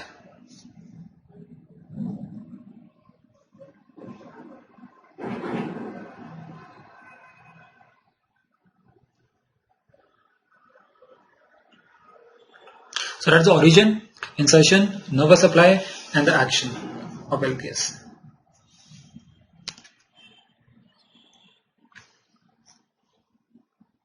One extra point, if you can see in this picture, see, this is the LPS muscle which is coming from the apex of the orbit and coming anteriorly, inserting into the anterior tarsus.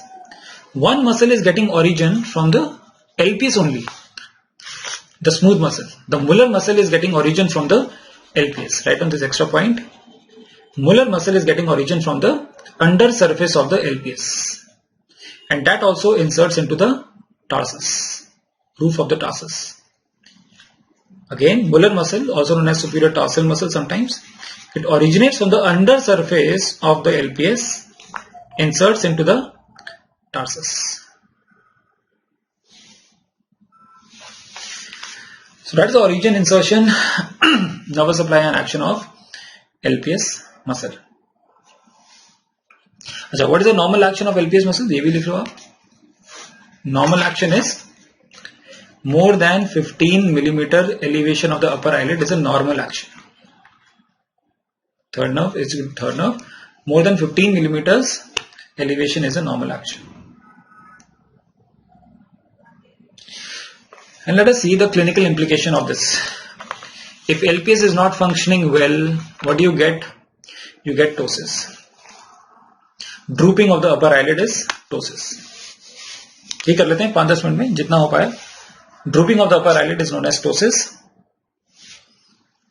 It can be congenital, it can be acquired. It can be congenital, it can be acquired. Which eye is having ptosis here? You can see carefully. Patient is standing face to face. See this? Drooping of the upper eyelid. Right eye is having ptosis. And there is a prominent. Why is the child having ptosis? The basic problem is LPS muscle is dystrophy. Dystrophy means weak, maldeveloped. So the basic problem in congenital ptosis is this, that LPS muscle is dystrophy.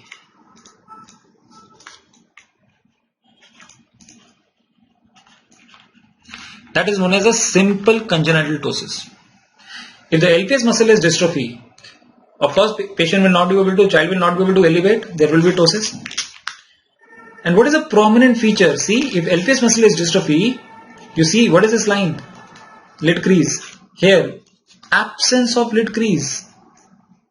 There is absence of lid crease. It's a pathognomonic feature of congenital ptosis. If LPS is not there, dystrophy, lid crease is also absent. Absence of eyelid crease.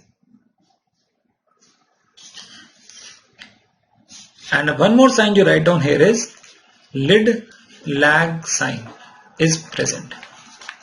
In congenital ptosis, lid lag sign is present. What is lid lag sign? Eyelid is lagging behind.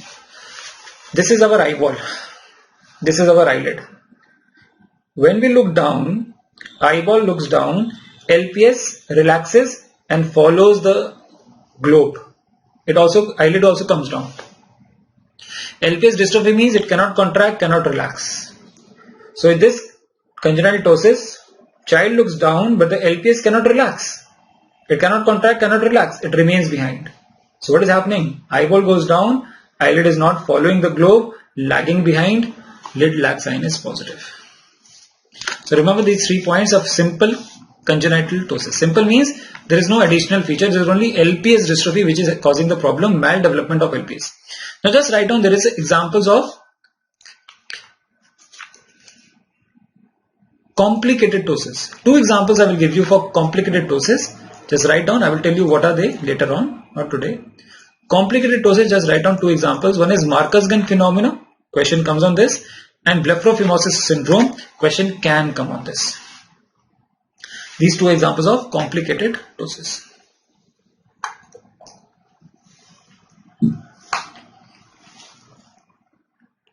Acquired. Think, what can be the example of acquired ptosis? Which nerve is supplying the LPS? Third nerve. So there can be neurogenic ptosis. Nerve is not supplying LPS. So acquired can be neurogenic. What have you learned in neurogenic? Neuropthal. Neurogenic example. Third nerve palsy. Third nerve palsy. Third nerve palsy will lead to neurogenic ptosis. Horner syndrome. Again in neuropthal. Horner syndrome. Sympathetic supply, the Muller muscle is having sympathetic supply. If there is no sympathetic supply, Muller muscle will not work, there will be ptosis. So neurogenic ptosis example, third nerve palsy, Horner syndrome. So nerve is not functioning. Maybe the muscle is not functioning. Myogenic ptosis, example, myogenic, muscle is not functioning. Myotonic dystrophy, myasthenia gravis, or the junction, neuromuscular junction is not functioning. So 2 examples of myogenic, muscle is not functioning, LPS muscle is having weak, myotonic dystrophy, myasthenia gravis.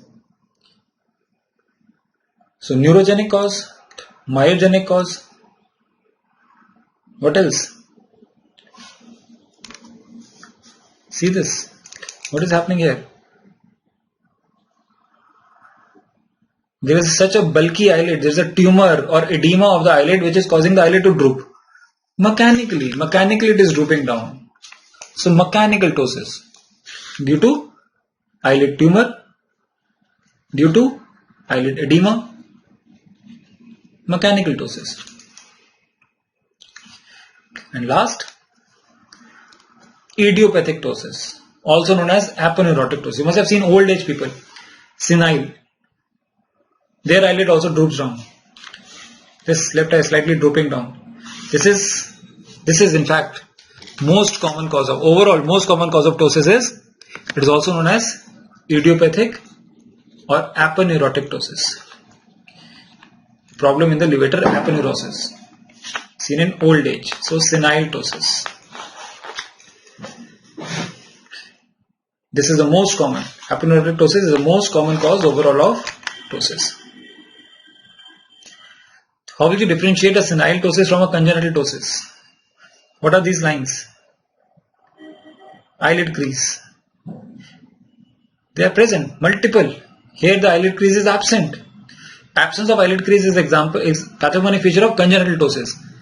Whereas high eyelid crease, remember this point, high eyelid crease is a feature of old age ptosis. Here the problem is not in the LPS muscle, in the LPS aponeurosis. So LPS function is good. LPS function is good in senile ptosis.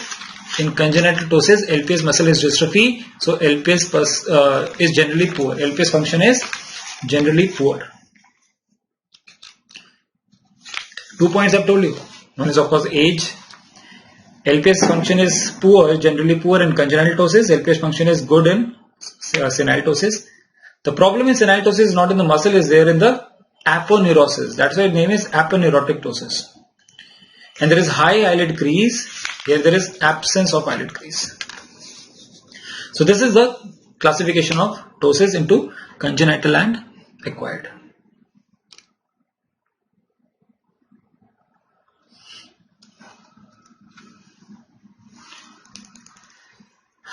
Alright.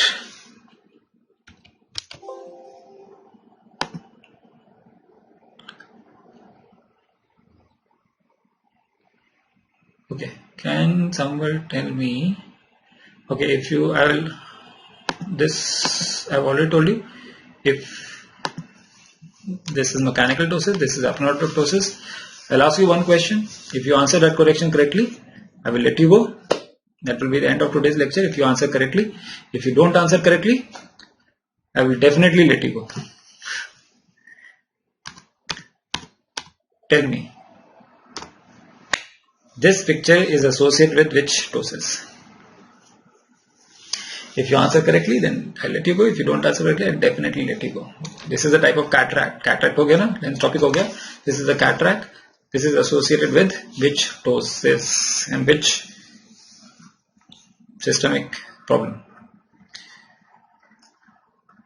That will be the end of today. In the next session, we will start with the assessment of ptosis, management of ptosis, acquired and congenital. Let me see who can answer this. What is a cataract? Simple question. And what ptosis it can cause? Classification of ptosis into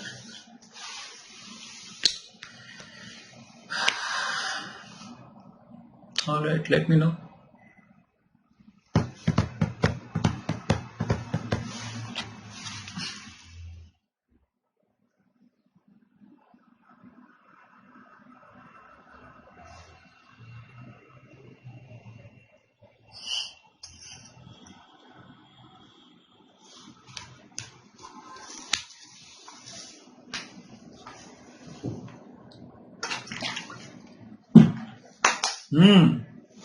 Alright, Palak is giving the correct answer.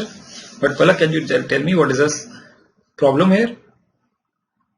Sanskrit बहुत confused. You are very confused actually. तो lens topic है, but a simple question है. Actually, keep simple. If you keep simple, Optha will be simple. Yeah, I got a correct answer from Ria and Palak. Palak, you are right. Myogenic, but what type? Yeah, Jinkle, myogenic, but what type? What is the dystrophy? Absolutely right, Ria. Myotonic. Christmas tree cataract. This is a Christmas tree cataract and it is a myotonic dystrophy. Okay? Alright. Thank you for listening for today's lecture. So we have done optics, we have started with eyelids. Next time on the Wednesday we'll start with the assessment of ptosis and the management of ptosis. Then we'll see other eyelid topics as well. All right, thanks for listening. Yeah, good everyone.